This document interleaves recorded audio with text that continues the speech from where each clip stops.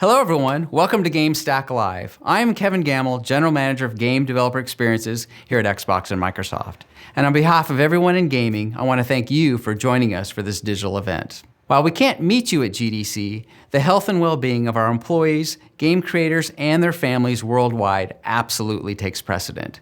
We still want to share best practices and insights with you, so we've created GameStack Live to help level up your game development. What's unique about gaming at Microsoft is that we build the tools for game development and then we use them across our 16 first-party studios to actually create games. We recognize game development is about pushing technology to its absolute limits. As game developers, we are always on the hunt for the next big thing. That's why we've created Microsoft GameStack, a portfolio of development tools, online services, and platforms to help you better build, distribute, and operate your games. Our goal is to offer the most versatile, friendly, and open ecosystem that spans all devices, networks, and platforms. We pride ourselves in giving you the flexibility and choice, ensuring the tools you use and love work seamlessly with GameStack today and tomorrow. GameStack Live is going to give you insights into the end-to-end development process. You'll learn how to change the way you develop with the cloud and how to make games more accessible and enjoyable for all. We will share deep technical talks and panel discussions led by some of our resident game developers and go into behind-the-scenes conversations with creators at Xbox Game Studios and the ID at Xbox program. We put players and developers at the core of everything that we do. We succeed when you succeed. So welcome to GameStack Live and join the conversation online. And please stay safe.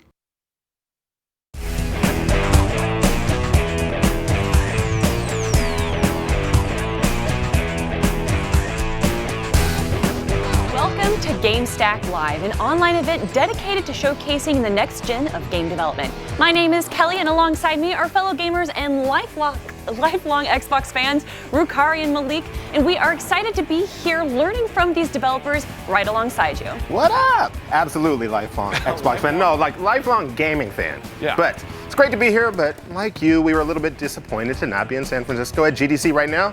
But we know how important this event was to you, our developers. So we mobilized our team, and you've probably heard that P word tossed around whether you're a team of 1 or 100. Pivot.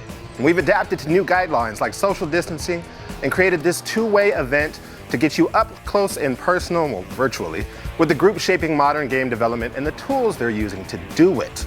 It's crazy, right? Like every time I hear pivot, I think of that Friends episode with Ross and they're lifting up the couch. Maybe I'm just the only one that's I tell you that I've never seen an episode of that? I've never seen an episode of Friends either. Either way, Never We've lost our mind. entire audience just from that alone. just that, we're Just done from saying already. we've But never it's seen crazy Friends. because we want to see developers succeed. Yeah. We didn't want this to not happen. It cannot happen. So we got to make sure that this happens now, right?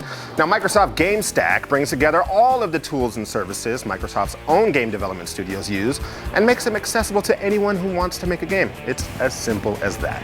Yes, and now you've seen the schedule, we've got a lot. If you've seen it, we've got a lot coming up. We've got panels with industry experts, we've got interviews with teams developing incredible games, and we'll be on Discord all day to chat with you. We'll kick things off in a few minutes, but remember, today is, again, for you, just for you. Plus, throughout the show, we'll hear from the development teams on titles like Wasteland 3 and Sea of Thieves. We call these mini documentaries Save Game, and they're designed to showcase the real aspects of game development from the people who know it best. Take a look at just some of what these docs have in store. Game design is about friction. There's always friction. We always knew that the customer feedback was probably not going to be what we were expecting. Everything could look good on the surface, but then the procedural systems would mix it together in a way that we just did not expect. I think strategy games make you feel smart, I think, above everything else, make you feel clever. Everybody's ideas are important, but the really strong ones bubble up to the top and you get to realize them. We could create something that was a brand new way to play that many different people could engage with. There's always going to be something in a Double Fine project that will appeal to a very wide variety of people. And that's just because we have such a wide variety of people making that content here. Inside inclusive design, you design for one, you solve for many. What you've got there is a whole new set of stories that people can tell about the world. It was a bit like magic.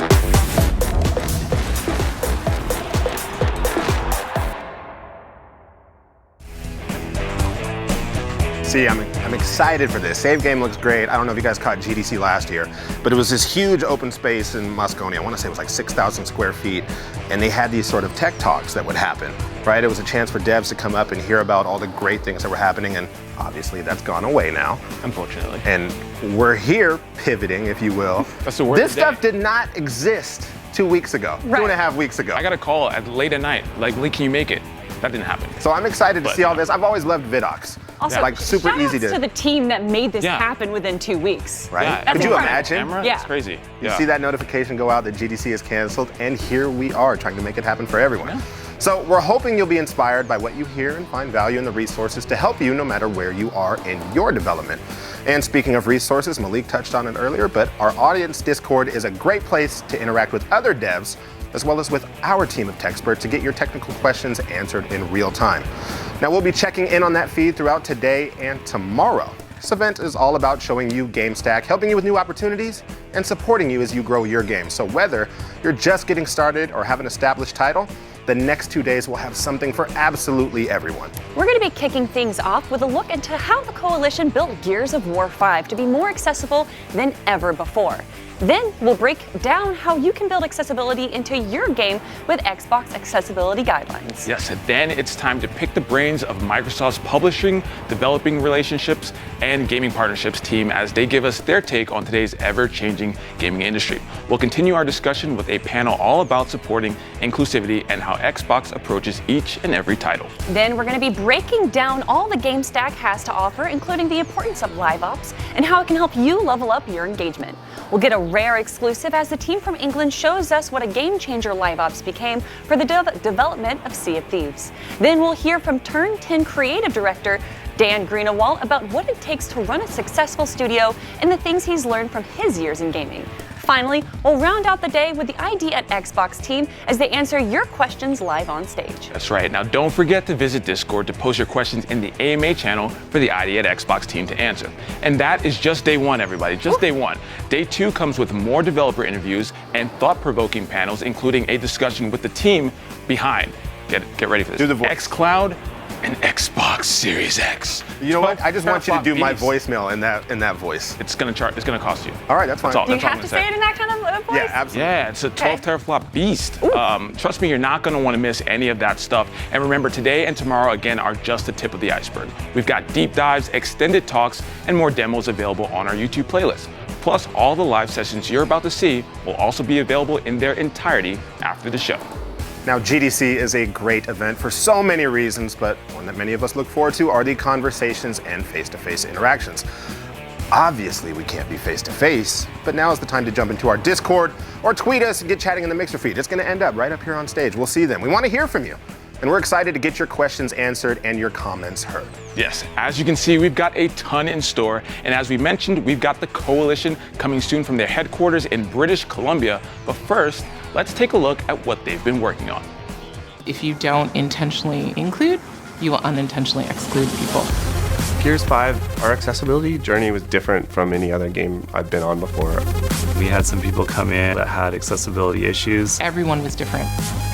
The change in our design culture is the best part of it. Now, we've got some incredible teams both here and studio and calling in remotely. And one of those teams that is calling in is staying up late with us into the wee hours of the night.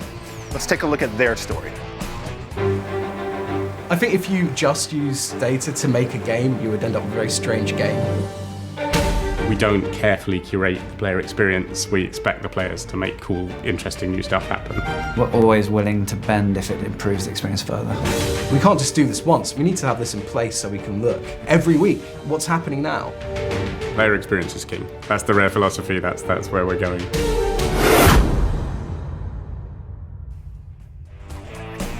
Gears and Sea of Thieves. Now, don't think I didn't hear you drop that rare pun earlier. Not happy about that. I'll blame the writers, but still. I'll always blame the writers. Just kidding. We love you. Just kidding. I'm excited for it, though. Accessibility, that's a huge one. That's great. I always think back to the Super Bowl ad when I first saw the adaptive controller. Yeah. Like the first ad that came forward, it was touching for everyone. Touching. So to see that actually in practice is amazing. Yeah, it's a big deal. One of the first people I ever actually got to interview when I started hosting at esports events was this guy named Brawley Legs, who's an FGC player, and he had to like play with his mouth, like using the controller and everything, and just how they're able to create these new controllers and abilities for all types of people is amazing, because everyone wants to game, everyone should deserve to be able to game. Yeah, and we'll have Evelyn Thomas, who actually helped work on the adaptive controller, on later on today to talk about it. And even on Sea of Thieves, I think you heard the quote in the documentary, if you only use data to make a game, like it would be a weird game. Yeah. Sea of Thieves is a great example of a game that has utilized the feedback. I'm not a fan. Make a game from here. Can I complain though? You didn't call it Sea of Thieves earlier. Oh, that's right, I have. Don't do that. Sea of Thieves. All right. That's the way you have to say it. No. Malik's got that. He's going to do all the voices it's today. Just me, whatever. Everyone, we've heard from our we've heard from a couple of our teams with these teasers, but now is the time to hear from you. Head on over to our Discord right now, but we've already heard from some of you on Twitter. Let's pull those up and see what you guys have been talking about. I'm excited about this. This is going to be good. All right, let's see. That was me all last week. I'm ready. Ricari, can you come help us out? Yeah, what? I'm ready. Well, you know, I've been home, making sure I take care of my kid, and, you know, my partner is there, but been ready to come in here and do this. It's always exciting to get to talk with folks. Because we're here, right? That's exactly it. Yeah, that's exactly it. He's the nicest guy ever. Wow, Thank you, unbelievable. and thank you, Shinra, 030. You know, a lot of numbers after that, but thank you for letting us know that you're ready. Yes, all right, let's see what else we got here. All right, so we have from Victor, we have Microsoft GameStack. Awesome, can't wait to watch this and see what Xbox has in store for the First future. of all, you missed his @. It's Majinvic, which makes me think that he's a Dragon Ball Z fan. Into Dragon Ball. Yeah. We were talking about I know Dragon you're going to be in my ear, and I have to do this. Look. Oh, there we go. I agree with you, Majin Vic. Dragon Ball is the absolute best. Yeah, look at that. That's solid, right? That looked like Wait, instead of a spirit bomb, is that a basketball? Darn right it is. That's what Ricari's all about. All right. What's next, Kelly? Let's see. From @WT Fudge Gaming. Not a bad idea doing them online like this. Well, unfortunately, we couldn't do it face to face. So yeah, having them online, having a place, because obviously the team wanted to show so much at GDC. But if we can't, we might as well share it with the entire world. Do you find yourself learning more while you've been at home? Like, I've found myself watching more videos online and doing more stuff to keep my time occupied. How to cook? I need to learn how to cook. How to make a mean bowl of cereal. What have you made? Oh, I've made a mean bowl of mac and cheese. Nice. The box, of course, mac and cheese. So, you know, what can I say? But to your point, learning online is a valid way of learning, and so we're going to see a lot of that today. All right, One True Sister says, can't wait for the accessibility and inclusivity presentations. Definitely. Yeah, I agree with that. I think we've seen at Xbox a concentrated effort to make sure that everybody can play the games. And I think that's one of the things that's been so inspiring working here, is just the opportunity to see these teams rally behind this idea that, you know, when we all play, we all win. You know, when everyone plays, we all win. So I'm very excited to see those. It's the best connector in the world, besides maybe the internet, and even then, like, gaming and internet kind of go hand in hand. That, like, you can play with people in Australia, you can play with people in Brazil. Like, everyone can play, and everyone, again, should be able to play. I'm going to throw you on the spot. Do you remember who we've got coming on later to talk about accessibility and inclusivity? Yeah, Evelyn Thomas. And Katie Jo Wright. Oh, Katie Jo. Yeah, yes. I'm very excited. Katie Jo, obviously, gaming for everyone, back to inclusivity, making sure that there's representation in both game developing and in what the characters that we see in the game. So I'm very excited. See the art by Microsoft GameStack? Yeah, it's pretty sick. The In This House? Twitter art. Here we go. In this house, we saved the date for GameStack Live. There we go. We don't have to save the date anymore. We're here. We're absolutely here. Yeah. It's now. It's March. Today and tomorrow. It's March. Do you remember the date? March 17th. I don't remember. Yeah, I've lost my days during this. The days are gone. Yeah. Can I say that these things on Twitter, and even this one here as well, that I appreciate, it kind of reminds me of the old AOL days where you would have to, like, instead of emojis, you would have to draw out your emotions in your pictures using slashes and whatever these symbols are. Yeah, and this one is creative here. I love the fact that they made virtual lanyards for us. Look at that. Don't you look at me. I know what you're going to say. Listen, I don't collect my lanyards. I've been going to conventions for 20 years, and I've collected all of my lanyards, save for like a few that I've probably lost throughout the days. Absolutely not. Hold on, how many do you have total? I think I have close to like 100. 100 all the way from like lanyards. 2004? Yeah. That is insane. And Ricari, how many do you have? 0. Because this is what I do. Yeah, But the second now I you get a have this lanyard, one. I take it off and it's gone. You now have this digital lanyard. All right. Unbelievable. Are we giving out lanyards for this event? we had one. There it virtually. is. There it we was go. right there. ID at Xbox. Got questions for ID at Xbox? Ones like how to improve discovery and sales on Xbox, maximizing impact for your games, or the current market for independent games on Xbox? Well, awesome. Drop those cues below with any others, and we'll do our best to answer them during #GameStackLive. So that's later on today. So you guys make sure you either respond to that tweet, hit that link, or put them in Discord. We're going to talk about Discord a bunch. Discord for sure. Yeah. But I love the ID at Xbox program because it allows developers of all sizes to kind of, whether you're one person or, a couple hundred people even, if you don't have like a publisher, ID at Xbox will help out with that. And so many gamers have discovered a ton of games, even on Xbox Game Pass, just from the ID at Xbox program. So I'm very excited to see that one specifically. For sure. Do we have one more? We might not. Let's see. Well, we do. Oh, this one, another one from GameStack. Tune in to GameStack Live March 18th, where the discussion continues. This is the one I'm excited for. All about what, Malik? Well, Xbox Series X. All right. And Every Project time X you Cloud, do that. both equally awesome. Again, we had a huge reveal with Xbox Series X specs yesterday, so that's really awesome. And then we also have a blade from Project X Cloud here. So these are the servers that the games run on. That's going to be pretty exciting because I've been playing xCloud, and it is insanely awesome. The latency is really low. I've been playing City Skylines. We talked about that earlier. That's right. I've been playing that. What? Oh, brag right there. I see you. I've been playing I'm not it. the only one playing. A bunch of people are NBD. playing. I can't wait to get in. Either way, we're here to talk about game development, but let's acknowledge the facts. We're all gamers at heart. So what games, I'm going to ask you guys in chat too, but more so for you up here. Malik, what games are you looking forward to this year? Kelly's already beaming because I know what the answer is going to be. So I know like people like Phil Spencer, people from 343 are watching. So I'm gonna go. Well, no, I'm just saying I know those people are watching. This is a genuine answer though. Halo Infinite. I'm very excited for Halo Infinite. Launching alongside an Xbox console for the first time since the original Xbox. That is gonna be pretty cool. And I'm ready to get into some multiplayer action. I cannot wait for it. That's gonna be my answer. What about you, Kelly? I got two. Obviously, Animal Crossing, which is coming out in a few days. Who isn't excited for that? But I actually last year played Final Fantasy VII for the first time, so that when this remake comes out this year, I'm ready for it. So those two games, without a doubt, I can't wait. Have you played the demo? Did you play the demo yet? No. Oh, it looks so good though. It looks so good. Yeah. I need to. I'm excited for Animal Crossing because it'll be my first Animal Crossing. That's right. Never thought it was my style of game. No. Yeah. It came with its own little memory It card. wasn't until I got a little bit older, I have a kid at home, a partner that's there, and it's like the stylistic choices in the games I choose have changed and evolved. Sure. So now I'm excited for the game that I can wind down my night with and sit there and play. It is quite awesome and calming. I'm gonna have to get a Switch for this. Everyone's talking about it. I'm pretty excited about it. Anyway, now given that we're talking about game development, what's your favorite surprise feature that a studio has implemented that took your breath away? This is a bit of a tough one. No, this is an easy one. Easy one. Okay. Halo 3's theater mode. Okay. It was like August 31st, 2007. They did a preview at the IMAX theater. We all lined up and went in there, and they showed us theater mode, which was, an in-game capture tool that used the in-game engine to save your matches, and you can go back and replay them. That was insane. That was absolutely insane. So you get that sticky from across the map that nobody ever believed. You can go back and rewatch the film, save the clip, upload it. That was the feature. That's easy. Like, hey, it did happen. That's easy. Yeah, absolutely. That's awesome. What For about you, Kelly? me, in the last few years, cross-platform has kind of changed the way that we play games with our friends. The fact that I was able to play Sea of Thieves with my friends that owned it on Xbox and I owned it on PC, that's incredible. And now the whole world is kind of jumping on this cross-platform game. I like it. The more people that can play, the better. Yeah.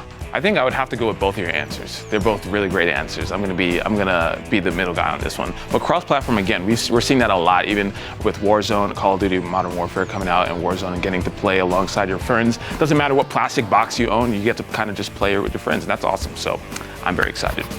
Me too. Well, what's the most important aspect of a game to you? Graphics, audio, or storyline challenge?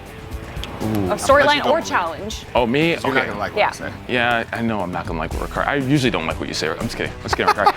I would say storyline. Storyline is super important for me. It's funny because I don't watch movies. Everyone who knows me knows I don't watch movies. But I love a good game with a good story. It immerses you and allows you to, I think games are a much less passive medium than movies, and allows you to have an active part in the story. And I think I love games that allow you to choose your own adventure. Life is Strange 2 is one of my favorite games of all time. Yeah, exactly. And that's amazing narrative. And so I think storyline for me.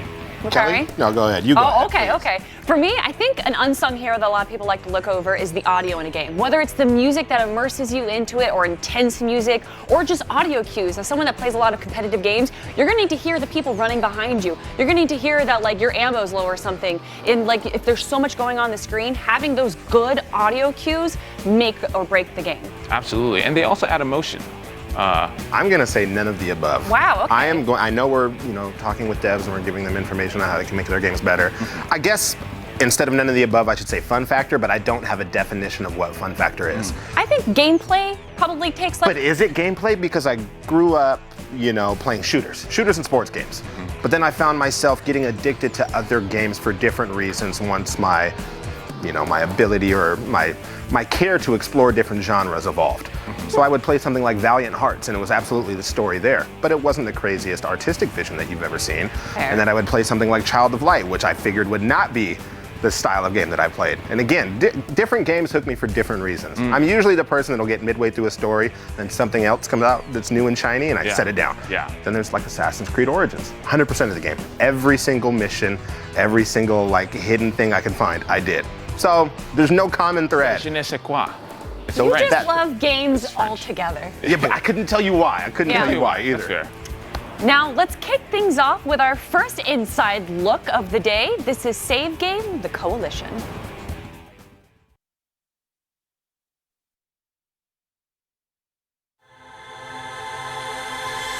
I think we had an expectation where accessibility was something you needed to think about. If you don't intentionally include, you will unintentionally exclude people.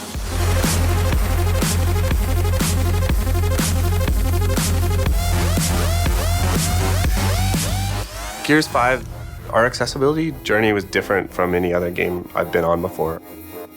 Microsoft as a whole, the change in our design culture, I think is the best part of it.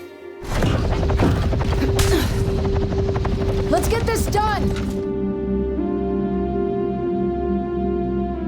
I helped being a connection with a group that's in Xbox called Gaming for Everyone. Through that, I was able to help bring an inclusive design sprint to the studio early on in Gears 5. I believe we had about 25 of our developers in that, which included a lot of accessibility thinking about that community.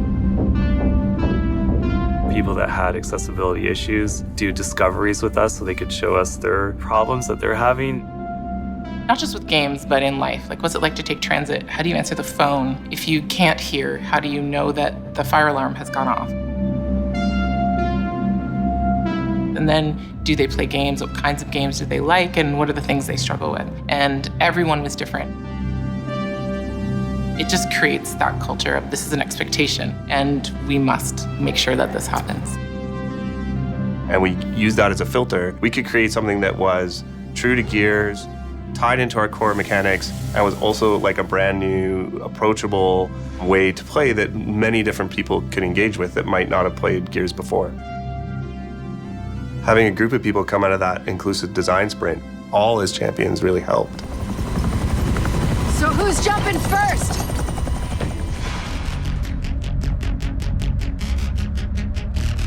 We met with a deaf gamer who talked a lot about subtitles and how important they are. An accessibility feature might be initially targeted at someone who has a challenge interacting with the game, but it then might end up actually helping other people that just want to use that feature. Thing that you will say inside inclusive design, which is if you design for one, you solve for many. If you think about it, you probably always play games with the subtitles on. Even your subtitles being certain colors, because people who are colorblind then can't read.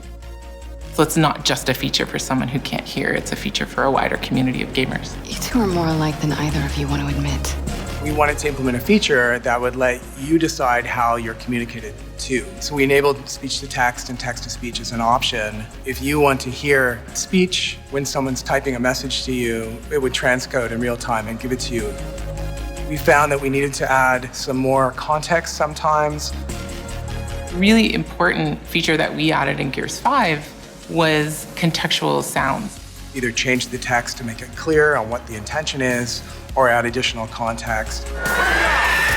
So we added something where it would say, music intensifies, music settles. And it just would tell that player that combat had started and combat was over. It It didn't really occur to a lot of us that they were missing that information. So we had to partner really closely with one of our senior audio designers. So that was considered from the very beginning inside that tool.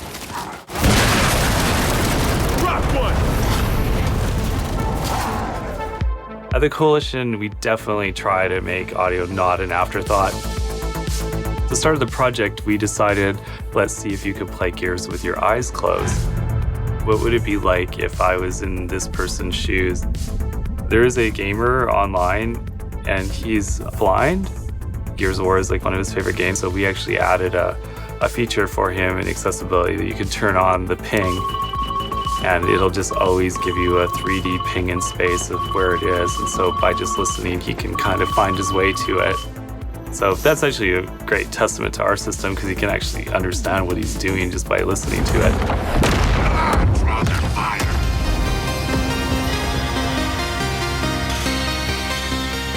Shooting games often require a great deal of dexterity to play.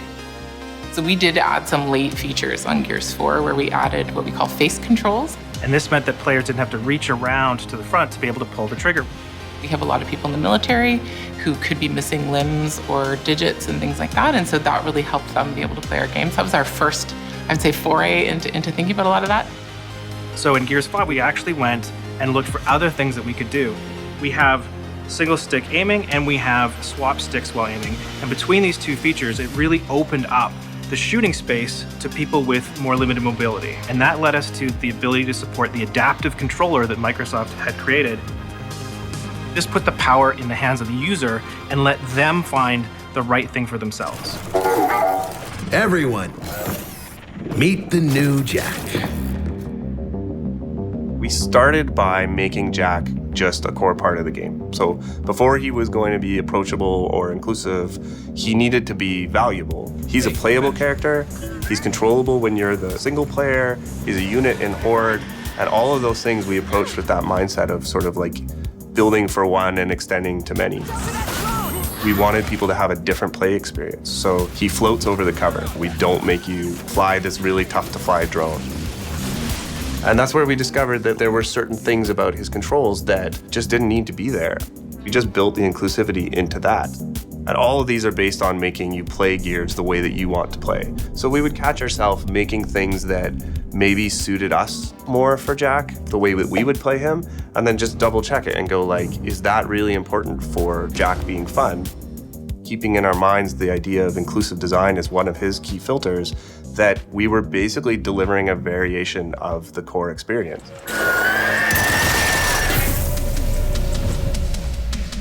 If you include people, your design gets better for everybody. It's baked into how we talk about the game, and not just a set of features that we're going to slap in a menu. I mean, the gameplay team basically folded them into their processes. We're expecting players to use them in combinations in ways we might not have anticipated to get sort of the gameplay experience that they need or they want. We also knew we were going to get a whole suite of players that might not have played the game before. We had an auto lock system that is actually enabled by default on beginner mode. We don't want to hide this stuff. We don't want you to have to go looking and guess what we have in the game. We're going to turn this on and you can opt out of it. The community is really good at holding you accountable. One of the best things that came out of really focusing on accessibility and pushing for it inside our game was getting a perfect score on Can I Play That for deaf accessibility. The person who wrote that review explained on Twitter that she broke down in tears while she was writing it. Her partner had recently passed away, actually, and her partner had been fighting for these things, and she said it was just this moment of, oh, they're actually listening. When we got really positive responses and reviews, we also embraced it. We said, like, we're super proud of this, and we want to talk to people about it. We want everybody to be getting high scores on Can I Play That? Sometimes people that perhaps can't leave their house, gaming is their whole community. Invite people into your game instead of pushing them away from it. That's one of the most important things that we do through fighting for accessibility and making sure it's a part of your process and that you care about it. You want more people to play your game, not less. A lot of those people have been working in this field for a long time, and now they're getting their voices heard.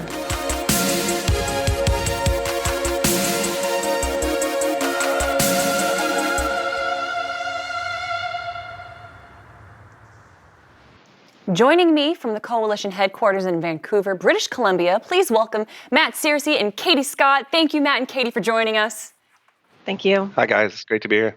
Now, you at the Coalition definitely know how to tell a story, but what was the experience like showcasing a not often seen area of development? Yeah, it was awesome. Not only to get to showcase it, but to get to reflect on the journey that we went on from our inclusive design sprint all the way to shipping. Because, as most devs know, game development's not really a straight path. And we're pretty proud of what we were able to do in Gears 5 with accessibility. So I'm really happy it's being showcased here today. Yeah, without a doubt. In the same Save Game doc that we got to see just now, it's clear you guys are very passionate about accessibility. But what are you most proud of? I'm really proud of how accessibility became more than just a feature set on our team. It started with some of the things we thought we could have impact on, pretty quickly, like enriching our subtitles. But as we went on, the whole team embraced it, and it sort of wove itself into our team culture to the point where we started building features with it in mind. I talked about Jack in the video. I'm really proud of him because he's not really an accessibility feature, but he was designed with all of those inclusive philosophies. Katie, I want to ask you the same question. What are you most proud of in regards to accessibility? So I'm actually really new to the Coalition. I've been with the Coalition about 9-10 weeks. I'm the new accessibility champ, which means that my role is going to be to make sure that we can continue this really amazing work. I think Jack is something that I was just completely blown away by. I'm actually also new to shooting in terms of being a developer and even a gamer. I wouldn't say I play shooters all that much. And so coming into Gears, having the ability to play Jack, which is so accessible, so inclusive. It really gets you into the lore of the game, and you can help you sort of bridge the gap between your experience with shooters and Gears 5. So I think it's like an amazing testament to how designing for accessibility is actually going to make the game better for everyone. I actually want to speak a little bit more on that note. When we watched the documentary there, you could tell that you guys brought in a lot of people that probably weren't developers. Can you speak a little bit on that and how that experience was? Yeah, so Microsoft made available to us something called an inclusive design sprint. So that started with sort of like not even a game design philosophy, but really that seed of like if you design for one and extend to many, your game is going to get better. And if you include and don't exclude, everything sort of comes together. And part of that design sprint was that we got to speak to subject matter experts. So people who live with different accessibility needs, and as Zoe talked about in the video, we didn't even just talk about games. We talked about sort of their life and what they enjoyed doing, and we also talked about what things in games could happen. And honestly, like there was just a whole bunch of like eureka moments that went off inside our studio because you realize like as developers, you have a bunch of these tools in front of you. Like especially as designers, we're constantly asking for tunable settings and little knobs and things to pull on. And if you just add a few more of those, you can easily extend the game to be accessible to people with hearing disabilities or challenges in other areas. Katie, someone that's new to the Coalition, compared to other development studios or where you were working before, what are some of the main differences that you see? I think just the commitment to accessibility has completely blown my mind. Part of why I wanted to come to Microsoft was that I had a personal passion for this idea of accessibility. And I've been completely blown away by how much Microsoft puts accessibility at the center of the process. So they include diverse people from the very start. There's this very interesting concept of don't design for us without us. And I think that's why we're here talking about our award-winning, accessibility features is this deep commitment to the diverse perspectives and how that benefits the entire community. Well, obviously here at GameStack Live, we have a bunch of developers watching at home. And what would you guys tell developers who are or should be thinking about accessibility? There's so many. Sorry, Matt, go ahead. Katie, you go ahead. Thank you. There's so many benefits to accessibility, too many to name, but the one that isn't mentioned all that often, I think, is that people have a lot of fun solving these experiences. Game developers are typically really passionate problem solvers. They love a good problem. So solving for accessibility really scratches that itch. Like solving a new and complex problem that improves the experiences of your players. That's what most of us live for.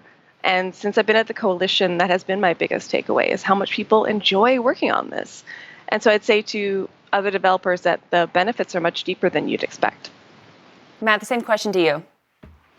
Yeah, I would say, I totally agree with Katie. It scratches that problem-solving itch, but also just it's easy when you're building a game to bucket things up into feature sets, and don't do that with accessibility, is what I would say. It's not a feature set. It's not a set of features that you plan and you put on a list and then you scope up and down.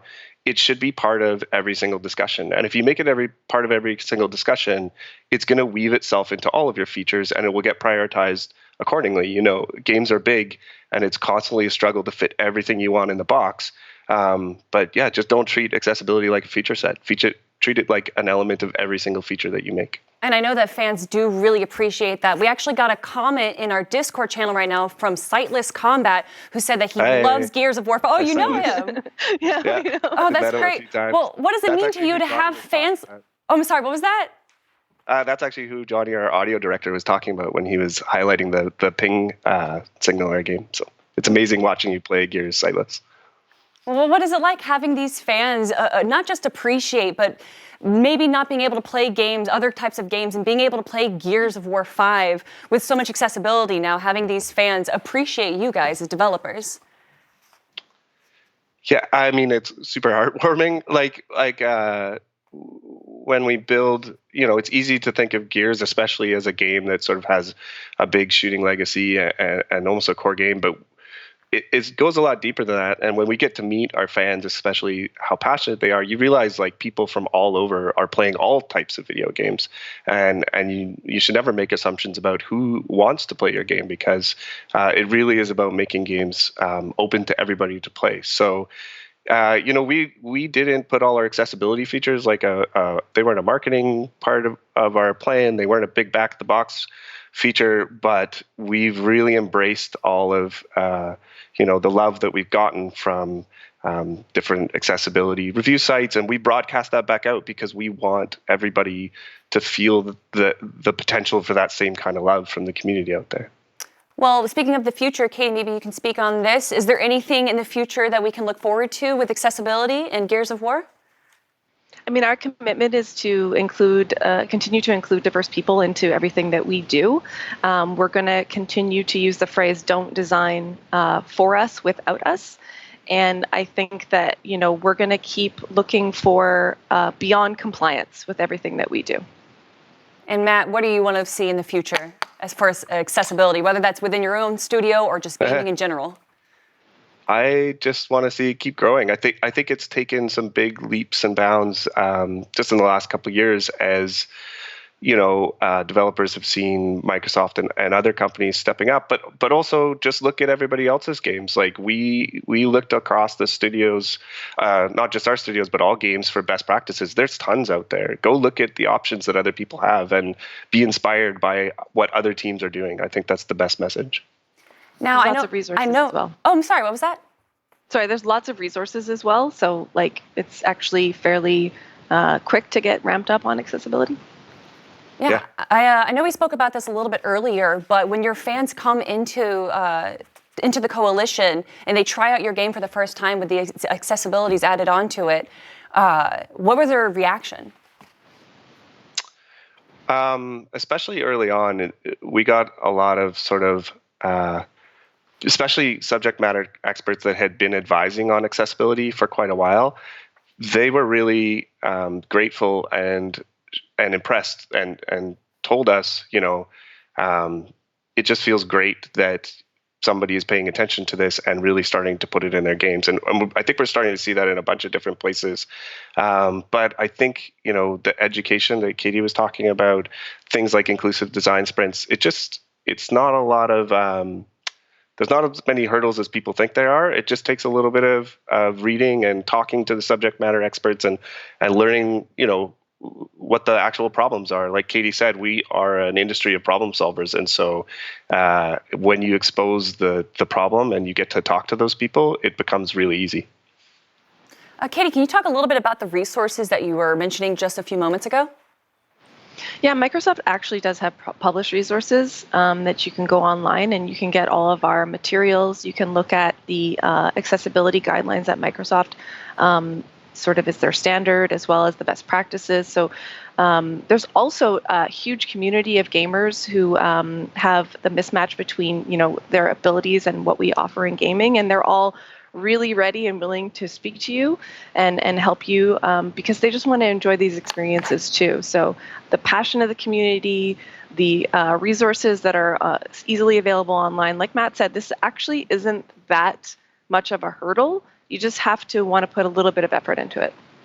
Well, to all the people that are watching online or watching right now live or maybe on the VOD later on, what do you want the community to look forward to in the future for accessibility? That's a good question. I think the community should look forward to it being part of our everyday conversation. Like, go read the review sites, the accessibility review sites. We read review sites all the time for our own games, for other people's games, just to see what people are thinking about it. We read fan comments all the time. And I think the best part of this whole thing is that it's becoming part of the everyday conversation around games. Well, where can people come? If there's people watching right now that want to comment, want to be a part of the conversation, where can they go to be able to communicate with you guys? We have a studio Twitter that's open. We engage quite often with people. You could talk to me directly. I'm at VanceMats on Twitter. Katie, I don't know if you're interested in that as well. I don't have Twitter, but you can email me. Yeah. Katie.scott@microsoft.com. Yeah, we're open to chatting about all of this stuff. Yeah, it's incredible what you guys are doing. It's truly inspiring. And thank you guys, Matt and Katie, for joining us here and taking the time to talk to us. But everyone, we're not done yet. We've got more from the Xbox accessibility team coming up next.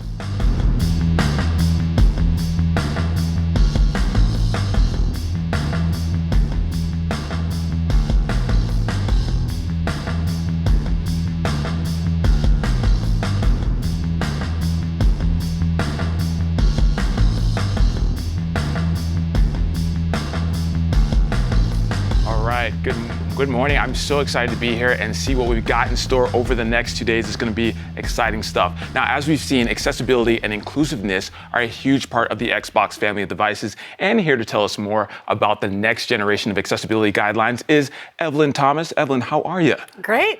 Good to see you. Yeah. We were talking earlier about the pivot. This is an interesting take on GDC, right? Yeah, definitely. Yeah, don't have to fly out. We're here in studio. This is pretty exciting. So let's talk about, can you tell us a bit about why you're here today? Sure. So my job at Xbox is accessibility. Part of what we do is to provide game developers with the best practices and guidelines to help them understand how to make more inclusive games for the gaming and disability community. Yeah, that's awesome. Now, we're going to get into those guidelines in just a second, but I guess maybe let's talk about the inspiration a bit, because I feel like over the course of past few generations of gaming, if you want to call it that, it's kind of been maybe a wild west of accessibility. Like, some people have it in the games, some people don't have it in the games.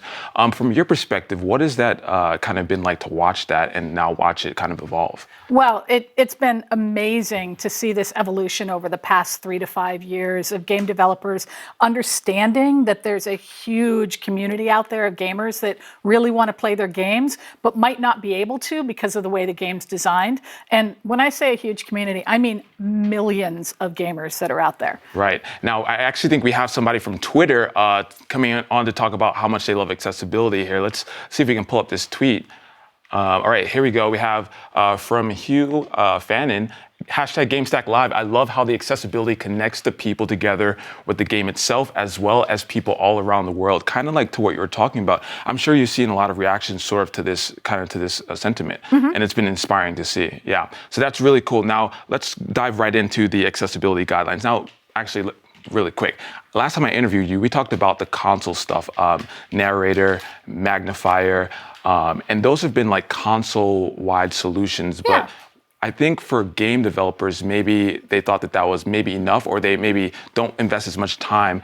Can you tell us a bit about why it's so important on a game level to include stuff like that? Absolutely. So at the end of the day, we can create accessible experiences on the console or accessible experiences on PCs, but nobody's going out and buying a really expensive gaming PC or the next generation console to play around with the operating system. They're buying it because they want to play games. And so if the games themselves aren't accessible, then there really isn't great benefit for the gamer. That's right. And what may work on the dashboard does not work inside of a game. We know that. We've seen it time and time again. All right, so now let's dive into these accessibility guidelines. We heard it a bit in the last segment. What are the Xbox accessibility guidelines? Yeah, so the Xbox Accessibility Guidelines, or ZAGs for short, are a set of best practices that we've developed over the course of several years in partnership with the gaming and disability community and advocates and subject matter experts. And we took all of that feedback and sort of synthesized it down to these 25 best practices and guidelines. And the intent of these are to provide game developers and, frankly, the whole game studio with guidance on how to actually make more inclusive content. It helps designers to sort of inspire them in terms of their creativity and ideas for generating ideas. It also helps the game developers themselves actually have those guardrails to know where they should be focusing their attention. And then it also helps in testing, kind of that checklist at the end to make sure you've hit all the marks and you're actually building an inclusive product. Exactly. That's awesome. And I think going back to the point of it kind of being a hit and miss and Wild West and back in the day of like whether you include things, I think it's awesome that these guidelines are out there. We'll get to that a little later on, like where they can find it. I'm curious though, from your perspective, why do you think Microsoft put such an emphasis on accessibility specifically? Well, we hear all the time from game developers that they really want to make their games inclusive, but they don't know where to start. And so we hope that by building this set of guidelines and best practices, it helps point them in the right direction. It gives them a understanding of what to build and how to build it. And hopefully it'll make it feel a little less intimidating and feel less like boiling the ocean.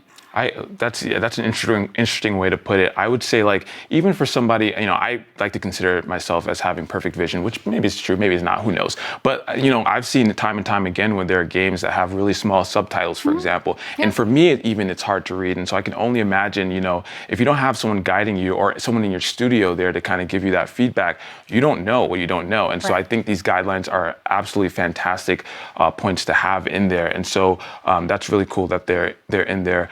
Now, from a game perspective, what have been some of the examples that you've seen that have taken advantage so far of these guidelines? Well, Coalition is a perfect example. They actually had been on this journey long before we actually even put out the guidelines, but a lot of the principles and best practices that they applied actually are reflected in the guidelines themselves. And they mentioned something called an inclusive design sprint. And what that does is it actually gives the game studio an opportunity to engage with the community directly, better understand what the community needs, talk with them through what the feature sets are and capabilities that they want to see in the game to help them better be able to play, and then take some time to sort of big sky think about what that means and translate that into a set of really cool features and capabilities in the game that benefit not just the gamers with disabilities, but a broad audience in general. Oh, I love that. You said the C word, community, there, and I think that is a really important part of everything we saw in the last piece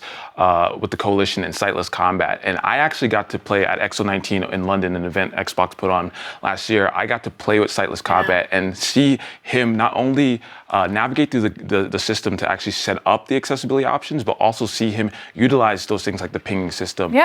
From your perspective, like on a personal level, what have been some of the stories that have been kind of inspiring for you to see coming out of these guidelines and this renewed emphasis? The real story is the gamer. When we hear about a gamer that plays a game that kind of introduced some of those guidelines and principles into their development best practices, and that game comes out and the community can actually play the game when otherwise they haven't been able to in the past, it's really heartwarming. I mean, accessibility is not just about making something that works for the gaming and disability community. It's about making an inclusive product all up so that anyone can enjoy it. Because you mentioned it, sitting 10 feet away on your sofa and watching a game that might have really small text, even you benefit from some of the capabilities that are in games. 100%. Now let's get into the development process because I know a lot of developers are watching.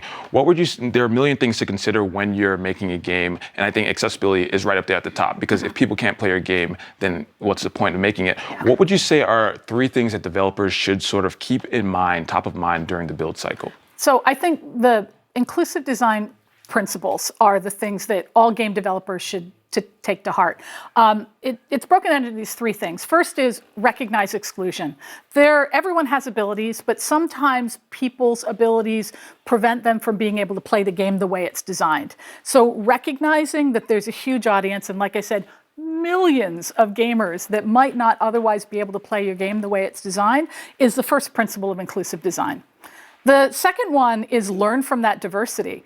No one knows more about what they need in a game than the gamer with the disability. So as you heard from the folks at the Coalition, they actually engaged directly with the community and met with them and sat down and understood what they need in that game, what the capabilities are and the feature sets, and partnered with them so that they can point to that North Star and know what the right thing to build is for the community. And of course, the third one is build for one and extend to many.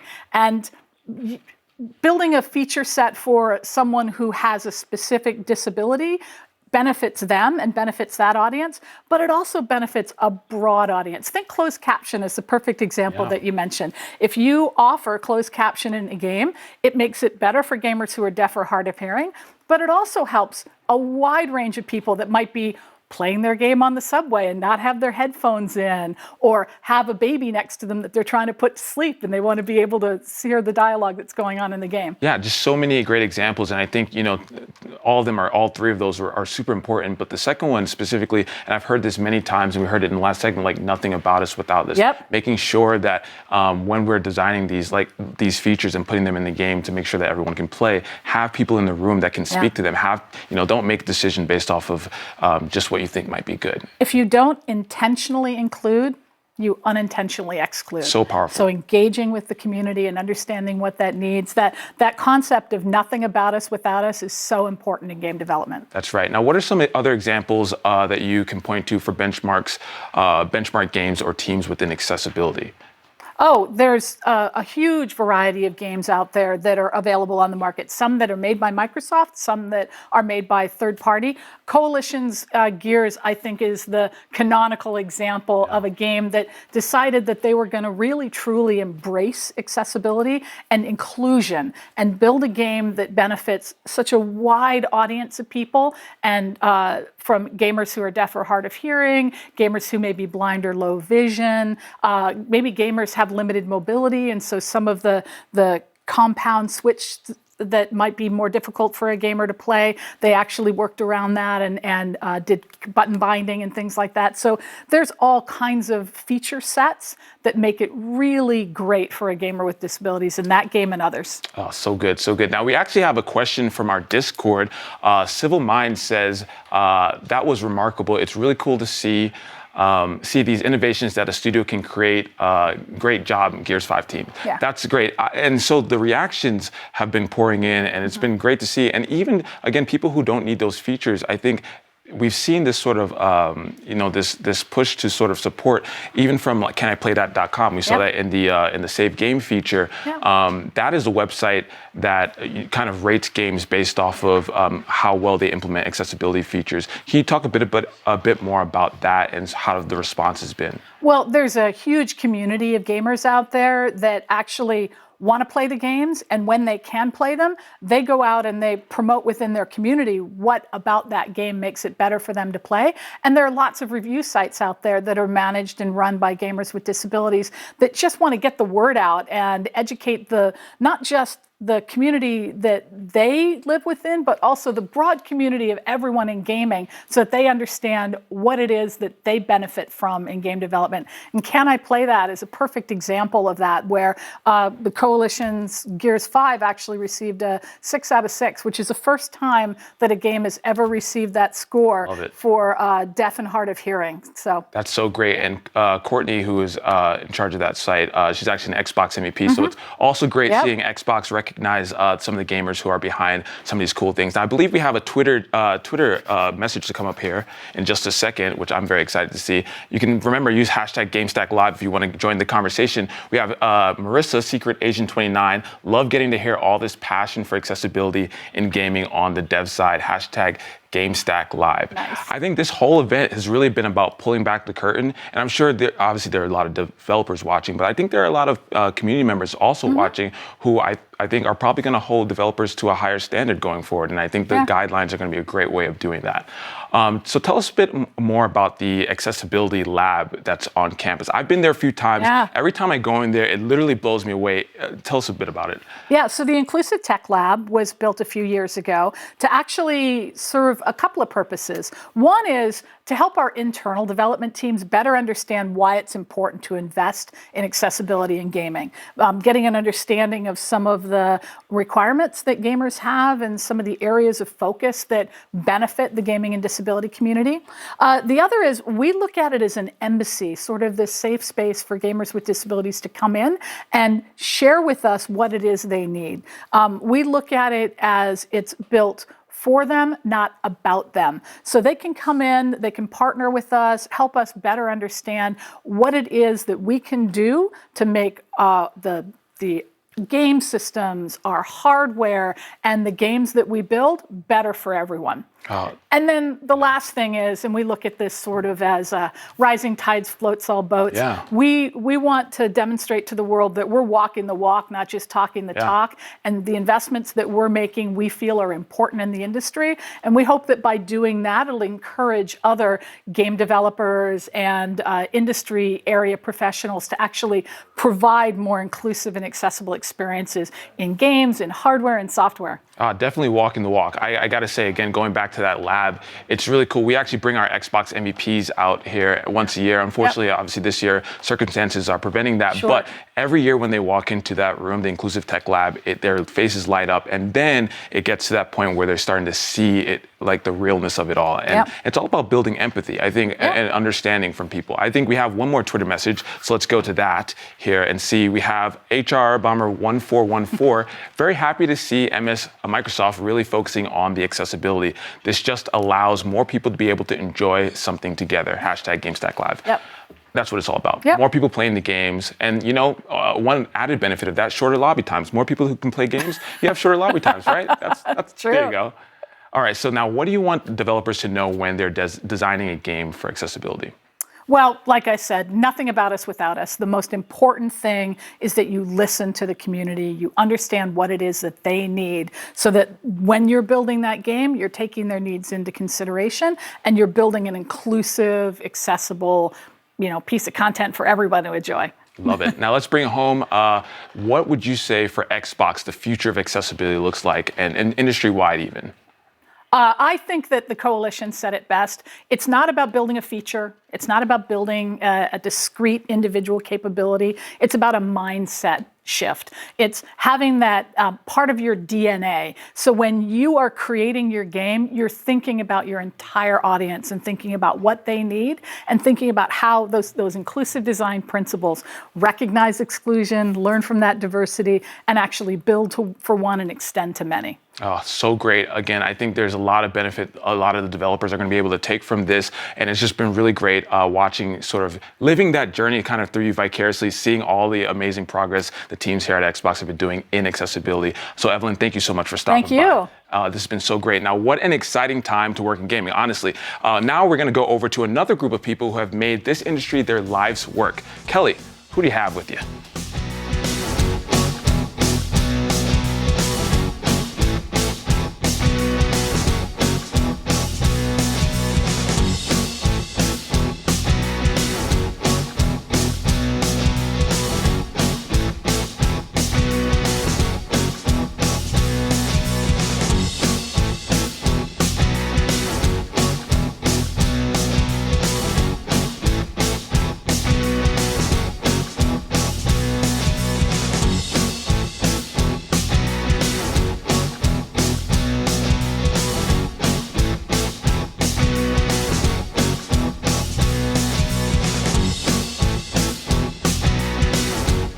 to give us a bird's eye view of today's gaming industry. Please welcome Peter Wise, Jane Miller, and Ada Dwan. Thank you guys for joining us here. How are you doing? Yeah, great. Thanks for having us. Really good, thanks. Thank you. Yeah, I mean, it's a shame that we don't get to be at GDC, but this seems to be the next best thing here at GameStack Live. So let's start it off with a bang. When you each think about the changing nature of today's gaming industry, let's focus on the last 5 years. What have been your key takeaways or observations developers should be aware of? Peter, let's start with you. We have so much access to how players play our games, and we've learned so much about actually what motivates them, really the psychology behind what keeps them playing, that really informs our game design from the beginning. And so just learning how players play and giving that knowledge and sharing that knowledge with our developers has really opened up a new world of design that is, I think, the cutting edge of what we're doing today. James, I want to talk to you about something that Peter just said, the psychology of game development. What does that mean to you? Well, I think the amount of diversity that we have in the industry now, especially in the last 5 years, between really major game development down to the smallest of independent developers, and the fact that we have this huge spectrum of experiences and stories that can be told across this is really, really exciting. And as a platform provider and a tools provider, the ability to sort of provide the output and the place for those games to be played and the tools and the sort of paintbrushes to help create them is super exciting. Ada, the same question to you. Yeah, so I've been in the industry for almost 15 years, and I think about the business of games. And some of the things that have struck me in the past 5 years is especially just the evolving nature of game development and where it's moved beyond sort of shipping one product to now games as a service. So developers are spending longer, creating the games, and coupled with that is the evolving expectations of gamers, where they're expecting, they're spending more time in these games, playing it for 2, 3, 4 years, and expecting ongoing content updates. If not longer. If not even longer, exactly. There's people that have been playing, League of Legends for 10 years now? Yeah. That's right. Well, Ada, you just mentioned something about the business of gaming, and we've seen a shift in games evolving from a product to a service. So I want to start with you. How has that affected the business models and practices of game developers? Absolutely. So I think, in approaching a game, there's a lot more to consider now in terms of how you plan for content over a long period of time. There's also been a shift in a lot of the different business models in terms of how games actually come to market, whether it's a premium game coupled with downloadable content or free-to-play games. And then a lot of different ways that you can even offer those games to consumers.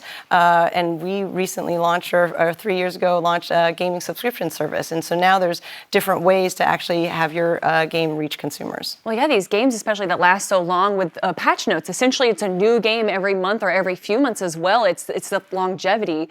Back when I first started gaming, you got your game and that was it. If it took you 20 hours or 40 hours, there was nothing else beyond that. But games are kind of this living product now. And James, I want to know a little bit more on your thoughts on that. Yeah, I think the importance of that sort of iteration loop of development is just so fundamentally different. I've been with Xbox for 20 years, and in the early days, it really was when you hit Gold Master, that was your discs were printed and you were done. Yeah, that was it. On to the next project. But now, it's very much not just from release and beyond, but even before release, you have flighting and betas and early access testing and ways to sort of, iterate, develop, learn, and implement.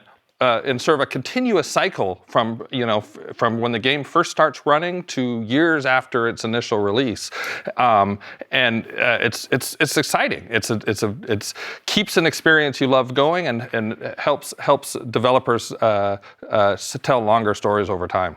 Peter, I want to ask you, it definitely seems, at least within the last decade, that betas are taking longer and longer. They might be in a beta for 2 to 3 years before they launch. And even this year alone, we've seen games like the Final Fantasy VII Remake get pushed back, The Last of Us 2 get pushed back. What are your thoughts on that it's taking a bit longer for games to be developed? Well, I think there's two thoughts. On those last two examples, I think that those games have to delight their players when they come out. And so it's better to make the game great. And if you need a little more time to do that, then it's best to do that for the players.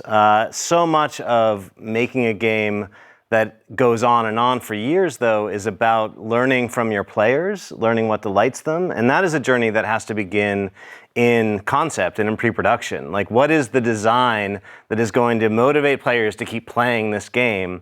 And then we put it through our user research lab, and we have a great, just like, the sooner you can get players actually touching and feeling and giving you feedback on your game, the more impactful that journey is going to be for the developer. And so it's about giving the developer in those beta periods just access to a player community so they can start learning how players really play their game, because all of your assumptions are going to change the minute it's in a player's hands. Is that from personal experience? You put a game Absolutely. out there and you're like, everyone's gonna love it, and then you just Absolutely. get some You sink so much time into a feature that you think is going to resonate, and it's just ignored, and people just want to go chase that skin or go find that gun. How should a game developer decide which platform to build for, which is obviously a highly contested question for the last 20 years now? I think that I'm going to use an example of a game we're working on right now in my team and with a great developer, Asobo, called Flight Simulator. An incredible game. Yeah, thank you. Yeah. And if we think about that game, we don't really think about the platform so much it's going to launch on, but rather the game itself is a platform. Like, we're creating something that I think the flight simulation community will love and will come to, and when we announced it, it has made a pretty good impact of people waiting for this game to launch. And in that sense, I think games are platforms. I think we're launching these games that become communities, that become platforms that we feed after they launch. Well, I want to know your opinion on it, the console wars and everything about that, what platform to put it on. Well, I think at our core, we're fans of games and game experiences, and we don't really think of it in terms of wars or anything like that.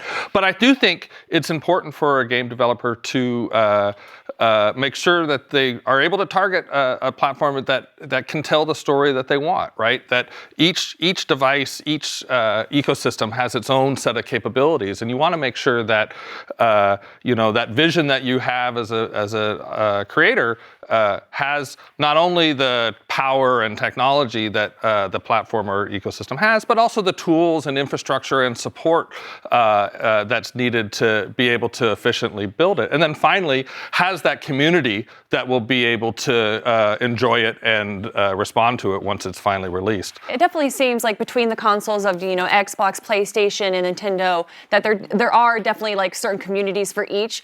But Ada, I want to talk to you a little bit about like cross-platform and how it seems that once a game launches after a year or so, we actually see it on all platforms. Yeah, and I focus a lot of my time on game partnerships, and I think it's really important that, for developers to actually get their games to be played by as many players as possible. And today, though, it is difficult sometimes for games to actually be discovered unless you're a well-known franchise or, you have a lot of marketing dollars. But so I think one of the things that I think about in terms of ability is to help developers actually get their games out there. Many publishers have the ability to publish on all platforms. Sometimes some developers need to choose first, maybe which one they start with. And so I think about, in the partnerships, how you can actually help promote and get games to be discovered and then, go across all platforms eventually. Well, I want to talk a little bit more about that because obviously we do have a lot of developers watching right now, maybe some startup indie developers right there. What would you tell them is like the first few moves to make to figure out which platform they should move towards? So I think some of it's really looking at, a good partnership where someone can actually help their game get discovered and actually be able to help them not only market it, but even target, players.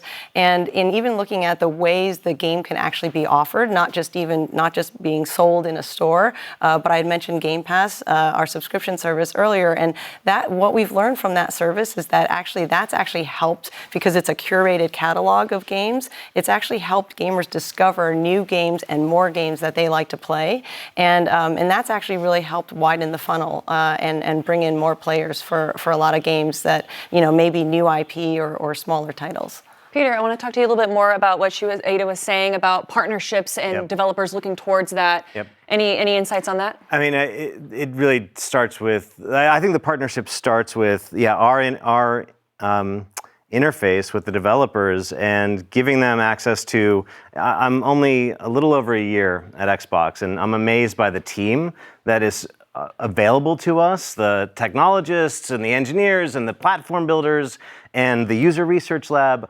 All of these are insights and tools to make our games great. And so I think we have this power to connect our developers with great planning, great research, great engineering.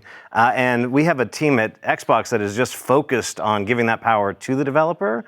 So I think that the partnership and starts with that initial contact, that initial planning, but then once we launch, then it's about the marketing. It's about getting your message out there, and we have a great team to do that here too. So from the beginning of development through launch and beyond, and looking at a game beyond launch, that you don't stop. You keep watching how the game is going, and you keep funding it, and you pay attention to it. And it's really paying attention to that whole ecosystem that we think about, and we think about when we partner with our developers. Yeah, without a doubt. And I think that's kind of what GameStack Live is all about, is showcasing to all these up-and-coming developers, or maybe even AAA developers out there that are looking for an opportunity to build their own game, the tools and everything. And for the next day and tomorrow, we're going to be talking about all of that. So if that sounds interesting to you guys, make sure to check out GameStack today and tomorrow. And James, just want to end it off on any other additional thoughts on services, or not service, but partners. I think one of the things that the business model of things like Game Pass really offer, especially a smaller developer, is it can be challenging and expensive to build experiences for a console or PC.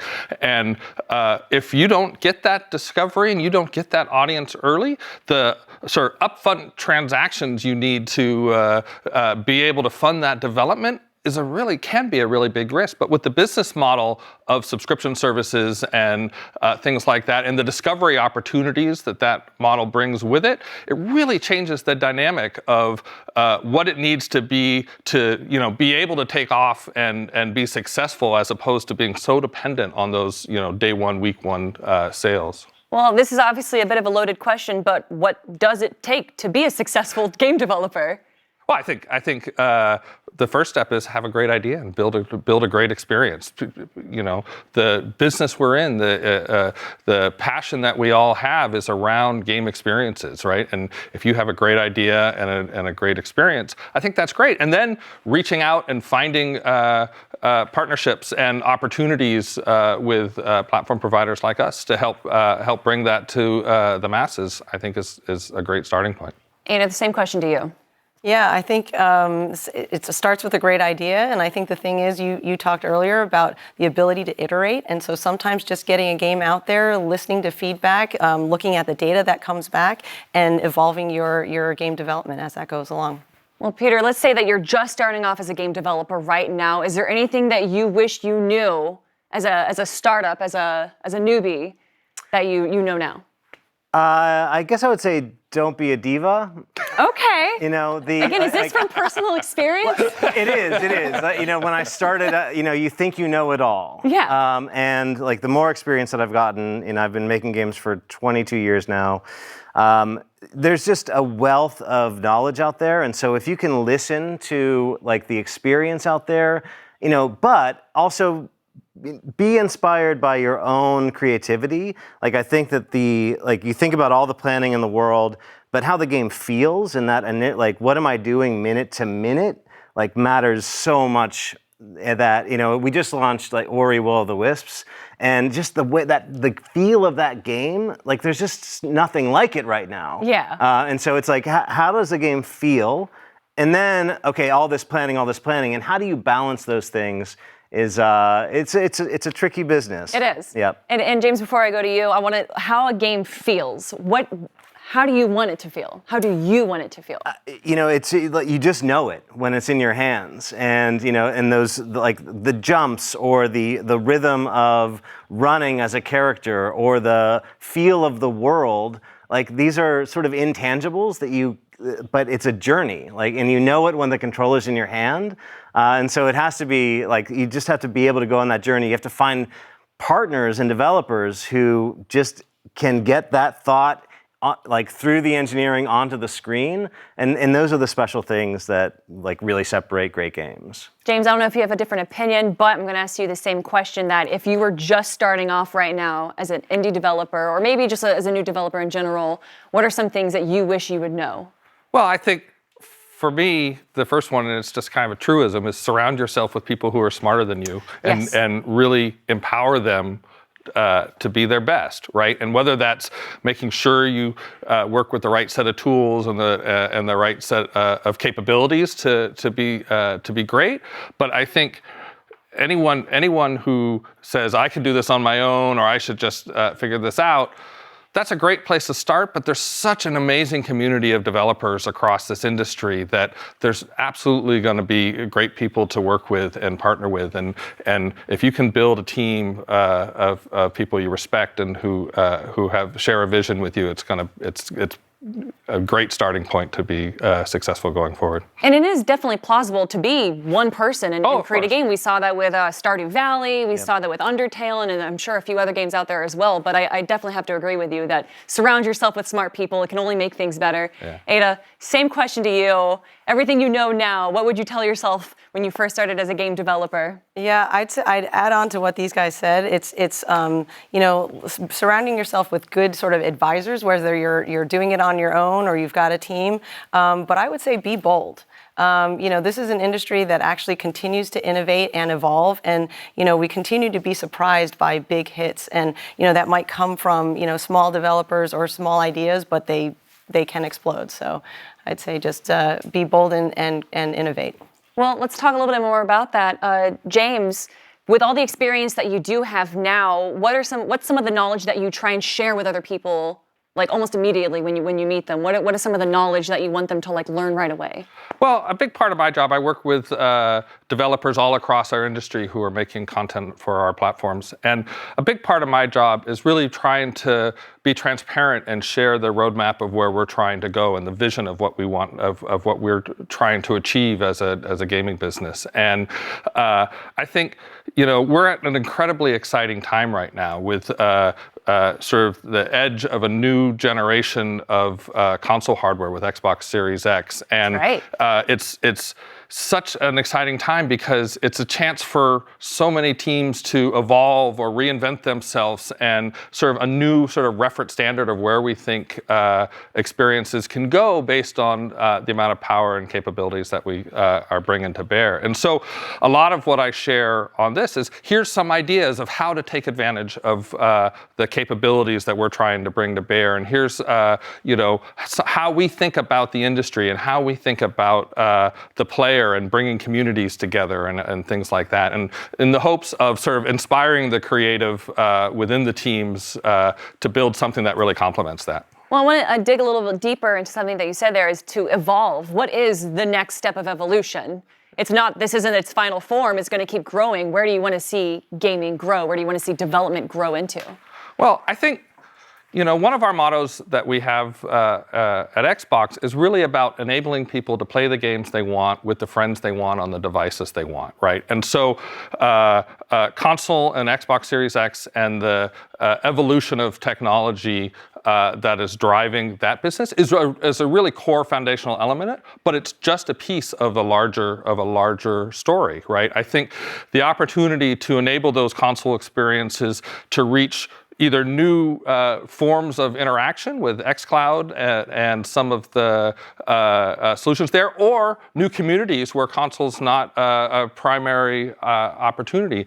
At the same time, looking at things like how we connect not only our community, but we connect and enable us to interact with everybody's community and have cross-play or cross-progression, or some of these scenarios that are so important to us about allowing you to have great experiences with your friends, no matter what device they choose to play on. Now, Peter, before I ask you the same question about the evolution of game development, apparently a few people in our Mixer chat that are watching right now are wondering, why are we so far apart? Well, with the ongoing coronavirus right now, we do have to practice social distancing? That's right. Yeah, so we do have to be a little far apart just for our safety, and you guys watching at home, I actually think that it's a bit ironic that all the gamers are actually kind of like, this is their time, right? This is the prime. We're actually seeing a lot of people like starting to play new games and starting to like find this new entertainment as like online gaming and everything.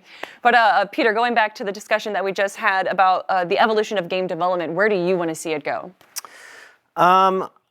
I mean, I think about fundamentals, honestly. I think about... so going back to the basics. Yeah, so like, I mean, Ada's right. Like, you have to have an idea that innovates, but like, you have to have that idea be bold, and that's in your sort of like if you imagine a game development is a 3-year journey, and you're lucky if it's a 3-year journey. It's often longer.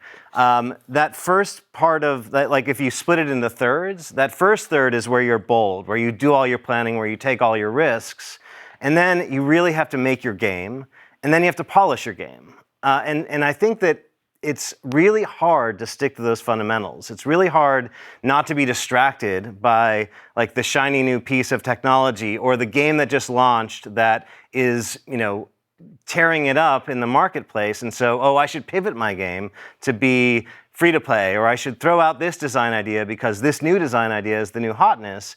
And if that takes you away from the fundamental of the game that you pitched and loved and fell in love with and wanted to make, that's where your game starts to go off track. And so I think just discipline of sticking to your plan is a really tough lesson to learn, but it's one that I would encourage. Like, that's what I think more, like, evolution is more about, like, learn your lessons and apply them. Ada, anything else to add? Yeah, well, one of the things I look forward to is, and I'm very excited about, is actually just the growth of gaming globally, and the fact that something that James touched on is the ability for cloud gaming to actually enable, you know, our console and PC games today to reach gamers in places like India and Africa that may not have actually, that they know about Halo, but they may not have actually been able to play it before.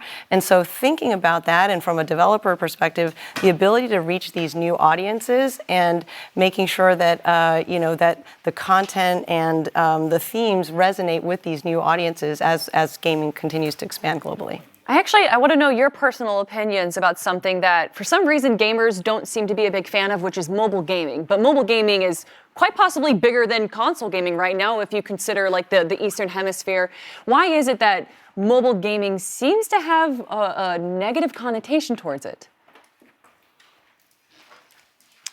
I mean, there was a big trend early on to push for like monetization, and you had games in mobile gaming that really just, you would hear about people spending hundreds of thousands of dollars on them. Yes. And so I think there was a big trend and a lot of focus on that part of design, and is it taking advantage of, you know, gamers, and so. But I think that mobile gaming delights, like, just I spend so much time on my phone, and so like I hope that perception is turning. I think without a doubt, and I mean, maybe I'm just a bit biased, but I think Pokemon Go was one of the first cultural shifts we saw in people really accepting mobile gaming. And because you always have your phone with you, that's going to be a little bit harder carrying your Xbox with you and being able to play it on the go. Yep. How do you feel mobile gaming has changed how other developers focus on their games? Well, I think, first of all, I think mobile gaming is about accessibility, right? I love the fact that lots of people who play hours and hours of games on their phone don't actually consider themselves a gamer, right? It's this experience, this opportunity that you can have anywhere, anytime, and we're seeing this shift across all types of entertainment medium, not just gaming. But I think the evolution of mobile gaming is really about being able to bring that same kind of diversity of experience that we've seen in other mediums now, whether it's PC or console as well. And so, like for us, Project xCloud is really about enabling a type of experience that a mobile device by itself has never been able to achieve, right? But combined with cloud services, combined with an ecosystem filled with just amazing games, being able to take that to a more accessible mobile experience or mobile customer as well is super exciting. I believe we actually have a tweet that we're going to be showing right now that pertains to this. The passion and wisdom in this talk is touching my own enthusiasm for game development. God, the future is exciting. Hashtag GameStack Live. And that is from @Rachel Veer. Rachel, thank you so much for sharing that. What are your thoughts on that, Ada? That's super exciting. Well, we're in this industry, and that's one of the things I love most about being in this industry is just the future is continuing to evolve and brings new opportunities. So super excited about that. Well, speaking on your experience in this industry, you guys have been in it for quite a long time. How do you feel your experience has shaped how you are now as a developer? Well, one of the things I would say is that I think we're constantly learning. One of the things is that we don't want to assume that we know everything, and that we want to be able to kind of stay ahead of the curve. And I think one of the things that we want to do is bring the experience of gaming sort of to everyone. And I think with the technologies that we're having, where we're going, business models, technology, and that we're trying to enable that to happen for our partners. Yeah, I've been partnering with game developers with Microsoft for almost my entire career. And the thing that's so exciting about it is it seems like every couple years, the world around me reinvents itself. And we have an entirely new problem and opportunity to go chase. And as a result, it just makes for such a fun experience to have these 2-decade-long relationships with developers and then be able to come back and say, okay, here's the next piece of magic we're going to go develop together. Yeah, I mean, I just count myself so lucky to have been making games for as long as I have, and it's just it's a delightful thing to bring to players, and so anything that we can do, that I can do to bring developers along on that path and help them delight players, I'm all in. Yeah, James, this is actually something that you just mentioned, but Ada, I want to ask you this question, and I think we only have a few minutes left, so hopefully we'll be able to get to all of you. But technology is obviously evolving along with gaming here. How has new tech kind of changed how we play games and how games are developed?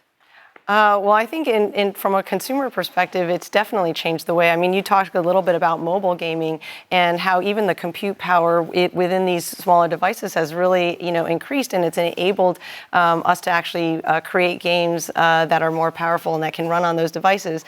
And then something James talked about is the fact that we play differently now. And so with with Project xCloud, the ability to actually continue the experience from one platform to the next, and so it's not just exclusively on one platform, and if you're playing on your console, you can play with someone who is actually playing on their mobile device. So I think that evolution is really exciting, and I think not only does it enable us to reach more gamers, but it actually enables any passionate gamer to extend their gaming time. Peter, your thoughts on tech and how it's evolving with game development? I mean, I think anything we can do to, again, shortcut the journey for our developers. So there's great engines out there. There's great tech that we're building here at Xbox with PlayFab. So if to connect our developers to the services that just make their games available to more and more people, if we can shortcut that, if we can connect you with a piece of tech that just gets you to your end goal faster, and there's a lot of that shortcutting that is available. I don't know if that was a pun, but the connect. There you go. Yeah, I think it's just about how do you get the developers through that initial tech journey as quick as possible so they can focus on the design and the making the game. James, anything to add? Yeah, I think we talked a lot about cloud in terms of xCloud and the consumer experiences it's going to unlock, but I think it's going to unlock a bunch of opportunities for developers as well. Increasingly, cloud services and things like Azure are enabling really complex and difficult challenges in our business to become more attainable, whether it's the data and the insights that Peter talked about earlier, or the fact that we have hundreds of gigabytes of data that make up a game, being able to manage builds in the cloud or use machine learning or ultimately, develop end-to-end through cloud-based services rather than local resources on our desk, I think is really going to not only allow for new types of development to occur that are more advanced and more complex than we've done before, but also empower developers who may not have the resources to have everything on their desk to be a part of this community as well. This is going to sound like a bunch of shameless plugs, but a game like Flight Simulator isn't you can't make that game 5 years ago. Right. It is tapping into the Azure cloud to power it. It is tapping into Bing satellite data to I've heard that pilots use it. Pilots like to play a game because it's so accurate. Exactly. I mean, we're modeling the Earth, and it's tapping into real-time weather data. Yeah. You can fly through the storm that is happening right now somewhere in the world. That's crazy. And that is all just power. That's the tech that's available to us, and we can put it right into the game now. And that just wasn't there 5 years ago. Peter, James, Ada, thank you guys so much for talking with me and sharing your insight. Now we are going to be moving on over to Rukari, who has been trolling Twitter and Discord. Rukari, how's it going? Trolling, huh? All right. Thanks for that, Kelly. But I have indeed been on Discord, so let's take a look. Look, we've asked you guys for your thoughts as this goes on, because we want to know what you think, and as this is a 2-day event, we want to make sure that we're giving you everything that you need. So first up, Big Boss 87 says, I hope developers can follow Gears in so many aspects. Really hope for it. And Ada touched on it. Developers are looking to always learn. So I will say that it's great to see what Gears is doing. I'm excited to see what the next team does. They're going to take that, iterate, and hopefully do something better. This one from Civil Mind, that was remarkable. It's really cool to see the innovations that a studio can create. Great job, Gears 5 team. Of course, we can give them a big round of applause. This is a fun one. Masterman says, I like that they aren't blurring out the screens. I nerd out so tough when I see work in progress stuff or tools. I'm that same person. I know there are the people out there, frame by frame, they'll go pause the video and see what they can discern from things that maybe they weren't supposed to see.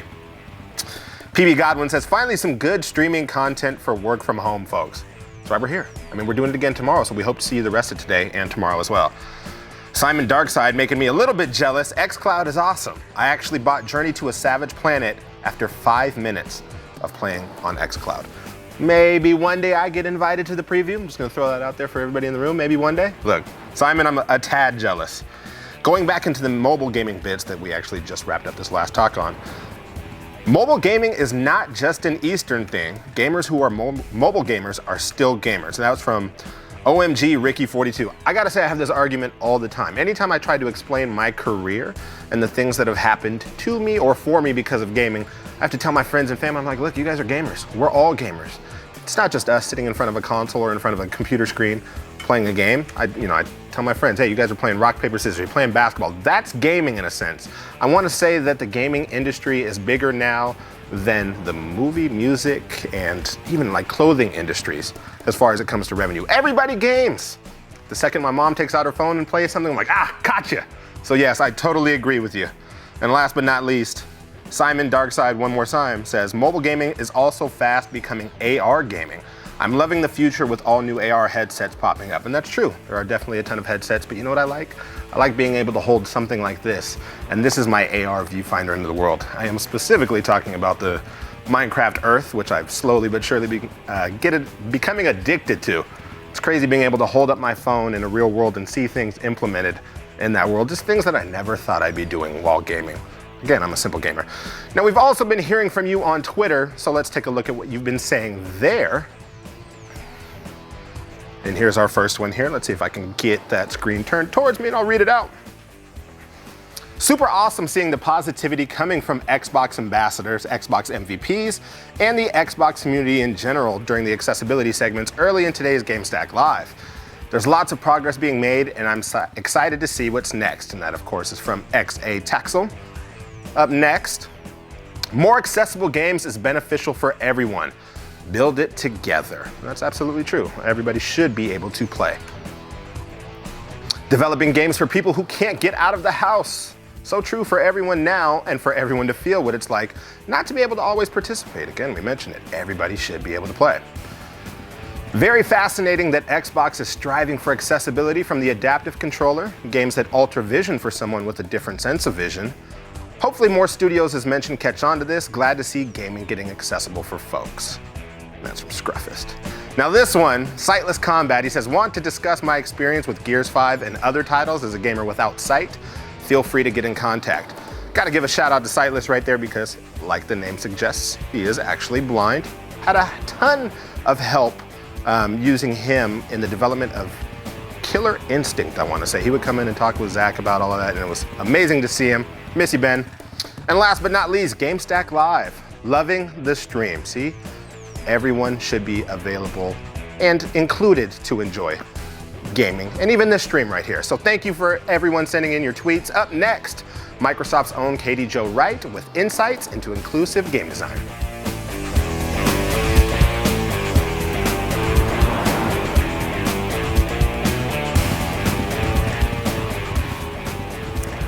Thanks, Rukari. Hello, everyone. I'm Katie Jo Wright, Director of Gaming for Everyone at Xbox. So today I am here joined by some fabulous panelists, 2 in person and 1 via Teams, courtesy of the coronavirus. So we are handling this remote. So to start, I would like to ask my panelists to introduce themselves and a little bit about why you said yes to being on a panel about inclusivity in game design. So let's start with you, Dan. Great. I'm Dan Greenwald. I'm the creative director for the Forza franchise and one of the founders of Turn 10. I agreed to be on this because I'm really passionate about this area. I think that accessibility, we're just scratching the surface, and I'm excited where we can go next. But it also brings teams together in a really cool way and builds empathy, which is the key to making great games in the future. Awesome. Thank you. Thank you for being here. And you, Elise? Hi, I'm Elise Baldwin. I'm the audio director on the Microsoft publishing team for Tell Me Why. This is a product that is announced but not yet released. It's being developed by Don't Nod Entertainment in France and being published by Xbox Publishing. The title is a first in kind in some ways. I believe that it is featuring the first playable transgender protagonist in a game released by a major studio. I'm really proud of the work that we've done on the project. It's been by far the most inclusive production I've ever worked on in my 20 plus years doing game audio. And I also, as a member of the LGBTQ community, have long felt like I've had so many opportunities in my career to contribute meaningfully to my discipline expertise. But this is the first production I've ever worked on where I felt like my lived experience and my knowledge of the LGBTQ plus community could bring just so much to the culture of my team, to our inclusive production practices, and really have positive impact upon the development of this product. So it's been kind of a dream project for me. That's awesome. Can't wait to dive in more. First, let's introduce Dave. 2 Daves. Dave's from Teams, yes. I'm Dave Evans. I'm the owner and studio director of Falling Squirrel Games, and we're making a audio-based game for everybody. It's an action adventure, but it obviously has some relevance to the visually impaired and low vision community. And I'm a developer who kind of walked backwards into developing an accessible game. So I think I have a story that maybe other developers will hopefully relate to and maybe be inspired by, I hope. Awesome. Fantastic. Thank you. Thank you. And so just to set a little bit of context, so when we talk about gaming for everyone within Team Xbox, that is really our commitment to make Xbox a place where everyone can have fun. And we recognize that fun means different things to different people. So it's our ongoing effort to be very intentional about bringing inclusive practices and thinkings and design into everything we do across Team Xbox. Because we know that inclusion doesn't happen by default. And so we have to be really intentional about bringing it into our practices every day. And so especially knowing that inclusion doesn't happen by default. I'm curious to look to you guys to ask, once you made the decision that you wanted to make a more inclusive game, what were some of the challenges that you came up against, and how did you approach those as game devs? So we'll start with you, Dan. So we've got a bit of a history here at Forza and at Turn 10 with building inclusive games, and it starts even back in the original game. And it's very personal, I think, for most people, but I had a nephew who was missing a few digits, and he loved gaming. And I saw no reason why we couldn't get him excited about cars and give him an experience in games. And so we started looking at different control schemes. And it's that kind of narrow-minded beginning that birthed something much bigger. So we got a lot of success out of that. We had some feedback from players, and that was very early on. We also looked at the green line that changes color. And it was not colorblind compliant, and we didn't realize that. And we got feedback from people on our own team who were like, this is cool, but I can't use it. So it was that kind of beginning that allowed us to push ourselves more and more and more every version. And I don't think we're very far along in this journey. It's really about taking steps every single time, having new targets, bringing players in and getting great feedback. So it started small, with our friends and family, and now it's gotten much bigger where we've got inclusivity sprints, and it's really part of how we build the game itself. That's awesome. Thank you. That's amazing. Elise, what challenges did you come up with? Oh, so many. So maybe to talk about this a little bit, I have to talk about the game a little bit. Just broad strokes. Tell Me Why is a 3-episode narrative, And the story is really focused around a set of twins. The story is based in a rural Alaskan community that has a large indigenous population. So when we started working on this project, the first thing we thought was, oh, we need to know more about this place and these communities that we are going to portray in this product. And so to that end, we partnered with an amazing foundation called the Hoona Heritage Foundation, run by a woman named Amelia Wilson.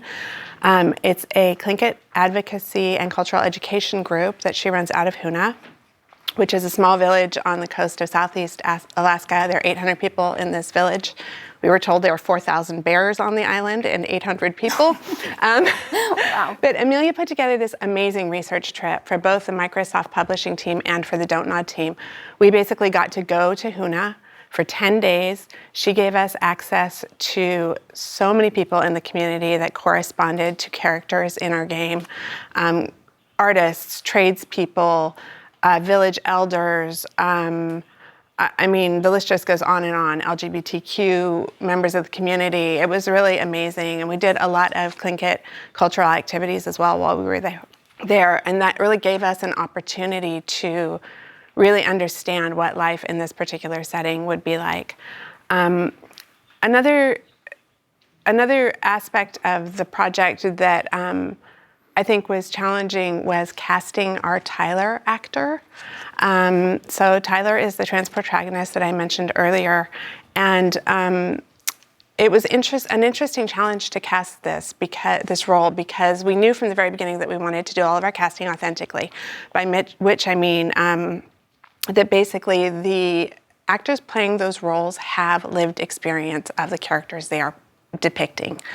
So just to kind of break that down for a minute. And we want to do that with all of our roles. And for the role of Tyler, that was particularly complex because there aren't a lot of trans and non-binary actors who are represented by agents in the industry. And also there are a lot of industry infrastructural impediments to finding those actors. For example, a lot of the most commonly used casting tools are very binary in their gender designations. So that was a really interesting process as well, working with our casting director. She ended up doing a tremendous amount of non-traditional sourcing of talent. We also partnered very closely with GLAAD. GLAAD is an LGBTQ media advocacy group. They've been around for 30 years. Basically what they do is help media creators to get it right. They work primarily in film and video, television, but also in gaming. Their director of transgender media, Nick Adams, was invaluable to us. We partnered so closely with him. He's like an extended part of our development team. And one of the things he did for us was help us source candidates for this particular role, as well as giving intensely deep feedback on script and character art and all other sorts of aspects of the LGBTQ characters in the game, of which there are several. Awesome. So it sounds like you infused a lot of creativity and not just doing things the same old way, but thinking every step of the way, how do we get creative to make sure it remains authentic? Absolutely. That's awesome. That was really our guiding star, if you will, is like how do we bolster the creative voices within our production team through these strategic partnerships and other ways in order to basically get the right voices in the room to make this product completely authentic. That is awesome. So now I want to shift it over to Dave. I'm sorry, I'm just going to own that. I'm going to make that mistake with Dan and Dave. So shift it over to Dave. As an independent developer, really starting with the intention of making a very inclusive game from the beginning, what challenges did you face and how did you approach those challenges? Yeah, the actual beginning, I'd actually started with wanting to utilize the things that I could do relatively cheaply. I mean, that's a lot of the time independent developers spend time sort of assessing what they can do well and trying to apply it in some way.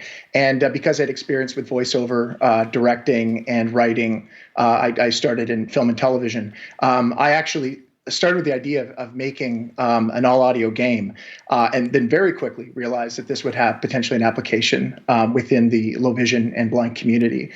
So I very relatively soon in production, partnered with the CNIB, basically to set up focus testing with the community and get feedback from them. And what I discovered was, first of all, it's an incredibly welcoming community. And it's also, and this shouldn't have been a surprise, but probably one of the biggest challenges with making a game for a community that's so broad is the fact that it's very difficult to make a game for everybody in any scenario.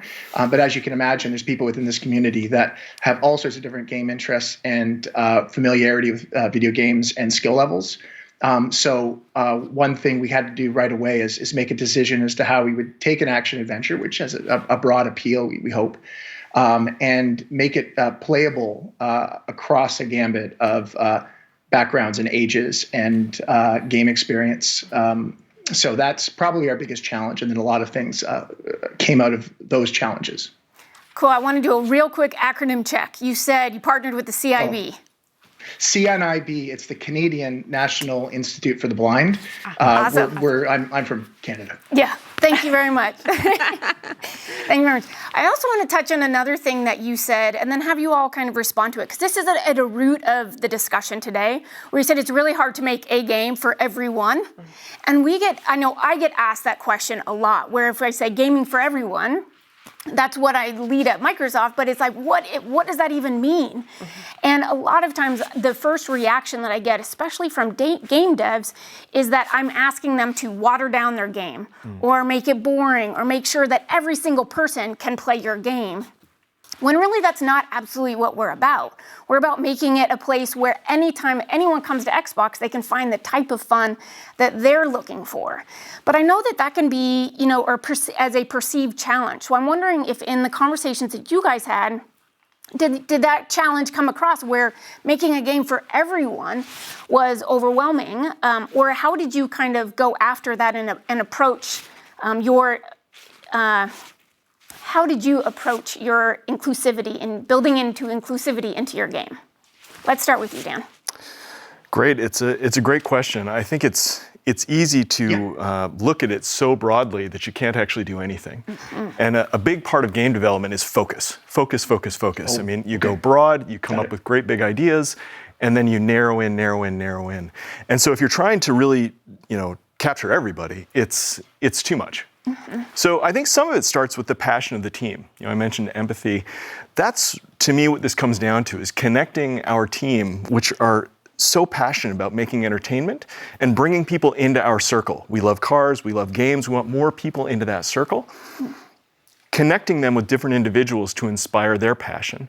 And then that kind of guides the team somewhat. So in that early phase, before we start narrowing, we start targeting specific things we can go for. And we play the long game. And I think that's a good place to go generally.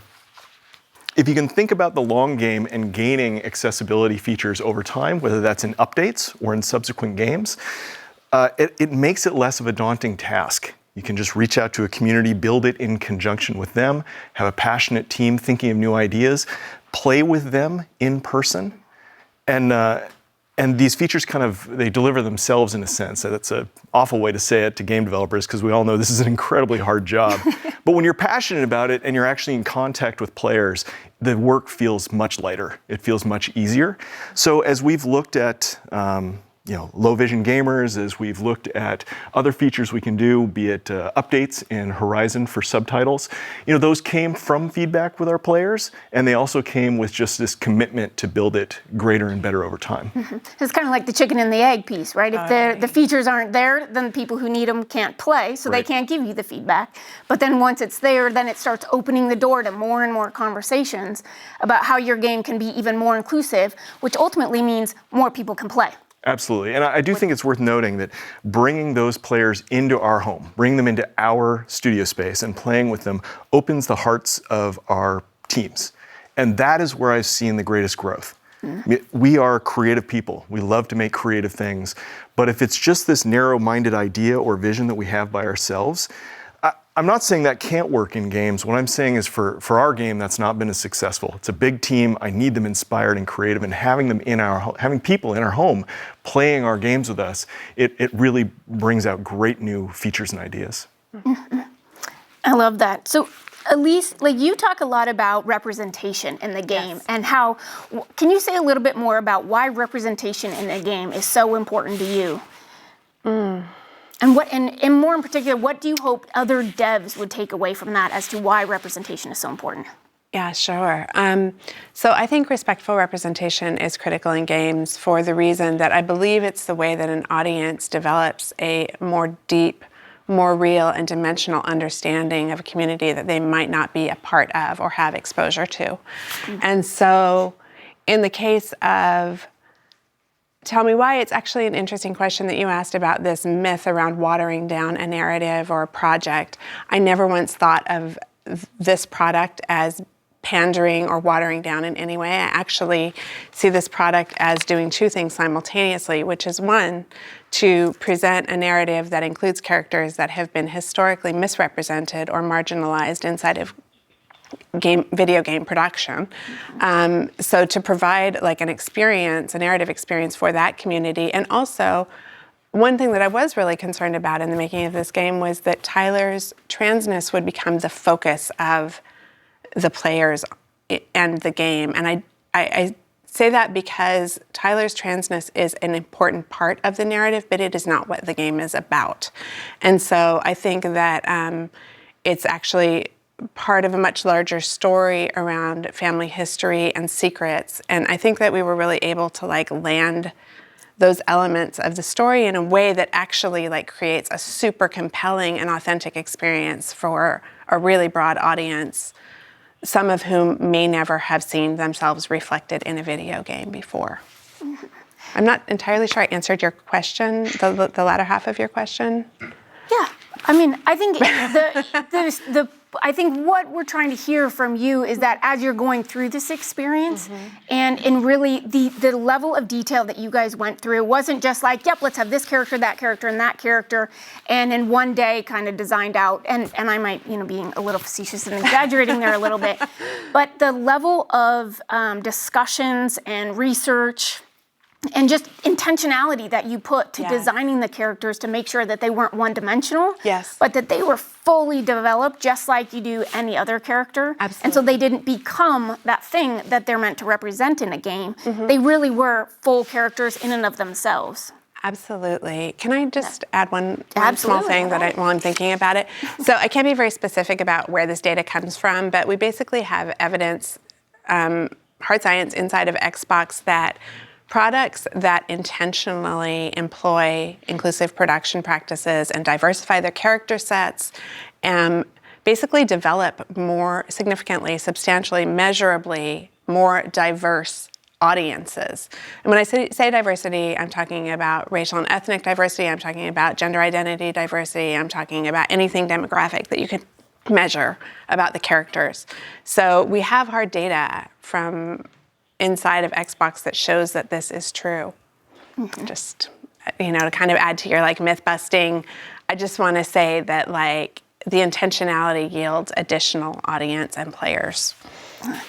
So, and also knowing that how immersive of a gaming experience, or how immersive of an experience gaming can be for people. This next question I'd like to go to you, Dan, knowing that you were really designing an experience for a traditionally underserved audience with visually impaired or blind gamers. And talk about myth busting, right? And that happens a lot. And so what kinds of learnings or in your approach would you like to share with other game devs about your experience in creating the Veil for very much an underserved market when it comes to gaming? Yeah, one of the first things I came across was one of the consultants that I met through the CNIB was talking about his experience playing games with his wife, who's sighted, and he was basically talking about all the little things a game could do to make it more accessible, even though it couldn't be 100% accessible for him, being completely blind. And it made me think that I'd hate to see developers be afraid to add certain elements of accessibility with the fear that they didn't go far enough, because these little things that you can bring to your game when you think of them or learn about them can go a long way. And I think it also speaks to the way many people in the low vision and blind community play games. So they do play them with other people from other communities. So that was one thing that struck me is maybe I don't have to get it right or perfect on my first attempt. It's the fact that I'm trying to do this at all that's important, and then making, of course, a game for the visually impaired community that has no visuals. It's not accessible to the deaf community, so that's it's for another step, I think. So it's okay to take measures and play to your strengths. Mm-hmm. Absolutely, and that's. There's so many good nuggets in there that we can extend to other pieces, and I want to go back to. Within Turn 10, I know you guys have done inclusive design sprints, and that's something that we do within Microsoft. But can you share a little bit more about your experience with inclusive design sprints and how they've ultimately shaped the games that you've been making? Yeah, and I think it's important to note also that, in my opinion, great design is adaptable. Great design is inclusive, but it's not necessarily you design it how you think. You put options together, you test it out, you see, and you get some magic. I mean, it's a little bit of alchemy in there when you're really creating great entertainment. So there are features that we've put in place over the years for one reason, and they've had a secondary benefit towards a different group. And then we hear that and we go, oh, we should build on that. We should make that greater. Inclusivity sprints are very much that way. So we bring players into user research labs. We bring them into our studio. We interview them and hear how they game. We watch them game. We get videos of how they game in their own home. We find out about the problems that they have with gaming, as well as their motivations and their interests, and we get to connect with how they feel. And then we come up with ideas, and some of that's working with them and having them as part of the idea process. Some of it's just our team going off and we review the videos, and it's that input that is going to create new ideas. So if I'm kind of alone in a cave by myself, I mean, I'm as creative as the next person, but it's really that exposure to other people and the empathy that's going to bring more out of me. So these inclusive design sprints have exposed the team to different ways of thinking that they didn't really know about. And then as we create features, they spawn new ideas. So I think it's even worth noting, like, adaptive design inside of like your phone. When you look at a website and how a website goes to your phone, it gets smaller and it changes. That has tremendous benefit to a low vision community as well. And when I look at games and I look at xCloud and where we're trying to go, I think there are a lot of features that we can be developing and testing with inclusive tenets in mind that will also help xCloud. They're going to help us go to more devices. It's again, good design is extensible and adaptive design. Mm-hmm. And there's that one tagline from an inclusive design principle is design for one, extend to many. Yeah. And so how many of those, if you design for an extreme case, but then that ends up applying and opening up all these other scenarios that you didn't even think of.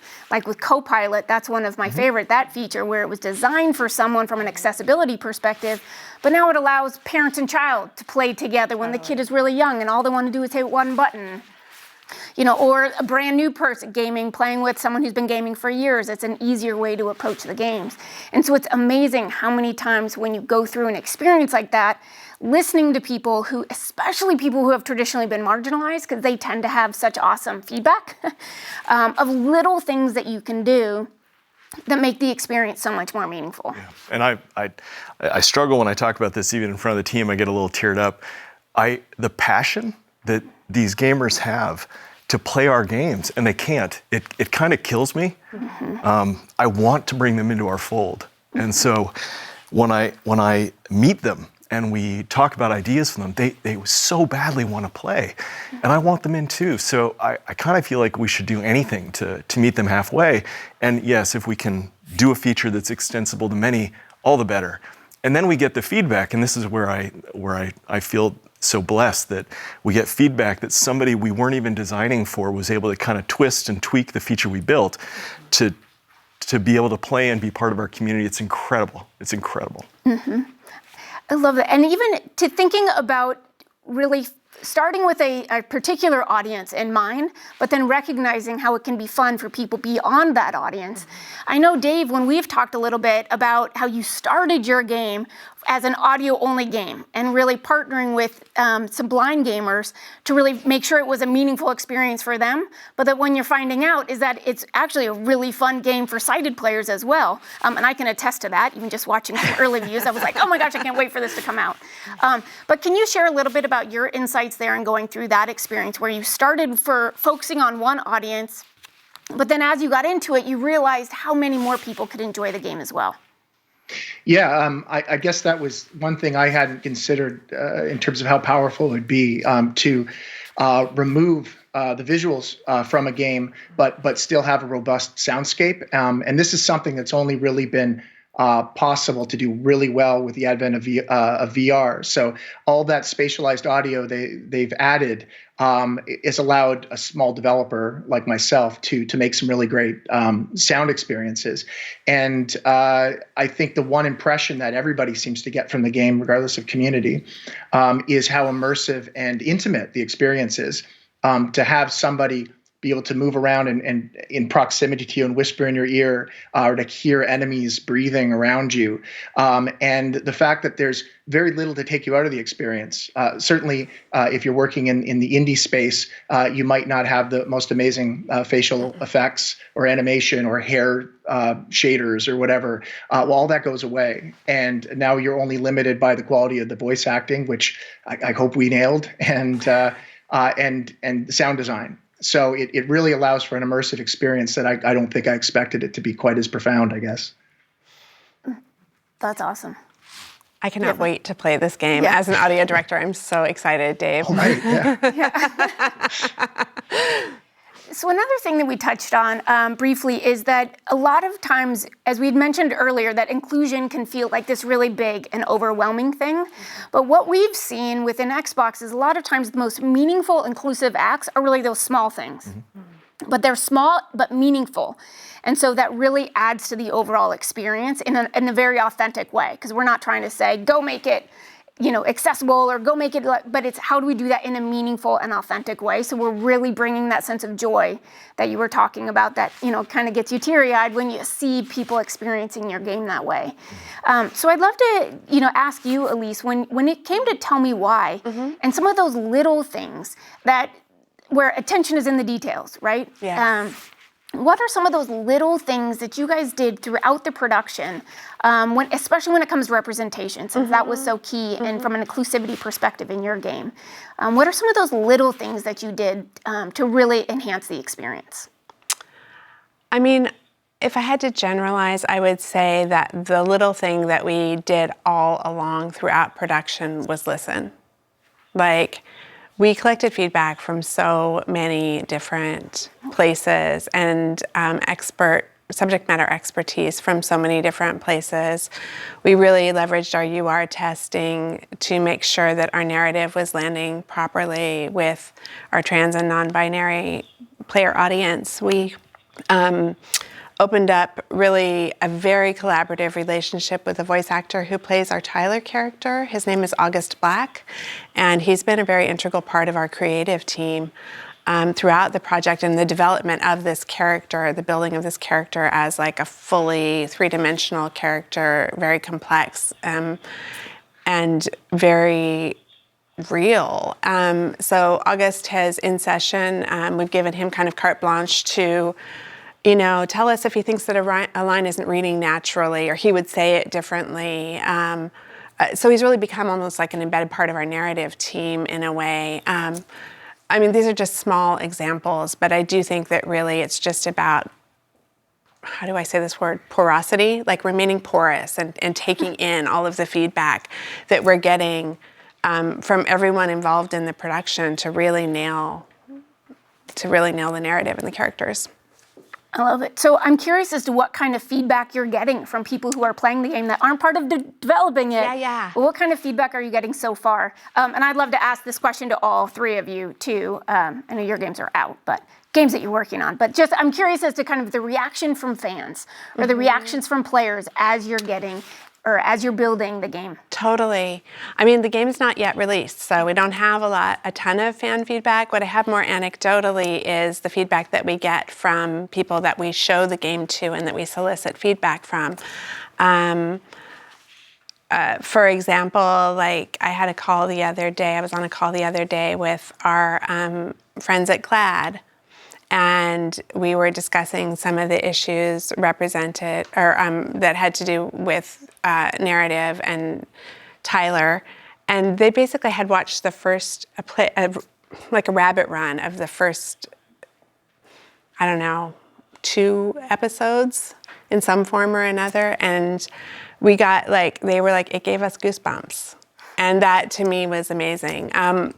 We have had a lot of fan engagement since we made our announcement. I would say the immediate fan announcement or the immediate product announcement elicited a lot of feedback from hardcore Don't Nod fans. Don't Nod has a very, very dedicated fan base, so they were thrilled that there's another franchise on the horizon.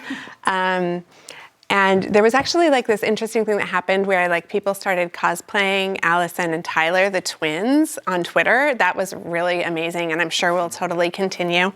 And actually, I have a Twitter quote that I'd like to read, if I may, from a fan, because I read this last week and it really touched me.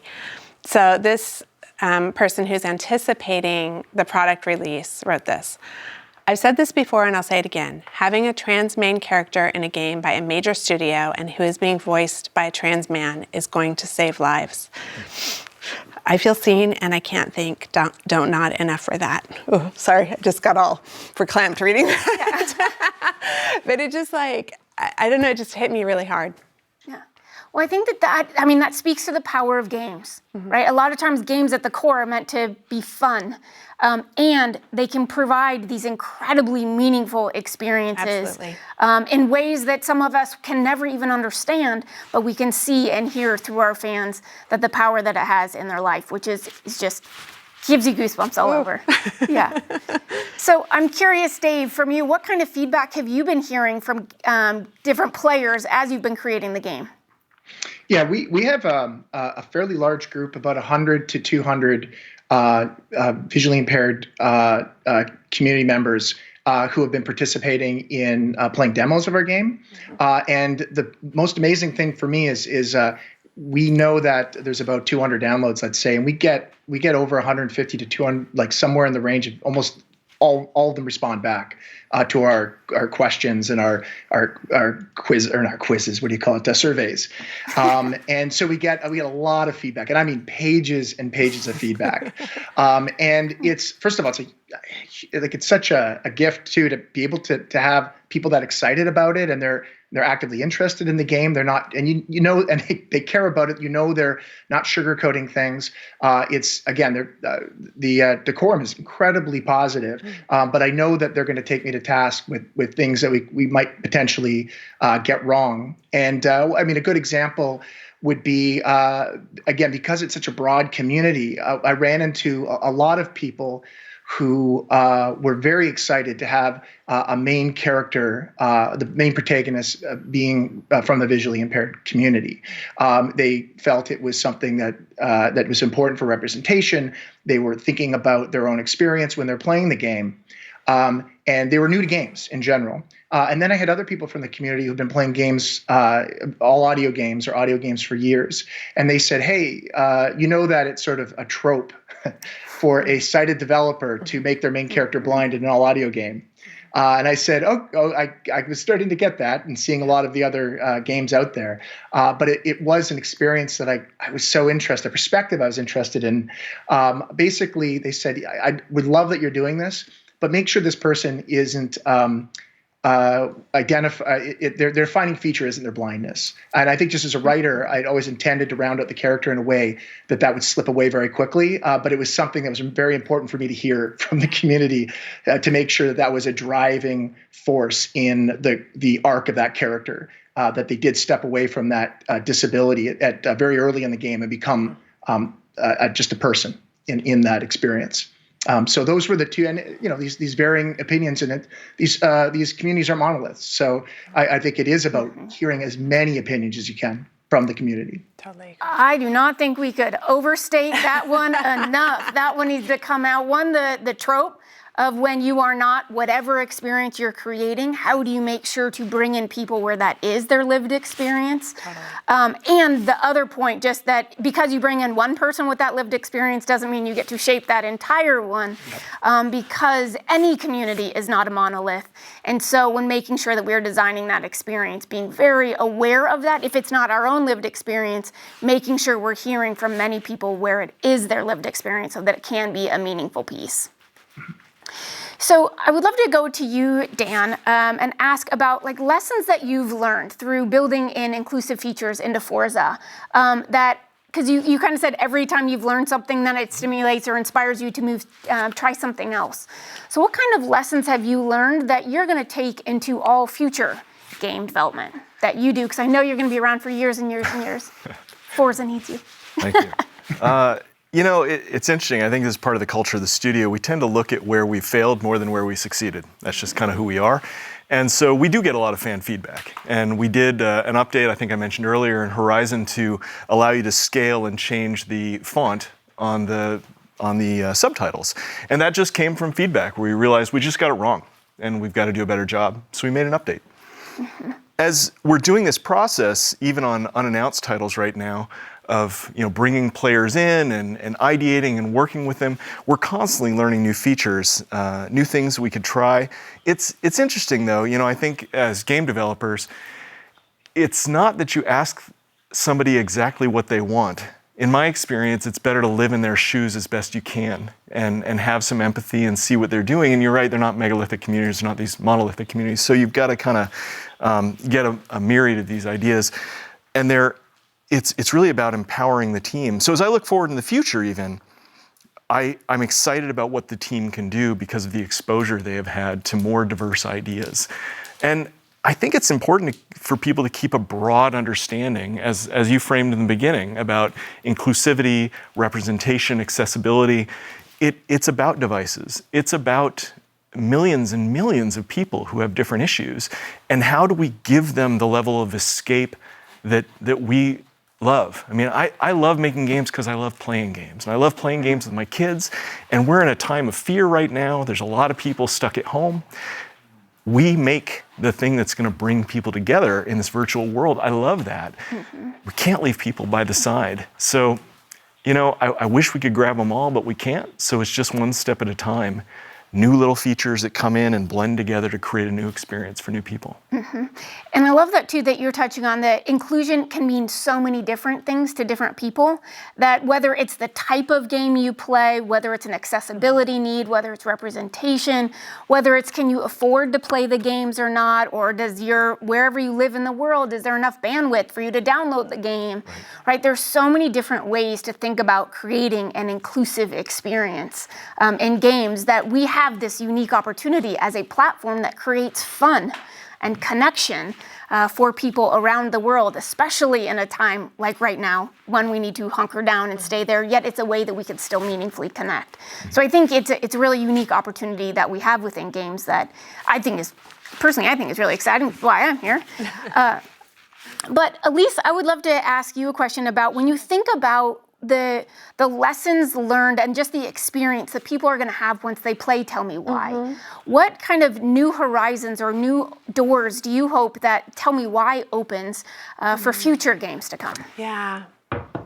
I mean, I honestly hope that the impact, I think that my dream for Tell Me Why is that it's a vehicle for candidly discussing inclusive production practices and how they work, what the value of those investments are, and then moving that forward. I mean, I'm really proud of the work that we've done on Tell Me Why, but I also see it as a point along a much larger trajectory. There's so much more that we can do. And I hope that the industry will start really embracing inclusive production practices in their frameworks. That is something that I see happening within Xbox Studios that I think is super exciting, is that each product that gets made, we're starting to look as individual studios at what things were done to make that production inclusive and maybe roll that up to the next thing that we do. So I think that kind of proliferation within the development industry is very important. Awesome. Okay, so in our final question, this is going to be a speed round question so we can make sure to get it in. So 30 seconds to each of you, and I'm going to start with you, Dave. Start with you, Dave. But what's one tip that you would have for other developers when it comes to making their games more inclusive or approaching the process of building an inclusive game? 30 seconds. Well, sure, I'll start with the obvious one, and that's consult the community, meet the community, play with the community, listen to the community. That's, for sure the number one. Awesome. We'll go to you, Elise. I think that there is a myth around the cost of inclusive production practices. I did some back of the napkin math with my producer the other day, and we calculated that the hard costs of all of our inclusive production practices on Tell Me Why was less than 2%. This leads me to believe and conclude that this can be scaled across a production of any size. So I really just want to end with that. Thank you. Well, +1 on Dave, absolutely. Play with the community, build with the community. I think the other thing I'd say is that just allocate some time. It's not that it takes extra time, there will be greater reward out of it. Allocate some time early on to be prototyping these ideas the way we would prototype a new feature. Absolutely. Awesome. Well, thank you all very much for joining. This has been an awesome discussion. And I just really want to say, I hope that everyone is taking away that inclusive gaming can mean big things, but it can also mean really small and meaningful things. And it really is a studio of any size, whether you're a single developer or to AAA and everything in between. We really can be making more inclusive games because when we invite more people to play, we're creating more opportunities for fun for people everywhere around the world. And so at Xbox, we are really committed to making experiences that are fun for all 2 billion plus gamers on the planet. And we really hope that you join us on this mission, everyone across the industry. So with that, we'll wrap it up. So thank you for joining us. And now here once again, we'll hear from the Coalition.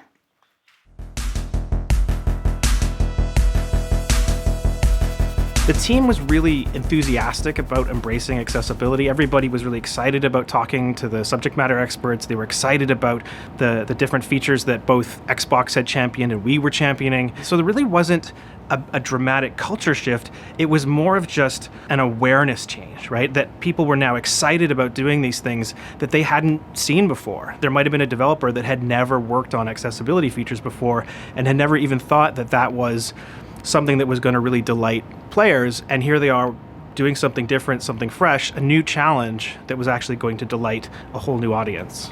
On Gears of War, we're really fortunate to have a lot of vocal fans on the game that were very passionate about the game, and this includes some differently abled gamers, and they love to tell us what we could improve in the game, and they're extremely active, they're extremely engaged. They would write us detailed feedback on what the challenges were for them. So just knowing exactly where those gaps were and being able to tell the development team, hey, we don't need to implement this giant feature, all we need to do is close this tiny gap, was actually easy to implement and had a huge impact on those people. The inspiration came from a lot of different sources. It came from Xbox Live requirements, community members, influencers, our leadership, the team itself. There wasn't one specific way to make the features. What it was about a culture of defining what good looks like. Like making accessible features really for us wasn't about one killer feature. It was about looking at all of the gaps that might have been left behind that were really important. The community was integral into us finding the things that we needed to fix or change about the game, and then finding ways to implement those things through our natural processes, right? So it wasn't all of a sudden we're making software differently, it's the kind of software we're making that changed.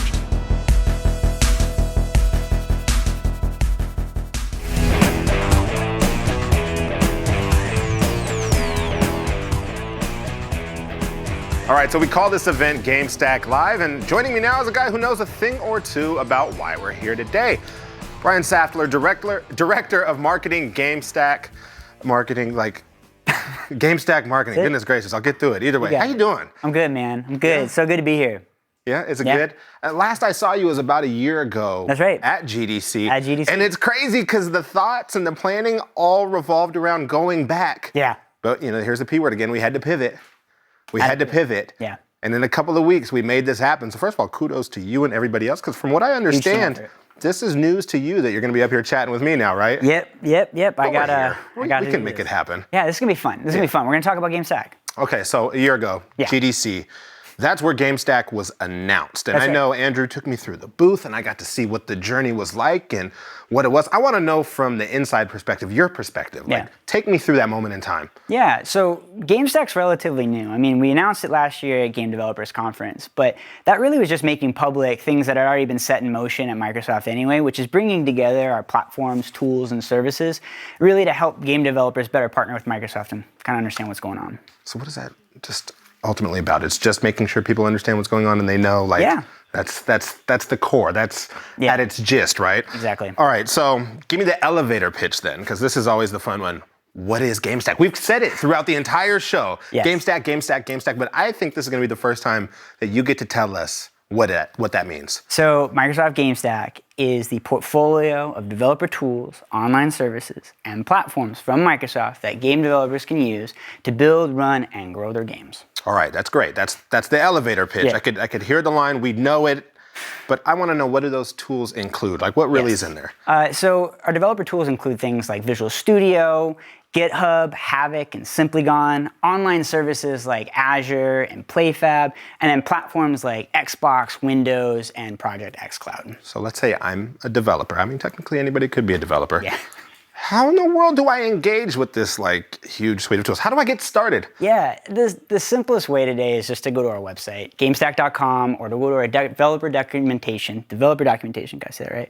At docs.microsoft, and then just go find the solutions that are gonna fit your needs. And ideally, all this is about with GameStack is finding the solutions that can either help enhance, support, or add new capabilities to your existing tool set. So you mentioned, finding what fits your needs. Yeah. Does that mean that every studio has a different stack? Like, are no two studios alike and that they could have a whole different setup? That's right. Actually, every studio has their own game stack in a way, which is their unique mix of tools and technologies they use to build their games. And at Microsoft, we look at building our technologies so that we can give more choice and control to that developer to be able to bring the tools that they already know and are familiar with and find the ones that they love from Microsoft. All right, well, I'm a visual learner. So from what I understand, you've got some slides for me. I want you to take me through what a stack could look like. All right, let's do this. And they gave you the clicker. I got the clicker. We're gonna do this. Mistake. So I have a little thing down here. We're gonna work on this. This is the modern game stack, kind of oversimplified. Now, this is by no means comprehensive, but we're gonna use this as a visual representation as we kind of go through. Okay. So let's dig in. Let's see how well I can learn. I love that this works. This is amazing technology. So developer tools, basically the foundation of the stack. This includes things like your game engine, your code editor, your tools for content creation, your DevOps pipelines. Like, when you think about this, this is where a lot of game developers basically start. They're asking questions like, how big is my team? How big is my budget? What time frame are we talking about here? And then what platforms do I want to build on? And as a result of that, that's going to kind of dictate what game engine you use. Now, while Microsoft doesn't have a game engine, we partner closely with game engine makers out there. But where we come in, and this is kind of interesting, we have things like Visual Studio, which is the best-in-class independent developer environment for Unity and Unreal development. We have a great physics engine in Havok. If you use 3D assets, we have an amazing 3D asset optimization through Simply Gone. And then ultimately, if you have GitHub, or if you have Git repos, or you have a DevOps pipeline you need, GitHub's a great solution for that. Okay. Kind of encompasses developer tools, which takes us to the next layer. We're going to talk about services.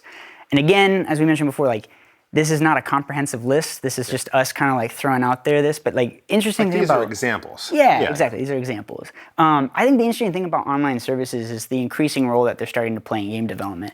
If you're a single player game and you're using online services to put cloud saves up or leaderboards, you're still tapping into online services. If you are a massively multiplayer game that's across multiple devices and multiple networks, you're absolutely using online services. And we kind of broke it down to these 5 buckets, data and storage, AI and machine learning, multiplayer, testing, and LiveOps.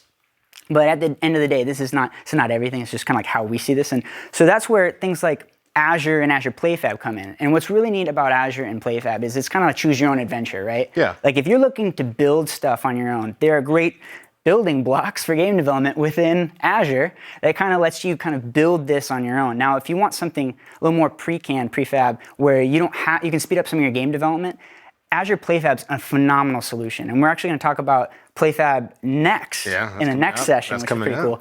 But what's neat about PlayFab again is it's about LiveOps, it's about multiplayer services and data and analytics, and they have a phenomenal set of managed game services to help you out there.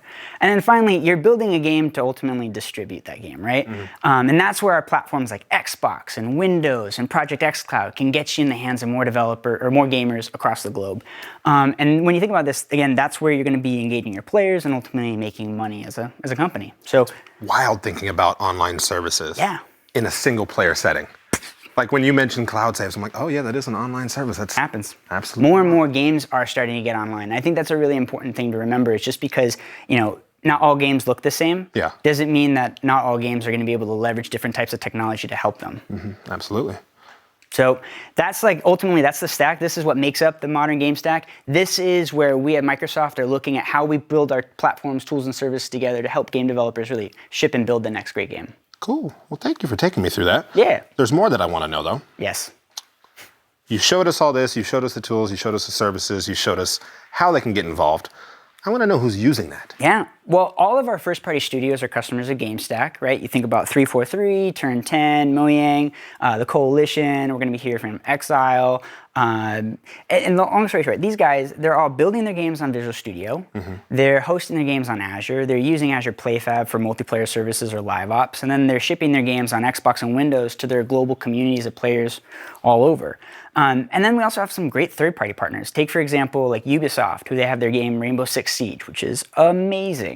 They host their game on Azure and deliver really dynamic and immersive multiplayer experiences to gamers around the globe. And then there's like smaller startups like Colibri Games, whose mobile game Idle Miner Tycoon uses PlayFab LiveOps and their PlayFab LiveOps platform to drive player engagement. And so studios big and small bet on GameStack. Again, I'm going to go back to it because I know you mentioned it, but it's crazy to think that any studio in any size, any capacity could use GameStack. It's it's not one size fits all. It's there for everybody, right? That's exactly big and small. So what are your thoughts then on how developers can leverage GameStack for building for the next generation? So the next generation, I think, is a really interesting conversation. When you think about ultimately what you're building, you're still going to need to use some sort of developer tools, some set of online services or set of services, and you're still going to ship to some platforms. And I think at the end of the day, it's less about what services you're going to use. It's actually how you're going to use those tool sets. Because the next generation is going to bring in new things like more total compute. Whether that's in the cloud or on devices, it's going to allow developers to take advantage of things like hardware accelerated ray tracing, or they're going to be able to take advantage of faster SSDs or solid state drives, which could reduce loading time. Even things like Project xCloud is going to help game developers take their games and get it on more devices and in front of more gamers globally. And so really what Microsoft GameStack is about, as we think about the next generation, is about how can we give you tools and services that help you not just build the games for today, but build games for tomorrow. So it's not just today. Again, that's me as a consumer on the end, thinking about only today, but not thinking that the games of tomorrow are being built today. That's right. That's right. So, okay, we've got one that I'm going to throw to you off the cuff here. Okay. It says Visual Studio. I've looked into Simply Gone, but UE4 now has its own decimation system that works well. On the multiplayer side, I've been looking into using PlayFab, GameStack, which is why I'm here today. I mean, that's what it's all about, right? Yes. Like, how does it feel to hear that sort of stuff? I think this is awesome. Like, one of the reasons why we made Microsoft GameStack was the fact that a lot of times developers will come to Microsoft and they're using maybe one or two of our technologies, when it turns out there's a lot of other things that are just readily available to them, but they might not know that they exist. And I think part of this too is to say, can we with Microsoft GameStack help game developers better partner with Microsoft, actually just better understand what Microsoft has to offer them first and foremost. And if we can do that, then we can help game developers build better games. And even that's what today's about. Like GameStack Live is really about helping game developers find out exactly what is it that they need in their stack and how Microsoft can come alongside and support them. So with that again, and I know I kind of asked you this before, the developer that may look at that list that you rattled off and said, oh shoot, I'm doing that, I'm using that. How do they get involved again and make sure they can A, investigate, and B, have a conversation with you guys to see what GameStack can do for them? I think the first, like, just even hitting on that one point is like, it's actually really important to call out that like Microsoft and Microsoft GameStack is not an all or nothing solution. You can come to Microsoft with the tools that you're already familiar with, and they're going to work great with the rest of our ecosystem. I think that's first and foremost to remember. I think the second thing is, if you go to Microsoft or GameStack.com, or our docs site, docs.microsoft.com, you're gonna see some of these solutions in action. You're gonna hear from customers. Throughout today, you've been hearing some of the studios talk about their stories, about the things that they're building, knowing that they're building this stuff using Microsoft technologies. I think that's key. But again, go to GameStack.com. It's the easiest place to find things. Like, you're gonna be able to see what customers are doing, what other developers are doing. You're gonna be able to see some great examples of technical resources and documentation. We have blogs that go up all the time talking about deeper dives into new stuff. Tomorrow is actually gonna be really fun. We have 2 panel discussions. One I get to moderate. One's on the increasing role of online services, which is going to be fascinating. And the second one is on Project xCloud and Xbox Series. Oh yeah, no, I'm waiting for that one. I get to moderate. It's going to be sweet. But it's things like that that I get super excited about, because again, this is one of those things where it's like, can we make it easier for game developers just to understand like how Microsoft can help them? And that's what we're here for. Absolutely. Now, we call it GameStack Live, and we just found out what GameStack was, but let's do the live portion. You ready for the curveball? Yeah. We got a handful of tweets that we're gonna check out and catch your thoughts on them. Let's see what folks are saying, since this is GameStack Live. And as soon as they pop up here it is. Tom Holder says, thankful to Microsoft GameStack for running GameStack Live and GameStack Live CC, learning a lot about development and community. Yeah, right? The focus on accessibility is amazing. Let's see what our next one is. When life keeps you indoors, pivot. Oh, that's my favorite line, or that's my favorite word in all of this, is pivot. Pivot and go virtual. Do you like the social distancing that we're practicing right here? You know what? I love it because I'm lanky as is and I talk with my hands, so you can stay right over there. Do we have any more tweets that we'd like to see? If not, I can keep going. There we go. David Clark, the Microsoft GameStack talks that got uploaded to YouTube are seriously great. The live stream. Can I just give a shout out to every developer who on our team went over and beyond and really helped make sure that their talks, which were slated to be live in San Francisco, got recorded. And then we went through the crazy process of editing them and throwing intros and outros and then sticking them up on YouTube. I mean, like, you'd think it would be easier, but it's really, really complicated. And so just mad kudos and credits to the team who just went all in and made this happen. It's tough, right? Because Tech Talks, and we talked about this before we came on, Tech Talks are very direct, they're poignant, like this is what's going on. And now we're doing this bit where we have the interaction, we get the chat. As a matter of fact, we've got 2 more tweets that we can throw up here. Ayo. Beautiful and awesome people at the Microsoft GameStack. Keep it going, beautiful folks, and stay safe. You know what? Thank you for that, and I appreciate it. My mom never told me I was beautiful, so I'm glad to hear that. All right, last one. I can't see anything on there. That picture didn't come through. I don't see Master Chief. No, you guys, that's fake. That's not happening. Absolutely not happening. He's not behind the camera. I don't see him. I haven't seen him in here one time. They keep mentioning him, but I haven't seen him in the studio. Yeah, what's going on? That's not real. All right. Well, thank you so much. I, for one, look forward to seeing what GameStack developers do and, what they'll dream up for the next gen. Exactly. So thanks again, Brian, for the overview of Microsoft GameStack. Everyone at home, stay tuned. We've got more on the way.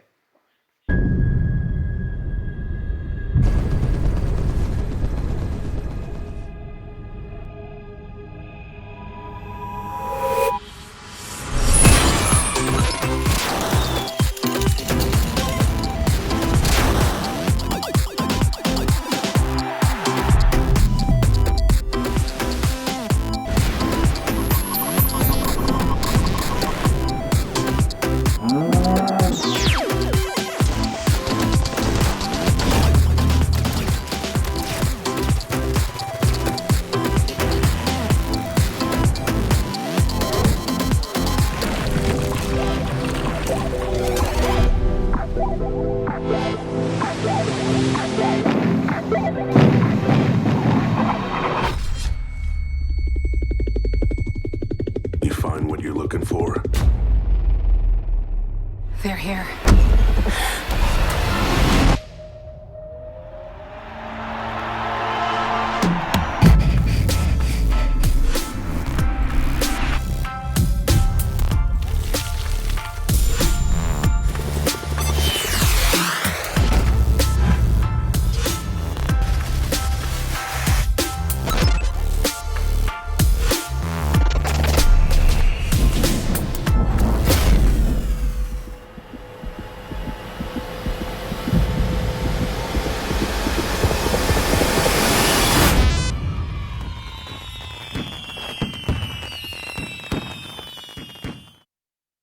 Welcome back, everyone. As we've heard, LiveOps is an important component of modern game development, but what exactly is LiveOps?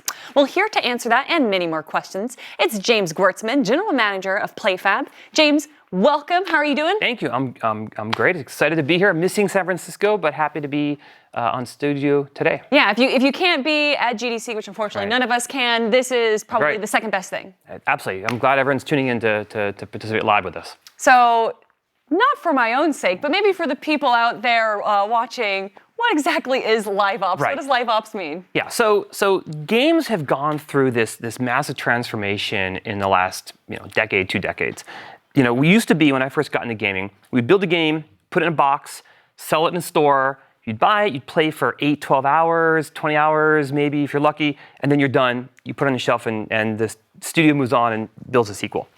In the last couple of years, that's really changed. Games are no longer these one-off packaged goods, they're now services. You build a game, you launch it, and that's just the beginning. Now, as a developer, you're continually operating and updating and keeping this game live because you're learning that in a world where Netflix is one click away or other games are one click away on your phone, as a developer, you want to keep the attention of your players. And so games have really morphed now into not just services, but almost communities. And I would say Fortnite, probably the most famous example, because in Fortnite, we all know the season's just going through, but that's a service where you log on and it's continually being updated, continually changing it, and it's free. There's this ongoing experience. And so in a world where games are now these services, and arguably developers are even trying to make them into communities, running that requires a whole new discipline, and we call that LiveOps. And LiveOps is sort of everything you do after you launch the game. It's updating the game with all the techniques, it's personalizing it, it's just that set of operations. And it requires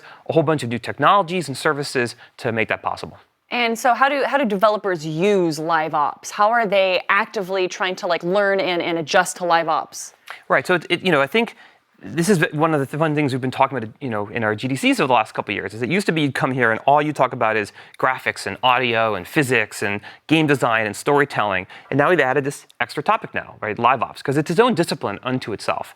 It starts with really a mindset shift more than anything else. It's about how do we no longer just take this idea in our heads, this beautiful vision of a game that we're going to ship. But how do we now shift to realizing that we're going to be continually upgrading and shifting and morphing this game over for lucky many, many years. Good games can be live for a decade or more. And so that's the mindset. For instance, super long ultra marathon of a game development, we have to change how we do it. And there's a whole bunch of new techniques we've got to learn as developers. We've got to learn how do we change our production pipelines. So it's not okay to start a production pipeline and ship content 3 years later. We've got to be able to update continuously and if there's a topical live event going on in the real world, how do we produce new content and have it live in our game in a matter of days? And you've seen years. that. All the time, yeah. With esports events especially, you'll see it in say Clash Royale, that'll be remember to watch right now, it's going live kind of thing, pushing to their community. That's right. So you've got to be able to get your content pipeline tuned to produce content faster.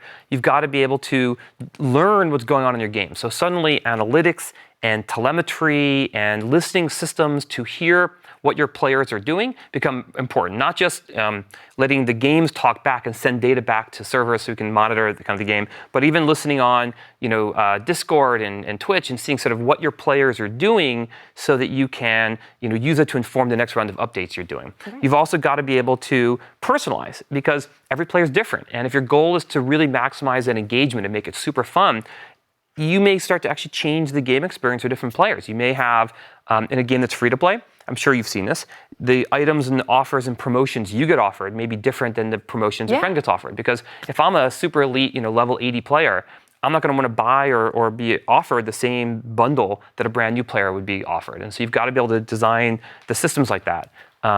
And so it really is a whole new discipline, and teams are learning a whole new culture, a whole new way of thinking about running their studio. Well, this is something that you keep mentioning. You said at the start of our conversation, but it's the community.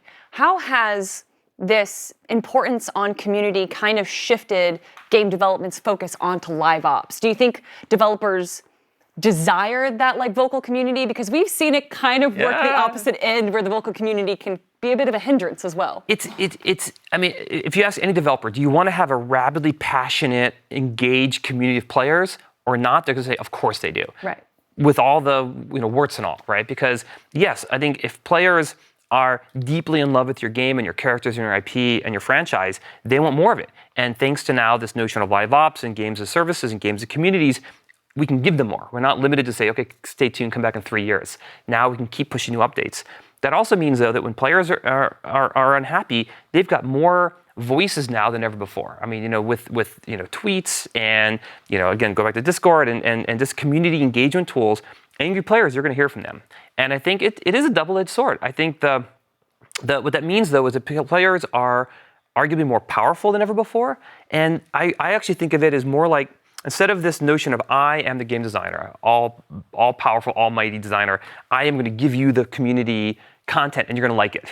That doesn't work anymore, No. And you just look at things like Comic-Con and you look at how powerful now fans are. Even, this is happening across all of entertainment, especially in games. What was it, the Sonic movie? They literally changed the entire animation of Sonic. Is that right? Because based on the Because community. the outlash, or the outcry. That's right. And so I think because fans are more powerful than ever before, they have a seat at the table. And so good designers are saying, how do we design? Well, okay, I'll give you an analogy. My favorite analogy. It's no longer about game designer as movie director. I'm going to give you this experience and you're going to like it. It's more like nightclub impresario or cruise ship director, which is like, I'm going to design an experience. Imagine designing a game where the goal of the game is to have as many opportunities for really awesome player-to-player interaction as possible. So when you're designing a game like a Fortnite, you're not saying, here's this crafted, plot-driven experience I'm delivering. You're asking, how do I create an environment where players are going to have the most meaningful interactions with each other that's going to ultimately create, this evergreen, ever-living experience. And by the way, it doesn't mean there's no role for plot and story anymore. It just means that your mindset is shifting. And I'm hoping there will still always be, huge AAA awesome crafted experiences, but starting to think more open world, starting to think more opportunities for this ever-growing, evolving world where players can have different experiences. That's really where it's going more. Where do you think, or how do you think developers can have a healthy communication with their community and how to listen and sort of take what they say and implement it into the game? So it definitely starts with being able to listen, right? Just having the tools to listen. And that can be as simple as community managers who are out there, checking message boards. It also, in most cases, involves sophisticated telemetry systems. So you're actually measuring data so you can see what players are really doing. Because players will often complain, I don't like this, and then what you're going to see is they really do like it. They just, it's like saying, I always floss. It's the vocal minority. That's right. It's a vocal minority, and if you look at what's really going on in your game, you've got to be able to look at the data and really make decisions with that in mind. Not entirely driven by data. If you just look at data, you might get an experience that sort of crafts the numbers and doesn't have any sort of artistic integrity. But you've got to be able to balance it and use it to basically figure out how to ultimately drive that success. How many of you are following a LiveOps practice, and what was the first thing you did? Sure. So I think this means that kind of, all right, so that actually meant is more of a shout out, I think, to the community, which is, for people who are listening at home, for those of you who are following us along, we would love to hear from you, which is if you're on there, let us know if you are a game developer who is following LiveOps in your studio. And we'd love to hear little quips about some of the experiences you've had. And I think later on, maybe we can read some of those back if we come in. Yeah. Fantastic. Given the cultural shifts that we've seen, especially in gaming in the last few years, what are the top 3 components of a successful LiveOps strategy? So we like to break it down into the 3 parts, and I think of these as almost like a stack. The first part is the game itself. So what is LiveOps? Let's break down LiveOps, right? Live and ops, all right? So there's 2 parts there. So the first part is a live game, which means the game is connected to the internet, it's live, it's living.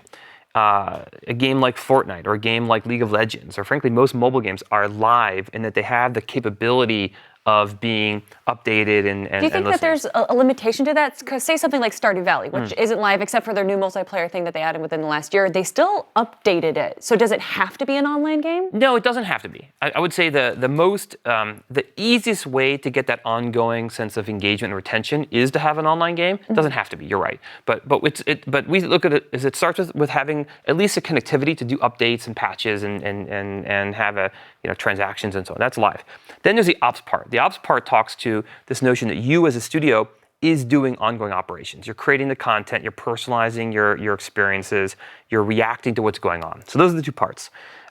When we think about, and within PlayFab, for example, when we look at the way we've broken out our offerings, we have live services. These are things for those games that are multiplayer, that are live. Things like matchmaking and leaderboards and server hosting and chat and voice, and text and voice chat, and we really look to break the barriers down with our players as much as we can. So we have things like real-world language translation. So I can speak in French and you can read it in English, and you can speak in English and I can read it in Russian if we're coming across different languages. We talked about it earlier, but accessibility. Accessibility is huge. We have a lot of, one of the things we've added to our system that we're really proud of is when we're doing voice chat, we have closed captioning available. So if I'm deaf, but I want to play my game, I can still read what everyone's saying and feel part of that experience, which is crazy. It's crazy what you can do now in the cloud. So for games. So that's the live part. Then there's next part is probably data and data telemetry. I've mentioned it a few times now. The ability to gather data from your game, analyze it, generate insights, figure out what your players want, and then be able to make changes and run experiments and see the impact and use that to guide your development. That's critical. You've got to be able to iterate your game and see the effect of that over time. That's data. And the third part really is the tools around the LiveOps experience itself. The ability to update the game, make the changes, personalize the experiences, run the experiments we just talked about. That LiveOps kind of specific tools, that's the third part. Yeah. And I guess this is a little bit of a silly question, but which part's the most important? Yeah, all. All yes, of them, yeah. yes, Okay. That's kind of what I figured. But I will say this: if a developer comes to me and says, "Okay, I've been building games for 20 years, but I'm new to this whole LiveOps thing. Where do I start?" We would say start with content updates. Okay. Just start with the ability to make changes to your game. Sounds trivial, but just the ability to make changes to a game that's already out in the market is anything but trivial. Is that content story-driven content? Is it like character skins? Because you were talking about Fortnite before, which was obviously a huge proponent. Every week they would come up with new skins. What content should they be focusing on? Again, yes. All of it. That's a part that's genre specific. So if I'm making a very story-driven game, it's going to be a very linear on-rails experience. I might want to simply say, how do we start adding new episodes? Or how do we start making that a little bit more bite-sized? So it's not every 3 years between releases, but more short updates. Versus if it's a more traditional online game, it's way more obvious. You can do skins, you can do new items, you can have the item of the week, you can have live events. Live events are probably the second thing I tell people to do, is once you've got the ability to do content updates, then start thinking about events. Events are probably the single biggest thing you can do to drive that engagement, is things like 4th of July or Valentine's Day. Or even now we're seeing a further step into that where they're having live concerts. Sure, yeah, well, yeah, and that's really where that was really the moment that I think a lot of people woke up and said, wow, this is now not this game, this is an entire cultural movement, is when you're having Marshmello playing in Fortnite with 7 million live fans in a game experience. Something big's going on here. What do you think is the biggest difference? Because, and I'll even pick a more recent game, The Witcher 3, we saw 2 expansions from that. And expansions are games that we're kind of used to that aren't really online. What's the difference of a development of an expansion compared to LiveOps content? I mean, it's all continuum, right? If one extreme is I'm doing sequels every 3 years or 4 years or 10 years, and the other extreme is constant weekly updates, I think developers can be anywhere in that continuum. And we've seen people, even here at Microsoft, we have a lot of first-party studios.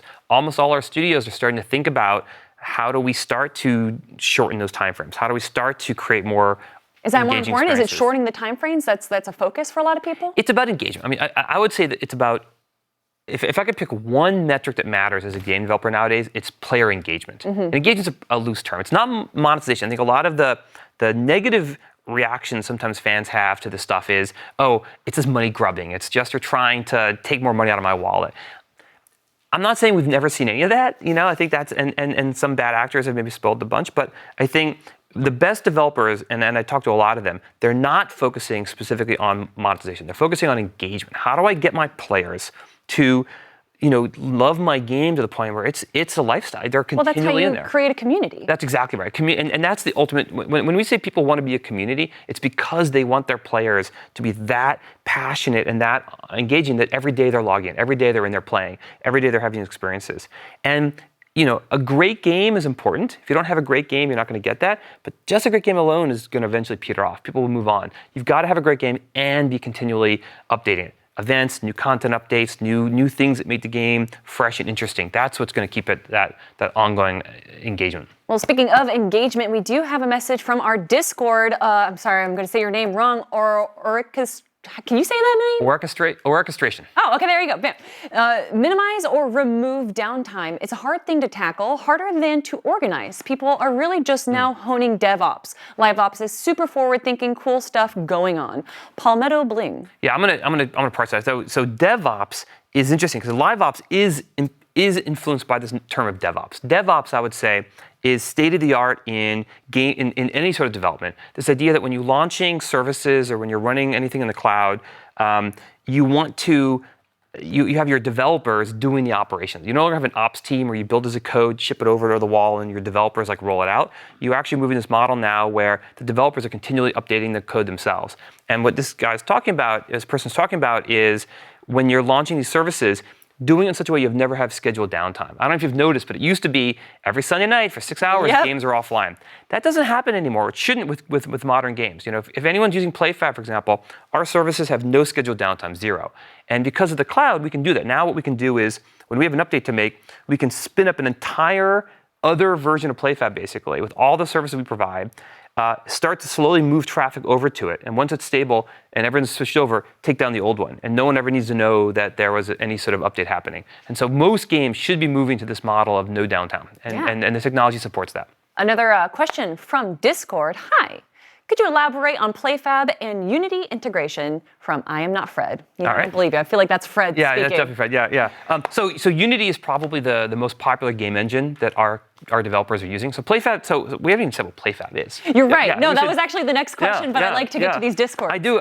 I'll just jump in and say, look, what is PlayFab? So PlayFab, so I've been in gaming now for 20 years, and I saw this transition from games as packaged goods to games as services. In fact, I was actually living in China, running the PopCap game studios in China, Plants vs. Zombies and the Jewel and so on.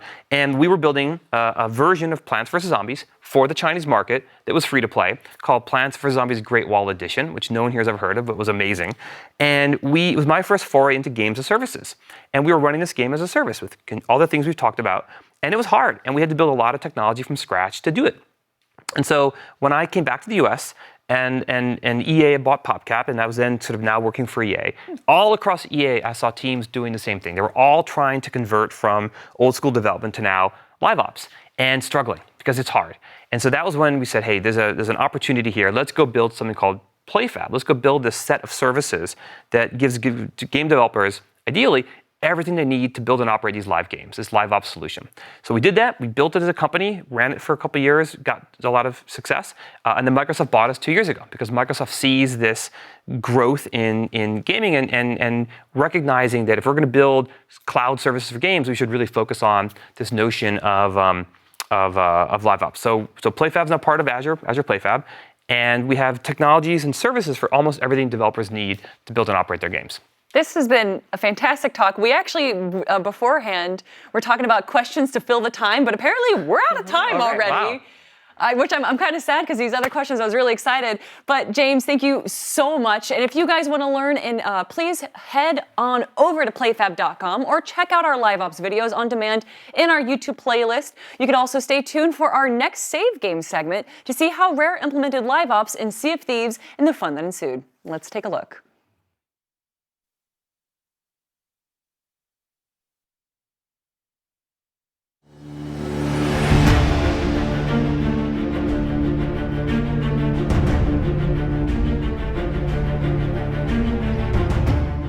Player experience is king. That's the Rare philosophy. That's where we're going. On a traditional game where you release once and then maybe you patch a bit, that's a hard job because you have to get all of that data up front. On this game, we did our best to get that data up front, but we always knew we were going to have to react to customer feedback, and we always knew that the customer feedback was probably not going to be what we were expecting, right? I think with traditional feedback, it's kind of like the smoke. You can see that there's an issue there, you can see there's something going on, but it's generally got a lot of noise to it. It's very hard to pinpoint exactly what happened, when or where. You might hear the same thing 10, 100 times online, but really that could be such a vocal minority. It's something we all have to deal with these days, is understanding that there's a really loud message coming through, but it's a vocal minority. And so our data, I think, is really important for validating whether that's something that's really important. Games as a service was very new to us at Rare with Sea of Thieves. It was kind of a learning process for us. And we obviously had the kind of early technical alpha where we started bringing people in and we started investigating ways that we would get feedback from players. We tend to rely on automation for a lot of our in-house testing. For them to reproduce something which is happening to 1 in 10,000 players is very hit or miss. In a traditional game, those 1 in 1,000 bugs never get fixed, right? They hit 1 in 1,000 players, and that's kind of all right. So that's a place where data comes in really useful to actually look and see what's going on in a whole population of 10 million players. You're never going to be able to capture that on Reddit or Twitter, you know? We'd look, for example, at what the player feedback was, and we'd come up with some kind of hypothesis about what we think's happening, and then we can verify that in the data. So in terms of trying to prioritize what we work on, it's very helpful to actually look at raw data to see the figures on how often these things are happening.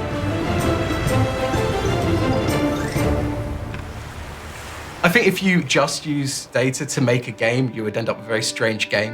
You might look and go, oh, we want players to play for as long as possible, because that's what we care about, players engaging with our game, having a great time. And it's like, well, the data doesn't really capture if players are having a great time. It will capture how long a player's in a session for. It doesn't matter to some extent what the data says if the feeling in the community is that this thing is important and broken, right? If all you do is respond to feedback, then you end up sort of converging on a fairly middle of the road, and you don't surprise people. You don't end up with those moments of surprise and delight.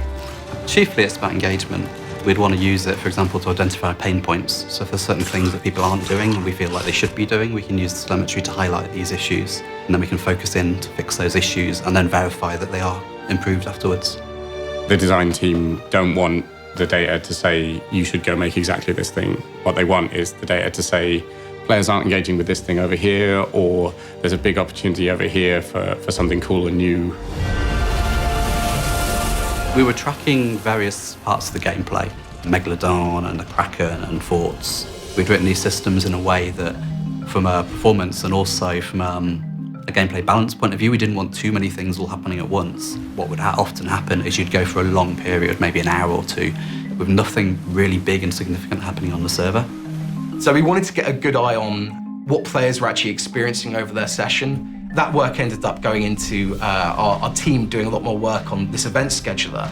We realized that with a bit of work from code and a bit of work from design, we could actually work out what combination of things fitted into memory. We actually put them in these things called configs. So we had like, here's a Kraken and a mech, and that's one config. Config 2 is like, oh, here's a Kraken and a fort. And then the scheduler would basically be looking through these configurations and say, well, this is the state we're in now. It's a bit sparse, we need to add something else in. Let's see which configuration we can go to make sure that we're fleshing out the world and we've got everything happening. It made all of the features sing a little bit more. It made every story a little bit more chaotic and a little bit more fun. And that was the thing that, we could see in the data. One of the things that was a really strong signal from the data in the early months of Sea of Thieves, the guys in services who run the servers and the guys in ops who operate the game had this real sort of feeling that the first experience of Sea of Thieves wasn't good. When you look at things more analytically and you kind of take a step back and you start looking at data about people coming into the game, perhaps only play it for a very short period of time and then they bounce off the game. New players often chose to start playing on a large crew, so you're joining with strangers. But when you're a new player, and you're playing for the first time, you get put on an outpost on an island and you get taken through a tutorial. The problem was that they weren't forced to do it. There was nothing really making them follow through. So a lot of players would just sort of see text and go, okay, I want to run over here and have a look at the ship. And so they'd miss it. And then they've missed the tutorial, they've missed all that learning opportunities we put in, and they're back at square one. That's the experience we always wanted people to have, right? The experience of walking out of the tavern and seeing your ship in front of you is a big part of the Sea of Thieves experience. And so in the end, sometime early last year, we spun up a team specifically to do what we call the maiden voyage, which is an introductory half-hour experience to the Sea of Thieves. You look a little worse for wear, my friend. You must be on quite the journey. If you're a new player and you say, I want to join a large crew, we always make sure you're the very first person in that crew. So if people come in and join your session, Your ship's already there, and they're joining you on your journey rather than you coming halfway through a journey and like, I don't know what's happening. So again, that's an insight which was delivered from the data rather than us going, well, we think this might be a problem, let's go check it with the data. We have an economy within Sea of Thieves where players progress by doing missions where they earn gold and then they unlock cosmetics by buying stuff with their gold. One of the things there is you want to incentivize players by giving them a good reward with something new. So there's a new voyage, it's going to give you something more special, more gold, right? But also you don't want to break the economy there where a new player can come in and then earn everything within 2 hours of play and go, okay, well, what's happening now? We're a service game, we keep on having updates, so we can't just do this once. We need to have this in place so we can look, every week, what's happening now? It changes from day to day, but not much. You're really earning between 6 and 7K per hour. There's a massive change here, right? Something's happened there where players are earning twice as much gold. What's going on? We introduced something new to the game, and the new thing we introduced was our new mercenary voyages. The red line is our mercenary voyages. They come in at the same point as the gold rates shoot up. Over kind of 33% of voyages were mercenary voyages, so that's good, they're really engaging with it. And we can also see how that tails off over time. So as they come in to begin with, the voyage which suffers the most is the Tall Tales voyage that was already released by this point. And that's a really unique voyage, so it makes sense that another new unique voyage is going to steal attention away from it. But this kind of returns back to normal, players playing Tall Tales when the number of players playing these voyages come down, the new mercenary voyages. So like this data is kind of useful for designers to understand over time how the things we implemented, that we try and plan ahead to scale correctly, are they actually getting exploited and we're giving way too much gold away? Are we giving too little gold away? It's a really hard thing to balance because everyone's going to play the game differently and everyone's going to be less and more successful than you think, We collect data on what we call player encounters. Megalodons and krakens and shipwrecks and skeletons and islands and, treasure chests to pick up. And we put quite a lot of dev effort into the shipwrecks, which are these big submerged ships. They've got sharks, they've got treasure to find. It's a great pirate fantasy thing, but the players weren't engaging with it at all. A lot of work went into it, and then we looked at the data, and not many players played them. They just sailed past them, or they wouldn't even see them, like sometimes. So it's a tricky balance, though, because you can't just make them the best thing in the game. They have to sit amongst the other features in the game.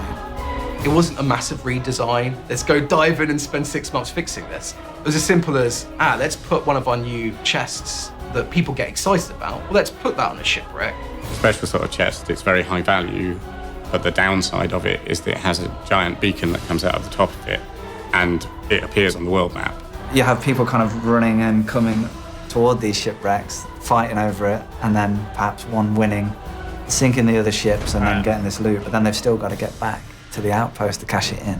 And what you've got there is a whole new set of mechanics, a whole new PvP dynamic, and a whole new set of stories that people can tell about the world.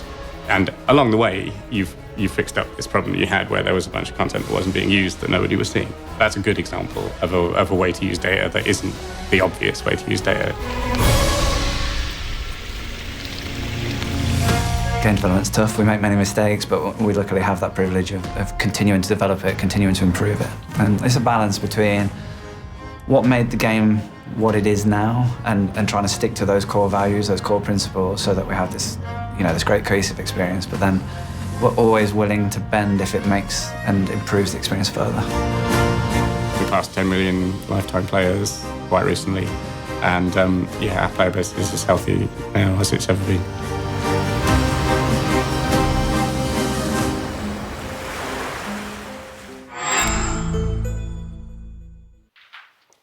All right, joining me all the way from across the pond from the Rare Home office is Sean Davies. A huge thanks, Sean, for staying up late with us. How's it going?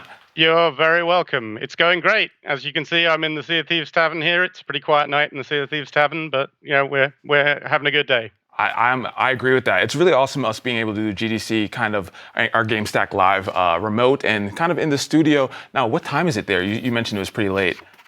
So it's about 8:10 in the evening over here. Oh man. All right. Again, huge thanks for staying up late. All right, let's kick into it because we just saw the save game on Rare, and I think it was a fascinating look inside sort of the gamer feedback process. So now Rare is no stranger, obviously, to the spotlight, but what were your impressions after lifting the veil on your development process?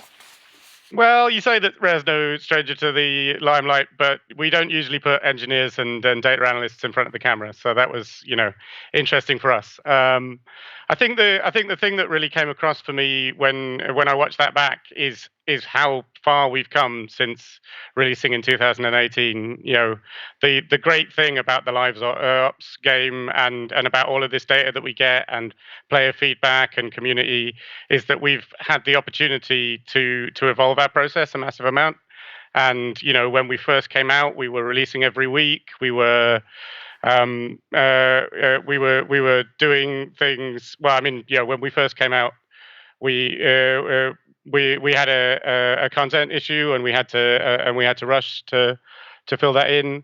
And I feel like as we've grown through the last 2 years, we've really embraced the live ops mentality. We've really engaged with that community, and we've made the game a much better game. Yeah, I mean, me and a bunch of my friends actually play Sea of Thieves a lot. And I think, to your point, the evolution of what Sea of Thieves was, even from, the alpha and the beta all the way into the first release, and now what it is now, is dramatically changed the amount of content. Earlier, James Gortzman from Azure PlayFab told us about LiveOps and that being a culture shift. And you kind of touched on it a bit. What was surprising about implementing something like that into Sea of Thieves? So I think the thing that is really key about LiveOps is it's a culture shift for literally everyone. So from making sure that you have good automated testing so that you can guarantee that the features you've already written aren't affected when you add new content, to operating a live game and having to make sure that you've got servers up for 1 million people a month, to collecting data and talking with the design team about how the data affects where you go with the design. Literally everyone in the game development process needs to be on that live ops journey, and it really is a journey. We learn new things every day. We make changes to our process on a really regular basis. That's awesome. Now, we're going to be taking, again, the discussion is going on in our Discord, and we actually have a comment from JPSH Racer, I should say, who says, when I played with my friends in Sea of Thieves, it turned into a 5 to 6 hour play session minimum. I think this is obviously a great example of engaging audience straight from their own chat. Now, what does that mean to you and the team at Rare to kind of see that playtime? That's awesome, and we see a lot of people go in for those incredible long sessions. And the video we've just watched has a section on how we tuned the events that happen on a server to really encourage that sort of play. When we first released, there were big gaps, and there were plenty of places where it's an amazing world to be in, but it was an amazing world that was relatively empty, and you were sailing a long time without necessarily seeing the content that we'd put in the game. And with Shrouded Spoils in the November of 2018, we really ramped that up. We made sure that every 10 minutes, something really super awesome was happening in your session, which leads people to just do that, just one more chest, just one more quest, and really stay engaged with the game for long periods. Yeah, I mean, I can attest to that. Anytime I see the Kraken, I think we're good, and then a Kraken comes along, and I'm just like, well, you threw that into there, and now we have to deal with this. That's pretty cool. Now, you mentioned earlier about sort of learnings, and I want to dive into that a bit because we saw in the Save Game documentary, trying to understand where player feedback is coming from. Is it coming from the vocal minority, or is it something that is actually backed in some of the data? What are some of the key learnings that you all have taken away from this live ops sort of implementation? So I think one of the key things that we've taken away is that it really benefits us that the developers that are writing the game code also have access to that data. So it's a really big part of our live ops mentality that we expect that the engineer that implements a feature to also know what the data about that feature is like, and be able to say, the feature is behaving how I expect, or the feature live is behaving differently. There's a huge gap between the game being played by our internal QA and then suddenly being played by 1 million players a month. and understanding what the difference in player behavior is in our real game as opposed to in what is always a slightly artificial QA environment is key to those developers being able to come back to me and say, I've got this really cool idea for this feature. It's backed in data. We can make this better for our players live in retail. Let's get this on the roadmap. Yeah, that must be fascinating. What is it like for the team when they do see that difference? Obviously, like you mentioned, in QA, you'll have an idea of what things are going to look like, and then you get it and you see a completely different behavior from the player. What goes into action when the team kind of sees that? So the way that we release the game is that we go through what we call the Sea of Thieves Insiders program on the way. And what that does is it gives us a really great first taste of what player behavior is going to be like. We go from our internal QA to an insiders audience of a couple of thousand people a week, and those insiders give us massively valuable feedback. But also, I think that they maybe don't understand is they give us really good data about all the things that are happening. They give us performance data and memory data and engagement with the feature data, and they really feed into the balancing of the feature before it hits a live audience. And then when it hits a live audience, that's the next step. There is our insiders play one way, but when we go to 1 million players, there are players that play in thousands of different ways. There are people who are all about PvP. There are people who are all about PvE, and so we get another chance to fine tune to release. And because we release monthly, every month we can course correct slightly. We can make those features a little bit better. Yeah, and I want to go to engaging the audiences because it is a huge point for developers to look into, obviously with games as a service and everything. And you mentioned Sea of Thieves Insiders, and I got to say, I visited the forums, and it's so impressive to see how much investment the community has in the game. It's almost like they are part of the development team, how much they love to give that feedback, and they want to see a game like Sea of Thieves sort of succeed. And so I have two kind of questions. One, what is it like kind of to see the investment and the attachment that the community has to that? And then two, what tips would you give to developers that are looking to engage with their audiences like that? So it's always awesome to see the feedback on the Insiders Forum. Those people are, a lot of those people are people who've been with us since, way back before the tech alpha, part of our community, really engaged, absolutely love the game. And so, they love to give us feedback, and we like to get involved and make it a bit of a two-way discussion. And I guess the advice for other developers is just that you can't get that started too early, right? We fostered that with very small numbers of technical alpha players, a year, 2 years before release, and we grew that community really carefully, and we looked after it and made sure that they were super engaged and that they felt as much as possible part of the development team, as you say, and that means that those people are really invested in making sure that our game is as good as it can possibly be in the same way that the dev team are, and that's awesome. Yeah, it must be awesome to see. And again, like I've seen people, at Xbox, sometimes they do a year in review and they'll show like top 5 games. I've seen players with the alpha back in the day of Sea of Thieves as their top played game. And it's just really cool to see. Now we'll be hearing more about a particular pain point involving mermaids, but what other pain points can you let us in on when engaging LiveOps?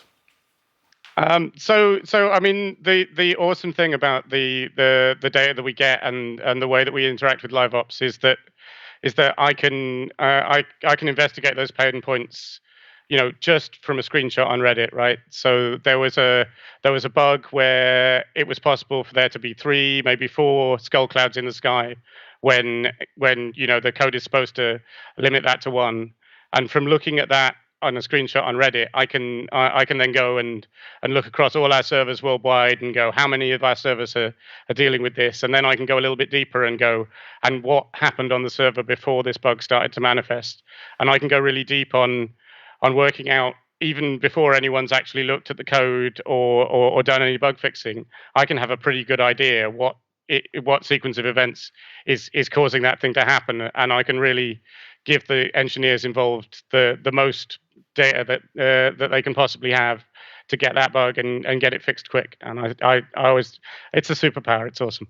Yeah, it's definitely a journey, I would say, and seeing some of the players. Sometimes I think back about how games used to be made, and they used to be. You all mentioned this in the Save Game documentary. It used to be release the game, maybe you patched it, and even before that, it was like the game that you released was the game that was going to forever be. But now you all have things like Reddit, you have things like the data to kind of inform, and I imagine it's like with greater power comes greater responsibility, and I think you're seeing that, right? Yeah, sure, and it's been a really interesting journey with us working out what's valuable to players in that world. Yeah, when we released the game every week, and the downside of that was that the changes were necessarily pretty small because the amount that a dev team can really do in a week is pretty minimal. And as we've gone forward, you realize that games is a little bit Hollywood as well as a service, right? You need to excite the players. You need to bring big chunks of new content that are gonna light up the servers. And so slowing down that cadence and finding one that really worked for our players has been a really important journey for us and made that whole thing work much better. Yeah, now I want to kind of go over a bit more to the content of how you kind of engage with your players. You mentioned when we've been talking about sort of the evolution from Sea of Thieves at launch to now, and we've really seen a dynamic addition of tons of different quests and stuff like that, and even the sort of how these journeys play out has changed dramatically. What do you want to see next as far as like increasing engagement with players in the game? Yeah, so I think the thing that I would really like to see next, and I've mentioned it before, is we have a lot of different ways to play our game. It's deliberately designed for players to tell their own stories, and at the moment we tend to only look at certain groups of players or try and improve the sort of average player's journey. I would really like to get much deeper into drilling into cohorts of players. What can we do for PvP players? What can we do for PvE players? What can we do for those people who just really love riddles? How do we improve the game of the people who just want to play tall tales all day? It's that sort of personalization to ever smaller groups of players and bringing their engagement up that I'm really excited as the next evolution of this stuff. Well, I know a lot of people are definitely excited to kind of jump in. I think we have a Discord comment. It says, I would say the LiveOps is like being able to see feedback changes to promote items or aspects that are not working. Like they discovered with sunken ships. That's from Jazzy Noob. Again, another great example of being able to kind of be agile in how you the journey that players are taking. And that's really cool to see. And I imagine it's not easy. I'm curious, what are some of the hurdles that you all have had to jump through as it pertains to being agile and changing up the game? So I think, we mentioned it in the video, but one of the really interesting things about that is that just the data itself doesn't really give you a solve for the problem. I've said before, games is a little bit Hollywood. You've got to surprise and delight. So really, the data is just a tool for the designers to go and design something awesome for the players to go play. If you just use the data and you optimize for most engagement, whatever that means, the players can tell, right? They can tell that you're following the path of least resistance and you're not surprising anybody and you're going in the same direction as everyone else. Where the data really sings is when you can get it into the hands of creative people who can think of interesting ways to leverage that data to give players more interesting and rich experiences. Yeah, and I think it was in the Save Game doc as well, where it was talking about the tutorial experience when the game shipped and how, the player wasn't really directed to go through the tutorial, so they ended up stopped playing. And that was information that you all were able to kind of get from LiveOps. What have been some other findings that you've seen that you kind of want to tackle next as it pertains to LiveOps? So the tutorial thing was really interesting because actually the data that we got first was on average. On average, a lot of players bounce off the game in the first hour. On average, we don't have great engagement past the first week. And I think the point at which we managed to really turn that into a direction for the dev team was when we went much simpler than that, and we looked at individual player journeys. And the individual player journeys, there were people who, on their first game of Sea of Thieves, spawned into the tavern, and the rest of their crew had already gone away with the ship, and so they just ran around on an empty island for an hour and didn't understand what they were supposed to do. There were people who spawned into a tavern, and there was an enemy pirate already in the tavern, and so they got shot immediately. And the tutorial cancelled because they'd gone to the Ship of the Damned, and so they never got the tutorial experience. And it was really when we started to look into those, there's a real power in looking at how an individual player played your game, as opposed to just looking at that big average of data, because it brings, you get a really visceral, wow, I didn't want the player to experience that. How can we go fix it? That you don't get from average data, right? Absolutely. It goes back to that quantifiable versus quantitative data.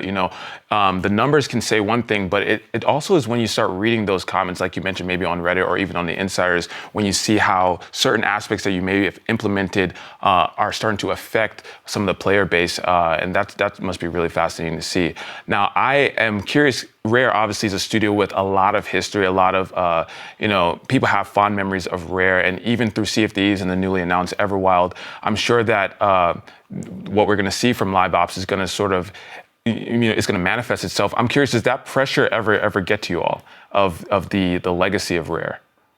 I don't think that obviously Rare has an amazing legacy. My first paycheck in the games industry, I bought an N64 and a copy of Perfect Dark, I think. You feel that in the background, but we're so forward facing at the moment. We are doing amazing things with Sea of Thieves. The Everwild team are doing amazing things. We're really laser focused on what the next cool thing is going to be. The stuff that's behind us was awesome, but the stuff that's in front of us is just as good. Yeah, that's great to hear, and I'm sure there's a lot of excited Rare fans around. So now you went over it a bit in the doc, but I wanted to ask, how has data shaped the quests, particularly as it pertains to the factions in the game? So we use data to balance those things all the time. So we have data on, if you're doing merchant quests, what's the average amount of gold you can get in an hour. We have data on how many people interact with Skelly Captains or Order of Souls. We have data that says the balance between the companies, and we try and introduce new mechanics to the companies that aren't getting a lot of player love.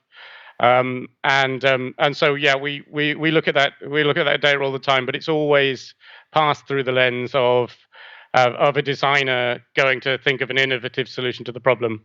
We very rarely just tweak the gold values and think that that's balanced. We'll go and do something more creative, more interesting than that, because that's the way that you get real engagement from the players. Yeah, and did you see any more or less engagement with any particular faction based on the quest style? So the Merchant Alliance has needed a little bit of love over the years. That's the one that probably the players have struggled the most to engage with, and so we've done a bunch of work there.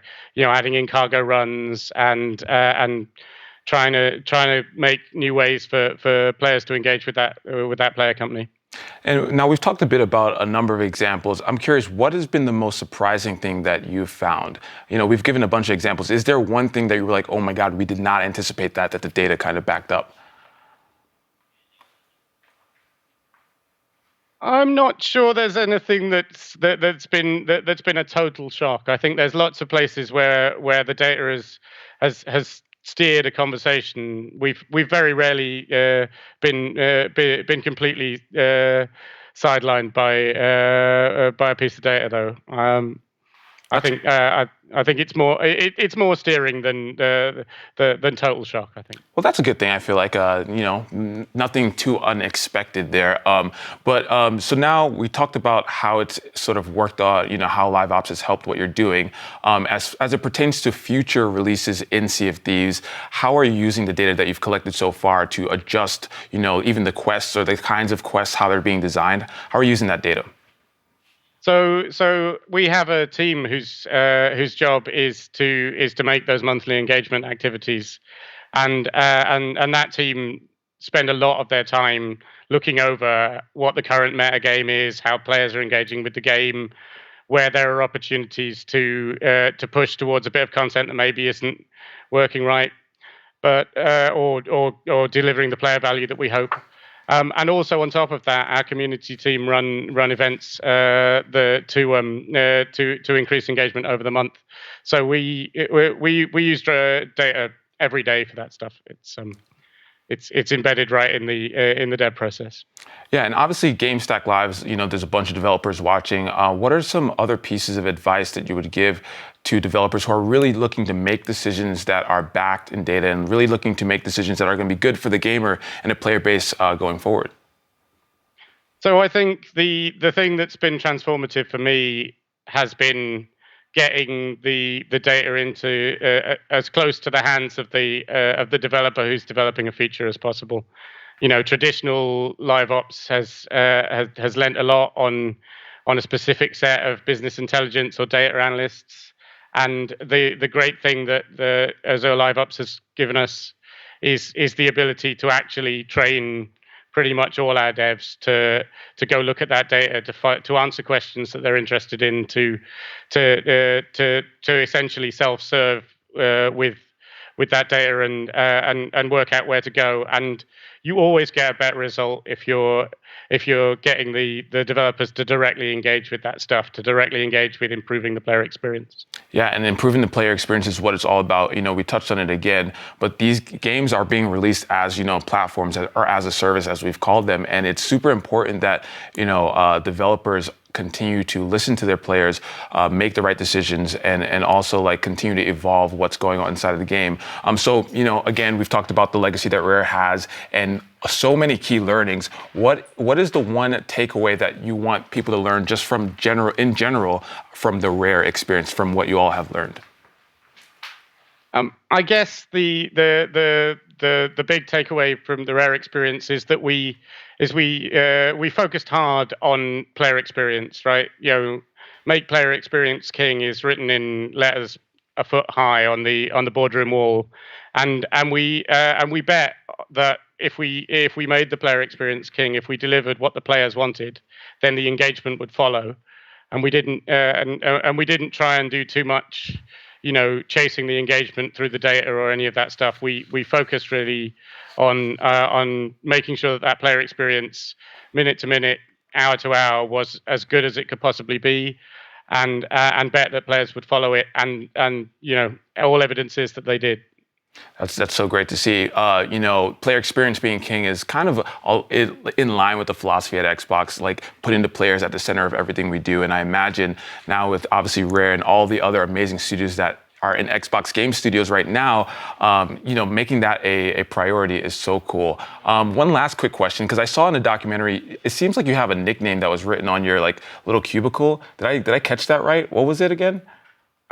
So that's my pirate name. Every developer that joins the Sea of Thieves team gets a pirate name. So my pirate name is Last Dawn Davies, and Greg Males, who is our creative director here, assigns a pirate name to every member of staff that joins the Sea of Thieves team. See, I like that. I like that integration with the game. That's another tip for developers. Make the workplace fun. I don't know what my pirate name would be, but maybe we can figure out one before the end of the show. Sean, thank you so much for stopping by and taking the time, especially since it's so late there, and helping us make this a global event. Thanks so much. You are very welcome. It's been great fun. Awesome. We'll talk to you soon. Well, now from across the pond to across the studio, Kelly and Ricari, what do you have for us? I don't appreciate that pun, but I gotta say your name has to be Malik the Plunderer. How about that? Malik Can we the just make Plunderer? that a thing? Malik the Plunderer. Unbelievable. I want a pirate name. What's your pirate name? I don't know, but I want one. What? Who has to give that to you? Is that Apparently self-imposed? Rare. No, apparently I have to work for Sea of Thieves. It's not me. Either way, this is the part of the show where we get to do some bragging. See, we've got a ton more content to share, and of course we want to share it with you. So if you're looking to dive deeper into accessibility guidelines or tools like LiveOps, then Kelly, tell us what we've got coming up on demand. I am happy to. Now, if your coding fingers started doing the little tippity-tappity when you listened to our panel earlier on the state of the games industry, well, then you're in for a treat. Check out From Code to Cloud, streaming your development workflow from Jaihi Eom and Justin Yu. And want to know more about LiveOps and the things you can do with it?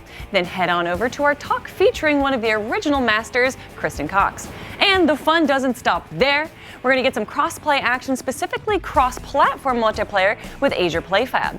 And if you want to know more about creating a multiplayer experience that runs cross-platform, then look to Lester Jackson from Azure PlayFab as he brings you through the world of cross-platform. Like Tippity Tappity has to be in your pirate name. Tippity Tap. Just because I'm you said about it it. there. Oh, see? Yeah. See? I'm about it. I'll take it. Tippity Tappity. Now, not sure if you heard, but yesterday Team Xbox unveiled the tech specs of this little console that might be coming out this holiday called the Xbox Series X. Malik does the deep voice. I'm not going to do the deep voice. That's him. It's not like That's a deep him. voice. It's like the Batman deep voice where it's just rap. Where is she? Where's my Xbox Series X? That is right, Rukari. If you didn't see that, check it out on Xbox Wire, Digital Foundry, and Austin Evans. Additionally, the Project X Cloud team published an announcement this morning on the GameStack blog with insights on input, screen size, and network from the current Project X Cloud preview. If that all floats your boat, because we just talked about pipes, then mark your calendars as our DirectX colleagues will be following us with their virtual DirectX Developer Day on Mixer this Thursday, March 19th, starting at 10 a.m. PT. I'm glad you're off the prompter now so we can be done with that. Yeah. And just let's check in with the audience and see if they have anything to say about your use of puns. Yeah, I hope they give us I puns. hope for no puns. Actually, looks like we got stuff from Twitter. This one is from Secret Agent 29. The highlight of GameStack Live is that thanks to the live stream, I can still attend all the talks and connect with other devs on Discord. Connect virtually. I noticed you took a step to the left, as you should. I felt like I kept stepping away from you beforehand. That's great. You kept getting closer to me. That's great. You So made if that could- pun. if You we can could do the step social across the distancing. room. Yeah. Thank Either you. way. Thank We have you. another one? Yeah, we There it do. is. From James Trott. Hashtag GameStack Live is showing the world how much Microsoft knows about making games and what game makers need to realize their visions and aspirations. I am glued to day one, and hopefully you'll enjoy day two. This will be a little random anecdote. You know what I love? It's not just Microsoft that knows how to make games. It's everybody's a part of it. And you ever notice devs go from company to company and they take that little bit of tribal knowledge that they have and apply it elsewhere? That is something I've noticed. Just absolutely a collection of people that know what they need and know what they want. I mean, I was talking earlier when we were having our discussion about LiveOps, but that community is very important. And some things that people may overlook is that developers are also part of that community. A lot of these developers play their own games or other games as well. Oh, but yeah. You can't just work on one game and stay specifically with that game. You got to play other things. Yeah. But we got a couple of more tweets. Let's get them thrown up. This from is Ludique Works. Enjoying the awesome content from Nairobi, Kenya. Innovation, Africa Game Devs. That's awesome. Worldwide. That's wild to think about. Yeah. If you think of all the people who would have been going to GDC, making their way to San Francisco, and now they're watching from the comfort of their home. That is really cool. What time is it? Because I don't think this was essentially going to be available online beforehand when it was going to be at GDC. Not in the same way. No, not in the same way. And now they're getting so much information and so many tools, and maybe these developers that wouldn't have had the opportunity to go to GDC can now kind of get it in a little taste. Absolutely. We got one more? Yeah? More. I want to say one more. Uno más. That is from at Ray Garza. Thanks so much. Now, where does one buy the cool shirts? This is the part that, again, we started this section saying this is the part of the show where we brag as you do your dance. This was actually going to be swag. And you're not even wearing the jacket either. Look, I got a jacket too that says GameStack. You guys got jackets? Oh, I did. I didn't get a jacket. Malik just said he didn't get a jacket. All right. No, that's cool. There's swag. And so that's what it is. I don't know if they're available elsewhere. Actually, you should ask that in Discord, and I know who's watching it right now, and he might tell you that answer. But I understand there was supposed to be swag, so there's probably some shirts. Maybe? Some jackets somewhere. I'm going to go find I'm not one. going to make any promises because I have no idea. I'm not promising. I said probably. Very specific verbiage. Okay. Very specific. All right. What do we got on Discord? Well, let's go check out. So we asked... Also, if you guys want to ask us questions, this is only day one. Go to day two. We'll also be taking stuff from Discord and Twitter. Make sure that you let us know about your comments and questions. Not to mention, we've got techsperts in Discord that can ask or that can answer those technical questions that folks may have. Oh, that's super cool. It's not just to talk with us. It's to find out things that, ways that GameStack can help. If you want to know preferred. about LiveOps, PlayFab, whatever it may be, yeah, that's preferred. Yeah. You don't want to hear from us. You want to hear from the techsperts in there. So get those questions in. All right. So we asked on Discord what Microsoft technologies they're already using in their own games technology stack. Some of those answers include Visual Studio, OneNote, Teams, C#, and Havoc. Now I want to ask you this one, because we both, now that we're up here talking in front of the camera, we both have worked on game development teams. Yeah. Did you ever use any of those? Nope. Believe it or not, I used 3. That's awesome. And it throws me off, because You Visual should have Studio, answered OneNote, it, and not me. Teams, and I'm sitting here, I'm like, oh my goodness, were we game developers at one point in our life? I worked community, so I want to say no. And that's the but thing it's too. a huge, I did video editing and community as well, so We're a part of the team. Well, I think that's something that a lot of people don't realize when they talk about game development. A lot of people just think like, oh, there's the designers and maybe like the artists, but there is so many different aspects and roles that go into game development and so many tools that people need to use. So once again, they don't want to talk to us, but we talk about those tech experts that are in there, and I'm hearing that from Visual Studio, Azure, and PlayFab. So if you want the chance to talk with these folks, to ask your questions, get your questions in. All right, continuing on. Awesome, really like the direct feedback loop you guys are bringing us with this channel. Looking forward to see the impact of live telemetric getting established in online gaming. That's a good one, that's a good one. An interesting panel on a topic I didn't think enough about in my daily development life. That was referring back to when we did the GameStack bit. And just a couple of more. This is the same person, Camazonia. Speaking of GameStack and distributing, do you plan on being open to any platform like Steam, Nintendo, Sony? Ooh, that's a great one. That's a great one. I hope you're asking these questions with the tech experts as well. Now, Makari, I've got a question for you. Oh, dude, this scares me. This scares me. What's been your favorite part of today? Watching the fun of everybody coming together to make this happen. Aww. That's the easy one to say. That's kind of a lame answer, actually. But knowing what it takes to get all these people, without being able to be close to all these people, into a room to make this happen is insane. You know what by the way, you're way too close to me. I'm not moving. I am moving, you're right. Look, It's all where am about I me. gonna go, through the wall? Yeah, no, probably. My least favorite part of the day is that we didn't get to say what our top 3 favorite games were. Oh, you're going back to that, Yeah, huh? I am. I'm actually going back to it. Do you know what Malik's are? Doesn't matter, he's not on camera. What are yours? Age of Empires 2, Divinity 2 Original Sin, and Dance Dance Revolution. See, we practice this, so I know what mine are. Tony Hawk Pro Skater, all time. NFL Blitz 2000. Nice, nice. And I'm having trouble with the third one. Oh, just this little tiny franchise you may have heard of, Halo. Okay. Halo CE. That has a Master Jeff? Chief. Master Jeff? Master Chief. Yeah, Master Chief. Supposedly he's here, but I haven't seen it either way. What are you most excited about seeing that's coming for day 2? Honestly, talking to all of the developers today has been an incredible experience. They're also knowledgeable and passionate about what they're talking about. So I'm just excited to meet the devs and to talk to them a little bit more. You know what I'm excited about. Malik, do your voice. He didn't do it. Xbox Series X. There it is, Xbox Series X. They probably couldn't hear it on stream, but he did it right I think that's what the viewers over are also excited about. I'm the viewer. Believe it or not, that's gonna happen. I'm gonna run in the back and sit in the screen and listen. Absolutely listen. Now remember, we've got tech experts in our Discord to answer your questions and us here on stage reading them, so come on by and say hi. Oh my, who wrote that? All this rhyming. I didn't write that. Pedal to the metal, Ricari. What's pedal to the metal? Please tell me somebody said that in Discord and you're not teeing up. What's next? Nope. You are. Nope. The puns, can the puns stop? But that is how I feel about this next interview. Malik, how do you feel? Well, you know what? Kelly, buckle up, because this pun is going full steam ahead.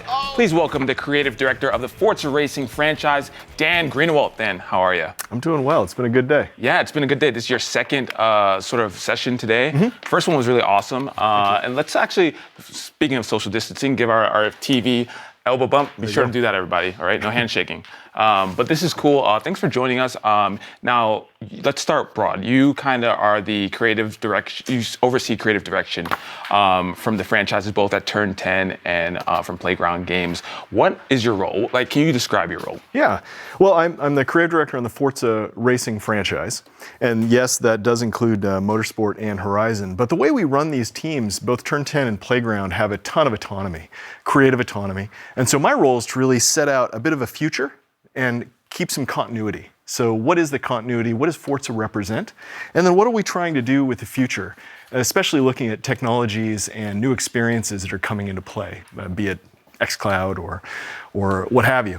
So the teams are incredibly creative, and a lot of my role is nurturing that creative culture, making sure the teams talk to each other about new creative ideas, and just working with them. You know, it's kind of a dream job. I get to work with 2 incredibly creative teams, and hopefully change car culture. Change gaming culture. Car culture. I love that. Now, this is exciting for a number of reasons, because I think the idea of running a studio is super fascinating. I think, it's something that, I don't think I could ever do, but it's always been great seeing you, because you've kind of always been there, especially like on E3 on the stages, unveiling the cars. That's always cool. That's a little extra perk. I remember for Forza Motorsport 7, I believe it was, I forgot what car it was, but I remember it on Xbox One X, it was 4K, and I believe, quoting you, a rock solid 60 frames per second. But it's really cool to see sort of Forza at the head of like technology and especially when it comes to like resolution and frame rate. So that's really cool. Now I'm curious, looking back over the past 5 to 10 years, what are some of the significant developments that you've seen in the industry? Well, I think I'm going to have to keep that personal for a second. I've been working at Turn 10. I've been working at Xbox for nearly 20 years now. And my experience is that you learn from your mistakes. You learn from your failures. And I think it's what's kept Turn 10, it's what's kept Forza strong, is that we've been willing to make mistakes, then learn from them and get better and get stronger. So as I look back at since 2005 when we launched the original Forza Motorsport, I see one after another things that we could have done better, we wanted to do better, and I can then see us fixing those over time. So Forza Motorsport 1, we slipped, we crunched, we did a lot of the classic mistakes that happen in game development. Forza Motorsport 2, we did it again. We actually slipped again, but by the time we got into Forza Motorsport 3, we had really worked on our process and our communication, had great program management, had adopted our own form of Agile, and as a result, we were able to hit our date with great quality.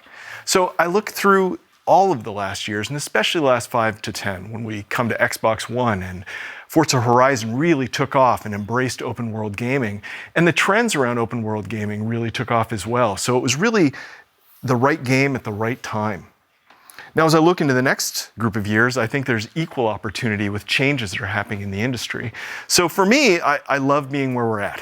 We are part of Xbox, we're part of first party. We are, with our own engine, the Forza Tech engine, pushing the boundaries of what Xbox hardware can do. And as first party, we prove it out and then share our learnings with other teams. And that's not just inside of Microsoft. We share our experience towards DirectX and how that goes into Windows development and PC development in general.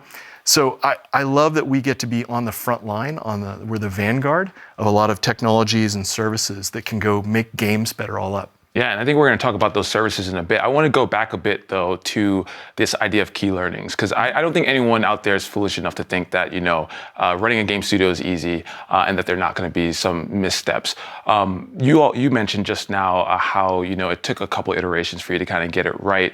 What are some of the things that went into, what are some things that when you see and understand, hey, maybe we didn't land this right, that you take back as a studio, and what do you guys do about it?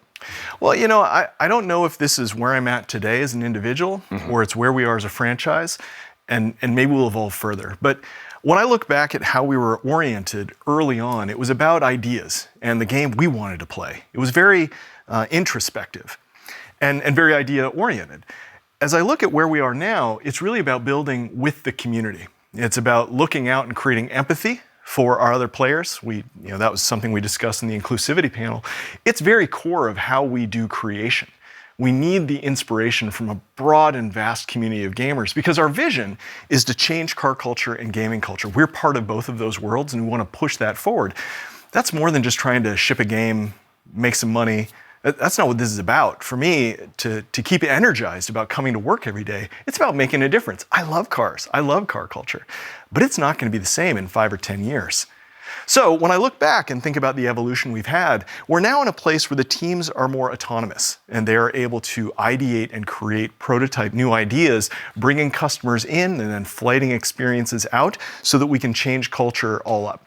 Yeah, and I think a passion probably plays a big part in anything that you want to do. If you don't love it, then it's going to be work, right? So I want to also, though, go to the flip side of this. I think you all have sort of matured in your development process and as a studio. Does that ever maybe scare you a bit, like that responsibility? How do you see it as maybe a leader in the space? That's a really great question. I think there are days that it feels like work. I think it's hard right now. There's fear in the air. There's a lot of people that are working really hard, but we're under trying times. I tend to think of it as opportunity. We've got places we can go, and it energizes me. But I'll be honest, you run into setbacks when you're doing game development. Things don't work out the way you thought. Technologies don't come out the way you expected it to happen. It's why we do prototyping. And so we can hopefully prove that out during pre-production. But you get setbacks. And at that point, the ambition feels a little scary. It feels too big. It feels too far out. But that's a really small percentage of the time for me. And I hope for the team as well, that the team feels inspired that, car culture is going to change just like gaming culture's changed. And we're, in some ways, one of the only teams that can sit at that nexus and take the responsibility of changing them both. I love that. It, at that point, feels much less like a yoke that I'm wearing and much more like just like, oh, look at that opportunity. We got to run there. We got to do this together. And it's all about betting on the team, betting on each other. I'm not going to come up with a killer idea. At best, I'm going to set an environment where people can do their best work. Yeah. And they can think creatively and they have some independence, but they also have accountability and responsibility to their fans, to us, as well as to our vision for the franchise. So it's that environment that I think is going to really bring the best out of it. Yeah, and I was going to ask you about that because I think a studio is nothing without the people who work there and making sure that you're fostering that great environment. From your perspective, how do you view the people who work on the game as it pertains to like the actual game that ends up shipping? Mm-hmm. How do you sort of like foster that kind of environment? It's hard. We've learned a ton. You know, I think early on it was a smaller team and we were a more homogenous team. Right. We were all generally in the same age range. We were kind of coming from the same socioeconomic background, you know, same education level. It just was a very homogenous group. And it made things go quickly because we all spoke the same language and everything was very quick and fast. But it wasn't, you know, these reactive ideas that come in and really push people in new directions. So what we've worked on the last several years is trying to be more inclusive in how we hire and how we communicate and how we organize teams and create space for people to have new ideas. Now, we're never going to do that perfectly. We're going to fall into old behaviors and it's things we have to watch out for all the time. But I love we have alignment now, whether it's Satya, Phil Spencer, Matt Booty, down to Turn 10, to push for diversity and inclusivity. And it's gonna make better games. It's gonna make better experiences. But we're never gonna be done. I mean, it's one of those things we have to just continue to find a mistake, get called on it, have an honest atmosphere where people feel they can actually bring these problems to us. And that's the hardest thing. You know, it's scary, right? You run into a difficult communication experience. It's scary to bring that up. And so fostering an environment where people feel they can bring up situations that have happened at work, because we will grind to a halt if people come to work and feel excluded, or they feel scared, or they feel that they're not valued. I need everybody on that team. I need everybody to be coming with their best self. And if we can't get there, we won't achieve our ambitions. Yeah, and that's why I think this session was, when I heard that I was going to get to do it, I think that is, I was fascinated because I think that, again, the people make the studio, and making sure that they feel like they're included, making sure that they're part of the development process, making sure that, you know, they're able to give their input, maybe if it's a tough discussion to have. Mm-hmm. Now, we're going to get into some of the technology stuff in a bit because I think a lot of developers want to hear that. But what you mentioned at the end of that answer was ambition. And I'm curious, Forza Motorsport and definitely Horizon have had a lot of, they've tried new things. How do you wrestle with having these tough, high ambitions and also reining it back to what's realistic? Well, you know, some of that's just the game development process. Where do you put your risk? How much of your risk can you put during concept and de-risk that by ideating with players or getting great minds from other studios to vet what you're doing? How can you de-risk pre-production by prototyping new ideas and new tools, adding new pipelines that speed up content production? So each one of these phases has a way that you de-risk that phase. And I, you know, for those that are new into game development, these terms may not be very familiar, but it means there are different phases that you go through in game development. And each one of those times, you need to be looking at what's my hardest problem? Do we have the appetite? Do we have the ability to tackle this problem? If not, don't. Don't take a ringer. That's the thing that tears teams apart. And that's the mistakes we made in Forza Motorsport 1 and 2, is that we kind of felt we have to, we must, we willed it. And that's not how you get it done. If you want to have these lofty ambitions, yes, everyone has to be passionate. Everyone has to bring their best self. But you also need really good, smart, logical approaches to these things, or it just won't get done. You can't just speak it into existence. Absolutely, yeah. So that was great. And I think we're going to transition a bit over into more of a technical space. But one of those maybe ambitions that you all had were driver tires. This idea that you would be racing against I don't know how you would describe it, but cloud computated versions of your friends. Mm-hmm. What other ways, including that maybe even, has technology affected the gameplay of Forza? You know, I think very at the DNA of the Forza franchise because we've always been first party. We've been inside of Microsoft before we were even a team. When there were 4 of us that were first pitching the original Forza Motorsport, and we were all Microsoft employees, right? So as a result, we've always thought about technologies like DirectX, or the first Xbox had a hard drive installed, right? That was a big deal. That was crazy. It had a NIC card, so you could actually do network gaming in a different way. These were things that affected the design. So even the core concept of what's going to make this game great, the technologies were integrated into what we call the big ideas. Some game groups call it the pillars of the game.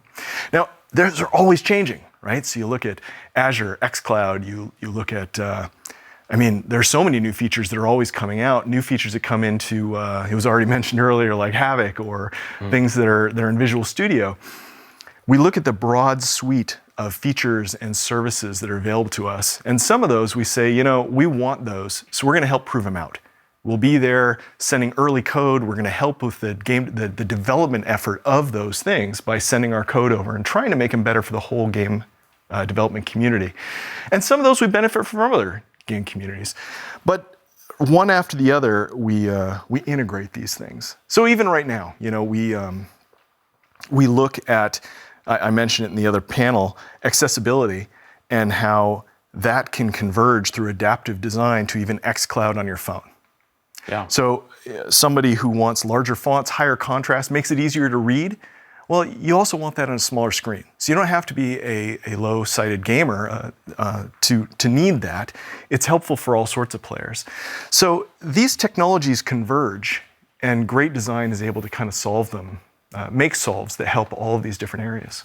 Yeah, absolutely. Now, and your team has been, both studios have been at, the ebb and flow of technologies. They've gone along on that journey. How has cloud sort of affected, the way your team operates?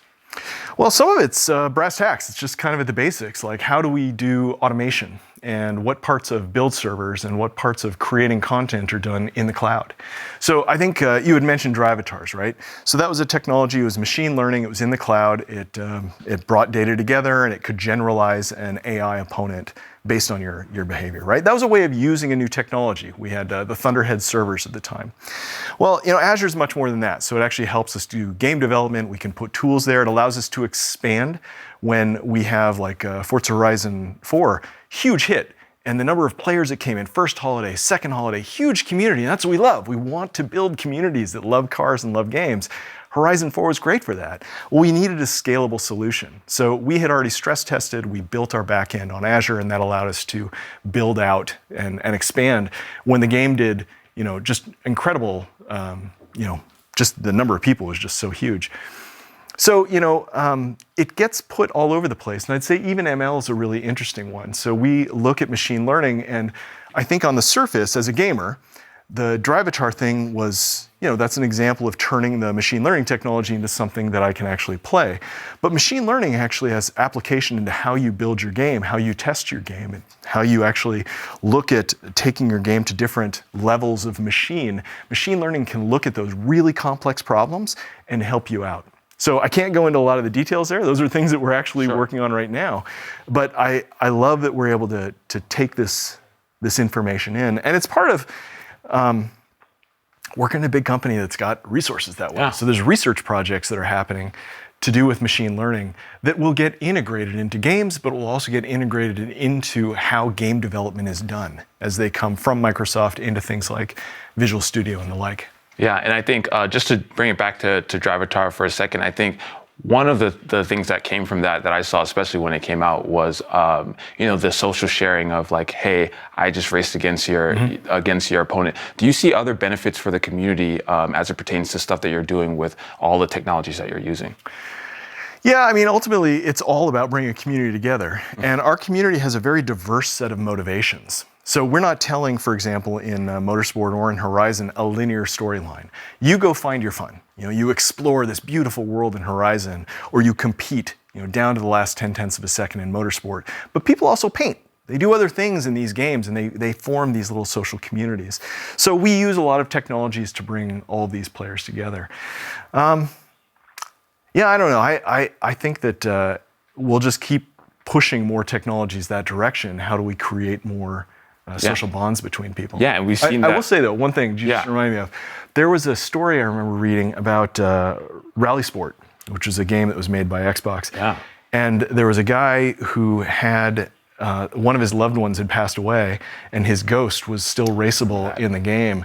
And it just, it touched me so greatly. And I love how technologies can do that, things that we're not expecting, and create social bonds in new ways. And Drivatar did some of that as well. Like, I still love the fact that I go online and I race and I see people who I haven't talked to in a while, and it kind of reminds me, like, oh yeah, I should reach out to that guy. Like, I kind of miss them, and there's a virtual ghost or self that's actually in the game with me. I really love that. Yeah, I mean, that video, and I believe it's available online somewhere. You can check it out, because I think they had the narrator, because it was originally a comment in a YouTube video, and then they made a whole video around it. And that video just brought me to tears. It was so sad. So, I mean, in a good way, obviously, but, I'm curious from your perspective, obviously you oversee both studios. Have there been other personal stories that you've kind of seen play out that really have motivated the studio? Because I think a lot of developers out there can get a bit, maybe discouraged because of developing a game is hard. Mm-hmm. What sort of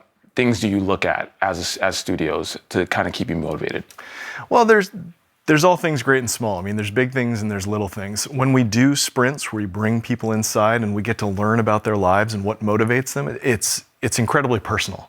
It's very touching, and it broadens your perspective on why you do things. Because it's easy to turn a group into some big group, like this person represents everything and this is what everybody in here wants. When you bring it in and make it much more personal, it gets more touching. Now, there's a risk. You're listening to one person, not everybody, so you do have to be committed to check these assumptions with a broader group of people.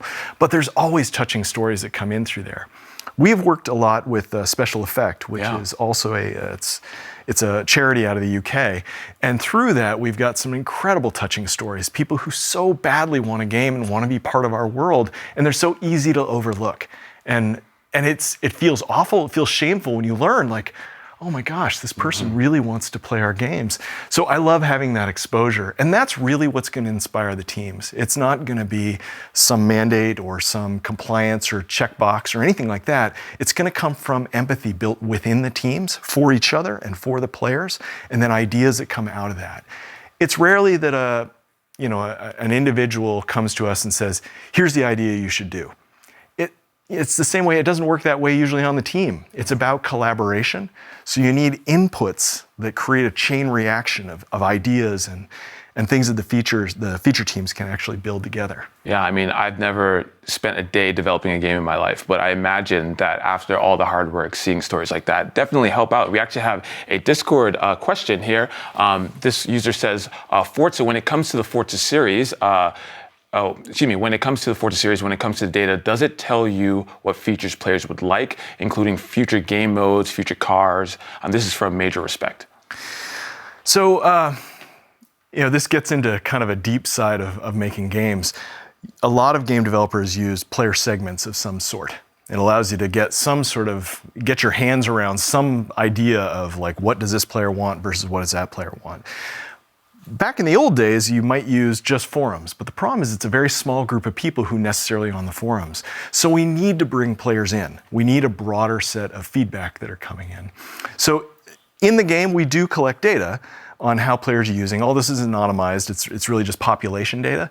But that's more useful for if you were going to A/B test something, who likes this more, likes that less. You can see who's playing a feature or not playing a feature. So it does help you refine, but it doesn't necessarily help you ideate something big and new and innovative. We need new inputs. So that can come through interviewing segments, people from these segments, bringing people in and talking to them. Or it can also come from just the teams ideating and starting to flight and playtest things. Or it comes from new technologies. We talked about like the hard drive in the original Xbox that was given to a feature team, or Connect. We did Connect where you could move around the car. I remember that, with AutoVista. New technologies are also a new input that create a chain reaction of ideas from teams. Yeah, I'm so excited to see what comes next. But speaking of what comes next, I'm curious, let's look down the line 5 to 10 years from now. What are some of the key trends or developments you feel developers should keep top of mind when either running a studio or even like just making the game in general? Yeah. You know, there's so many different ways of making games, and I've really been in the same place for a long time. So I can't give a comprehensive view of all the different ways of making games. I can tell you why I still love making games, which is I love creative teams. I love working with them. I've got everybody on the team is smarter than me, and I got to tell you, it's humbling to come into a place and see these incredibly smart, passionate people. But it's also incredibly inspiring. So I feel I get smarter every day. I do love that. And when I look at the trends, I look at xCloud, and I look at things like Azure, places where we can create blended experiences. I look at accessibility and the features that can come out of that. But I also look at genre changes and genre blends that are happening, and what comes when these genre blends get more power, like the Xbox Series X, or what happens to these genres when they are on the Xbox or using xCloud, and you're maybe playing them on your phone or on your PC. I think we're going to continue to see more genre blending, and I love that. I mean, that's where new ideas plus two old ideas become something wildly new, right? Yeah. It's even Horizon, I just mentioned, right? That it was like Forza Motorsport, but it was an open world. And then it developed its own expression of what Forza meant, and it broadened the whole Forza expression, which is fantastic. So I think that more of these blends are going to keep happening. Yeah, I agree. And just on a note of Forza Horizon, we need to get on an actual Horizon festival, because I would love to do that. I'm imagining there's some insurance things that might be around with fast cars and people everywhere. Anyway, but now you've got a bird's eye view on the gaming industry as a whole. So from your perspective, what would you tell new developers who are jumping in for the first time, looking to start making a game? Well, I think it's easy to get stuck in the idea. And in my experience, it's not the idea. It's the team and it's the iteration. So even with my kids, like I like developing games at home as well. So we do pen and paper, we do dice games, and I develop them with my kids. And the same advice I give to them is what I give everybody else. Throw your stuff away. Don't get attached to it. Build it, have fun, play it with other people, get feedback, change it, throw it away. So I look at the years and years and years of Forza. They're built on all of the ideas we threw away. And it comes down to focus. So at a certain point, you have to shift gears from ideation and throwing away to we've really got something here. And now it's about focus and trimming and focusing, and not, hey, I saw this thing over here. I saw this thing over here. Let's add that. Boy, that is just really time consuming and can be very destructive. So rapid iteration, getting feedback, not being too sensitive about when people are like, oh, I hate this. It's like, good, thanks. Like, I need the feedback. Can't take it too personally. No. But it's important to keep away from the distractions, especially when you're making a game, because I do think you're right that a lot of people can tend to want to make a perfect game, and you're always going to want to iterate on that. And I know their Turn 10 team was hoping to deliver some talks at GDC, but you've been heads down with some milestones in your development. Will we see any of those talks at a later date for the community? I'm actually not certain which ones are going to be going forward and which ones are not. I know that the team has some incredible new technologies they're working on that they do want to bring out, but I don't know the exact venue of how those are going to come out. Well, Dan, let me tell you, this has been fantastic, and just getting to pick your brain from someone who's been in the industry this long, it's an absolute pleasure. We'll do a ending elbow bump right there. So thanks again, once again, Dan. And we know a lot of you are indie devs. In fact, many of you are already publishing with us, and others are looking to do so. Next up, we're lucky enough to have Glenn Gregory and part of his ID at Xbox team who are joining us to answer some of the questions you've been asking. But first, ever heard of a mermaid party? Didn't think so. Check this out from the team at Rare. Mermaid Party. Mermaid Party is my favorite book. Drew, who's our senior producer on Sea of Thieves, was playing the game in the playtest area across from me, and he said, Sean, there's a mermaid just in the middle of the sea here. There's no ship here. There's no pirate near it. And for people who don't play a Sea of Thieves, the mermaid is used as a player-facing mechanic in Sea of Thieves. You go up to the mermaid and you press a button, and it teleports you back to your ship. So if your crew have gone off a long way, or if you've got distracted by something shiny, and you suddenly find that you're 2 miles from the ship, you don't have to swim that way, which would be pretty boring. You can get back there quickly. And I was just like, oh, that is a bit odd. Okay, I'll look at the server. Where is it? And I found that at peak time the previous night, there'd been 1,500 mermaids at the center of the world across all our servers. I was like, no, this is definitely a bug. No, it's definitely a bug. And I continued to dig and, well, where are the players these mermaids have turned up for?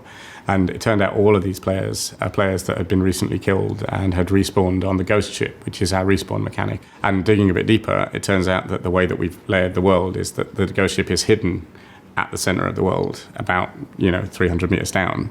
And so obviously when people spawned on the ghost ship, we'd erroneously triggered a mermaid as close to them as we could, which was right above them. The really sad and slightly poetic thing of this for me is that this is 1,000 mermaids who've all turned up to a party where their dates aren't going to turn up, right? The pirates are going to go through the door and they're going to respawn on their ship, which is miles away from the center of the world. And all those mermaids are just going to eventually disappear, having never performed their purpose. Their little sad mermaid party.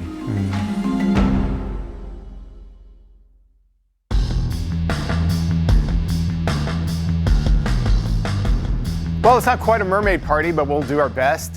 Thanks for submitting your questions. We at ID at Xbox have the privilege of helping indie developers navigate their way through development. It's a role we take great pride in and one we are all passionately committed to, so it's really a team effort. Without further ado, let me introduce you to some of the great people on the ID Xbox team who make this all a reality. So first of all, we have Karen. She is one of our great strategic partner managers. Below her, we have Nick, who is on our portfolio team. Over here, we have Becca, who manages a lot of the infrastructure on the team. She's our business manager. And then, of course, in the upper right, we have Chris Charla, who is our senior director of ID at Xbox and basically the guy who founded the ID at Xbox program. So thank all of you for joining remotely. I know that's a little bit challenging right now, but this is fantastic to have you here, and hopefully we'll get some good opportunity to chat. I'm going to jump in immediately with a question for Chris. What's the one thing every dev should know about releasing their game? Wow, that's a great question. I would say the one thing to know before you release your game is just understand that no matter how much work you've done before release in terms of going to shows, tweeting, everything like that, the majority of people are going to experience your game for the first time when they see it in new releases on the Xbox store. So the best advice I can give people is focus like crazy on making sure that box art image is super arresting and super cool. It has a great silhouette. It has good color.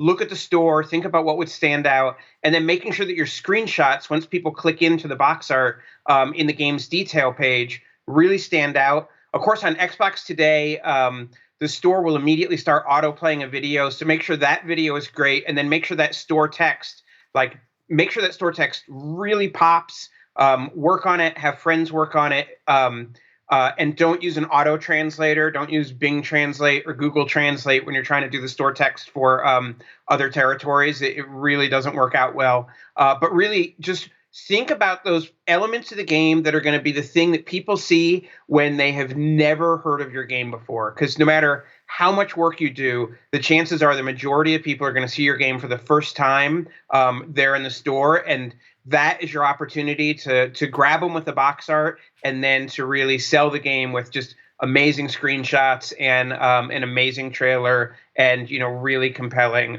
store text. Yeah, it's funny. We talk about box art a lot. I mean, it's probably the most obvious thing in the world, but I think one thing that developers really need to keep in mind, especially if they're coming from other platforms, is that the way the box art is used on Xbox. If they're on Steam, or another PC platform, people have a different experience with the box art. They see it much closer, whereas most people on a console or most people on Xbox are looking at it from their couch 6 feet away. So it's kind of a different experience. That's exactly right. Because they, when you're designing the box, you're designing on a PC screen that's 18 inches away from you. And when you're on Steam or Epic Store or whatever, Microsoft Store, again, you can see the box really big. But on Xbox, you're 10 feet away, maybe more. And so I just advise everybody to look at the store, think about what works at the sizes on the store. You can actually, there's apps so you can look at your own pictures on Xbox. Make mock-ups. Grab a screen of the store, put box art as mock-ups into that, and see how it feels on screen on an Xbox, not on your monitor. the piece of art I used to always point to people to, and I still think it's a good example, is Ark Survival Evolved had just a really nice piece of box art. The box art is really clearly telegraphed like dinosaurs and sci-fi and multiplayer in a way that was just really, really compelling. And I'm not saying put a dinosaur in your box. I mean, maybe. But everybody likes dinosaurs. Really, yeah, I mean, it might work. But really just try and think about how you can just create like an image that's striking and it doesn't have a lot of, especially on Xbox, doesn't have a lot of really small elements that somebody's going to need to like, get really close to the screen to be able to see. Yeah, and they can always print it out and put it on the TV and sit on their couch 10 feet away and look at it. Absolutely. So Nick, I'm going to introduce you here and throw a question to you. So Nick is on our portfolio team. I don't know if everybody knows what that means, Nick. So you want to just tell us a little bit about what do portfolio people do? Yeah, totally. I am a content planner on our Xbox portfolio team, and I guess you could say I'm an internal advocate for indie games here at Xbox. I advise various teams on titles that I think we should highlight, games that would be good fits for services like Game Pass or xCloud, games that I think ID at Xbox should highlight at E3 or other shows, or maybe games that we should align with for Scarlet launch and launch window. Yeah, it's the greatest job in the world, and I should add that games coming for Scarlet, Game Pass, xCloud are absolutely ridiculous and awesome, and everybody should be excited. And we are, Nick. So we got a question from Twitter about how do independent games work on early access? Our version of early access is called Xbox Game Preview. You want to talk a little bit about that? Nick? Oh, that was for you. Yeah, so we've got a few different opportunities for our version of early access. We have Xbox Game Preview, which is pretty limited number of slots, and it's kind of highly curated, but we do have something available to any developer with an approved game. We call it our flighting, Xbox flighting. So developers can choose to flight their game to Xbox employees only, or people in a specific region, or a certain number of players. And these are all players who are in our Xbox Insider program. So they're our most engaged users, and essentially people can just use that to get feedback, and they can pose questions to developers, have surveys, have them go to a website and fill out additional feedback and iterate on that sort of thing. Cool. Chris, do you have any thoughts on Xbox Game Preview?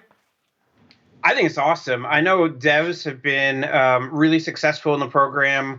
It's a great way to make sure your game is visible in the store for a really long time, because there's usually a slot for Xbox Game Preview games, and the thing that I think about it that's really awesome is it's a great way to just cement your relationship with your community, because there's a way it's actually a requirement that players have an opportunity to feedback on the game, and that's really the point of game previews. So that as you're in development, you're at a point where the game is playable, but you want to keep going and really nail it down, that you can get that crucial feedback from players about what's working, what's not working, suggestions, and A, that makes a better game for everybody, but B, it gives an opportunity for you to really, as a developer, like cement that relationship with your players. Great. We've had a lot of success with game previews. As Nick mentioned, we do kind of curate the program, so we look carefully at the games to make sure that they're going to be at the right stage for our players. But some of the biggest ID at Xbox games have come out of the game preview program. Yeah, absolutely. Got a question for you, Becca. A lot of people are asking about Game Pass. Game Pass is obviously something that we're really excited about these days. It's been pretty successful. So a couple of people are asking what makes a game a good fit for Game Pass. Are there any standards or guidelines to getting a game into Game Pass, or how does an independent game make its way into Game Pass? Well, Glenn, mostly what we do, we're looking for like a big variety of games. So one of the basic tenets of Game Pass is to discover your next favorite game. So the biggest thing is that we just want a really wide variety. So we're always excited for when devs reach out to us asking if they can have their game considered for Game Pass, which they do every day. And once we get that request in, we send it over to the Game Pass team.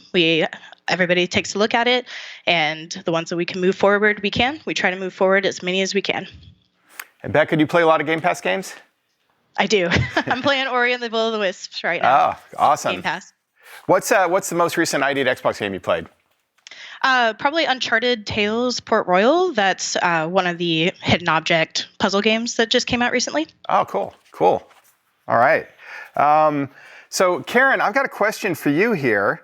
How's the landscape looking for bringing more emerging market games into Xbox, both current and next gen? I'd say it's looking great. I think I personally have a real passion for working with new and developing developers all around the world and kind of expanding what we see on our platform. So I think we're really enthusiastic about having new developers from developing markets. And I would encourage people to reach out early. I think the greatest limitation that we probably have is that most of our team is based in the US. So sometimes we have difficulty speaking with people in their native languages. But for the most part, I think reach out early so we can mitigate any kind of issues. But we're really excited to have you. So come apply at ID at Xbox. And we have games on ID at Xbox from how many continents? Ooh, I don't know if I know that number. Well, I guess it's probably 6. 6, yes. We don't have any from Antarctica yet. We're working on that. That'll be If you're in Antarctica, please reach out. So we can get that 7th one. And do you have any ID at Xbox games you're playing now, Karen? I'm actually playing a bunch of Artifacts Monday hidden object games too. They're super relaxing for this time, and with all the kids at home, it's a good way to relax. We're doing Queen's Quest. All right. And Nick, you probably play more games than anybody. What's a game you played most recently that you liked? I'm currently playing Ori as well. I know that's not an ID game, but it's fantastic and everybody should play it. I was also playing some Artifacts Monday games this weekend because that's what the we ID do team here. is really plugging Artifacts Monday here. I was also playing Grizzland recently. I think that shipped last week or the week before. I don't know. I'm always in the middle of 500 to 700 games at every given time, it seems. Yeah. So awesome. So there's another question here that asks about, in our opinion, the crucial difference in marketing strategies for indie versus AAA campaigns, and in what way they can indie devs fully utilize the ID at Xbox platform. Being the marketing guy, that one's probably for me, but I'll open up to the team as well for anybody who wants to jump in on that. I mean, obviously the crucial differences are pretty obvious. It's time and it's money and resources. So we give this talk, Ago in Europe and Chris myself, a lot of times to independent developers where we actually go through different ways that you can use our channels and how you can most effectively promote your game through our channels. And I have this great slide in there that shows the difference between the most expensive marketing vehicles and the reach of the different vehicles. And the one thing I would just encourage you to, and it gets a little bit complicated in terms of what you're getting for your money, but the main thing you want to look at when you're marketing an independent game is really think about the efficiency of what you're doing and how much effort you're going to put into it. So the phrase we sometimes use is the juice worth the squeeze. So for example, a TV commercial doesn't make sense for most independent games, but focusing on very small communities, Discord or on Twitter, and trying to build that community early is something that results in a lot of those kind of efforts bring results later on. The other thing I'd say that is just another painfully obvious thing, but most people get this wrong, is just plan your launch. Don't crash land into your launch. You need, a lot of people will get through they'll finish the game and then they'll try and launch it a week later, which leaves you almost no time at all to take your existing community and bring those people to your platform and let them know that the game is there. So we sort of strongly encourage you to build as much time into your schedule as possible to allow time for marketing from, when you pass cert to when you launch. That could be 6 weeks, 2 months, something like that. Chris, did you have any other thoughts on that?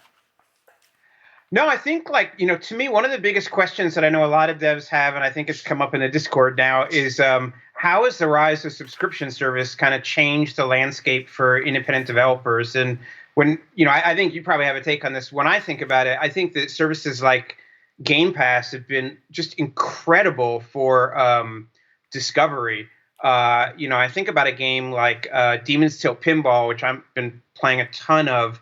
That's like an amazing game. And, the fact that it's in Game Pass means, millions of people have been able to download it and play it and have a great time. And, now the developer is building this community. People have awareness like how great this game is. Whatever they do next, people are going to be poised to like be stoked about that and want to know more about it. And so, obviously it's great from like the specific opportunity is great.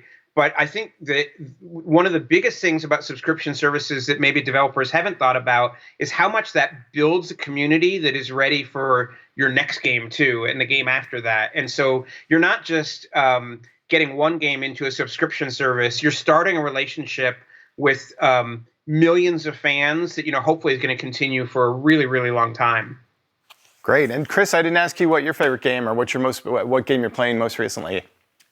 So I've been playing a ton, actually, of Demon's Tilt. It's just a score rush pinball game. I've been like trying to get 1 billion. I've got 750 million. I think I can do it. And then I also started playing Return to the Obra Dinn, which is just an amazing adventure game with like this Macintosh style 1-bit graphics, but really cool like deductive reasoning mystery game set on an abandoned schooner, and it's amazing. Yeah. So I sat down and played about an hour and a half of Farm together last night. So that's a game, a pretty simple farming game, but once you get into it, it's addictive. Like half the marketing team at Xbox has 100 hours into that game. It's pretty amazing. Probably, let's see, Chris, I got one more question for you. What are we thinking about in terms of Scarlet? What are we thinking about in terms of how ID at Xbox is going to work on Xbox Series X and the next gen? Yeah, I mean, the awesome thing with Scarlet is and ID at Xbox developers or independent developers is we already kind of have a model of how it's going to work, and it's really the same as we worked with independent developers on Xbox One X.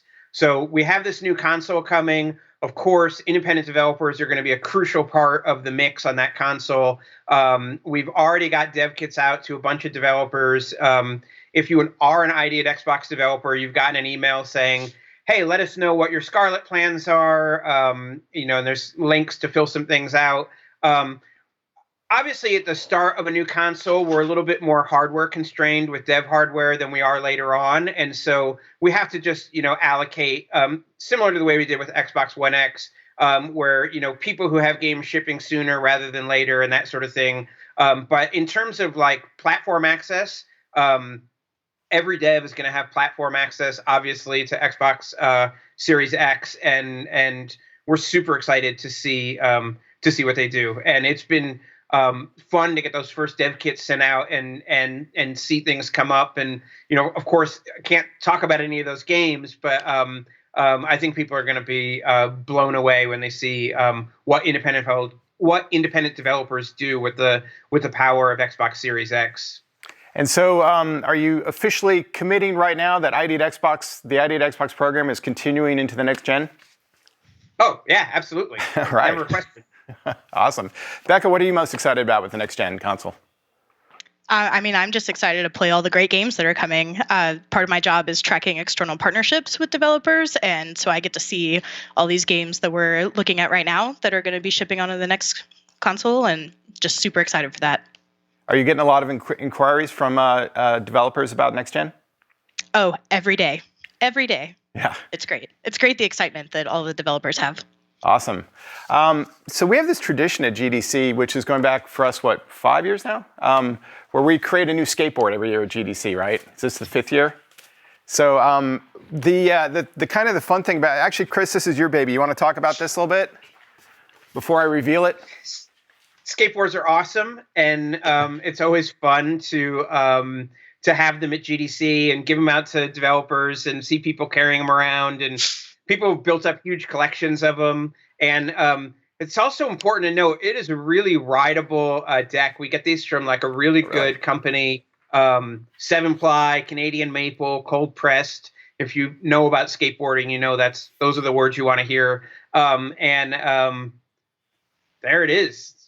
And so every year we have a different design, right? And so this is our 4th or 5th one, and they've become somewhat collectible, I think. And the way we hand them out, we usually hand them out at GDC, out to developers. Chris does this fun thing, or some of the different people on the different team, they'll hide it somewhere around San Francisco and take a picture of where it's hidden, and then people have to go and find it, based on that. So unfortunately, we're not at GDC this year, but we will find a fun way to get these to our partners and developers. Not sure what that is yet. Yeah, We'll figure that out. And I love this design this year. We kind of tweaked our logo and just went with I don't know, somehow the logo just suggested this sort of like 80s, 90s radical design, and I think it looks really cool. Awesome. Well, I want to thank all of you guys for joining us remotely. I know it's been a little challenging. Thank you all, everybody out there, for your questions and comments. And for more about ID at Xbox, or if you're interested in applying to the program, make sure to go out to xbox.com/ID. And now we're going to go back to Kelly, Ricari, and Malik. Thank you so much, Glenn. If today's speakers, stories, and behind-the-scenes looks have you excited to get started, then head on over to GameStack.com.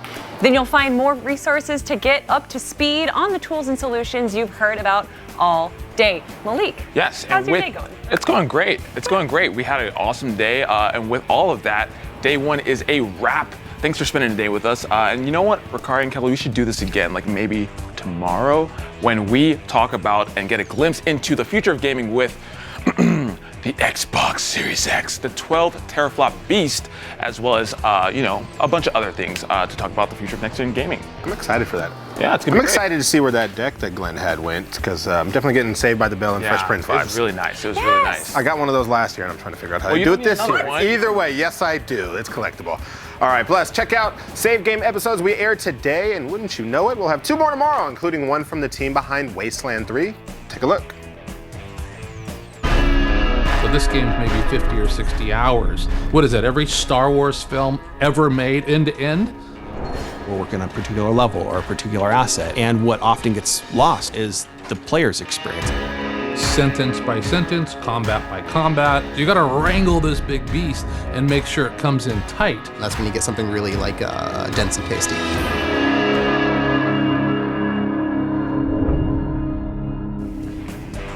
I see you with an inexile dock, and I raise you double. Double Fine, that is. Check this out.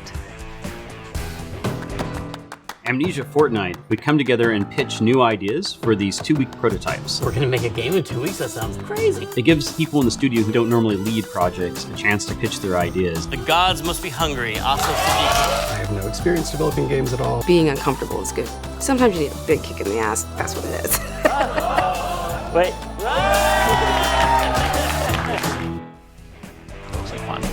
That looks like fun. I'm so excited for tomorrow. I mean, first of all, I'm a big fan of Double Fine. I feel like no one gives love to Brutal Legend. No one even remembers what that game was. I feel like it has an audience, yeah. But obviously, Double Fine has a bunch of other incredible games out there, so hopefully you guys are excited as well. And if you'd like to know more about the way LiveOps can enable your game and the state of the industry, and even a peek into the world of Turn 10, the YouTube playlist with all these videos will be on demand, will be up soon. Well, thank you so much for joining us. We'll see y'all tomorrow. Same place? Yeah, we'll do it tomorrow. Yeah.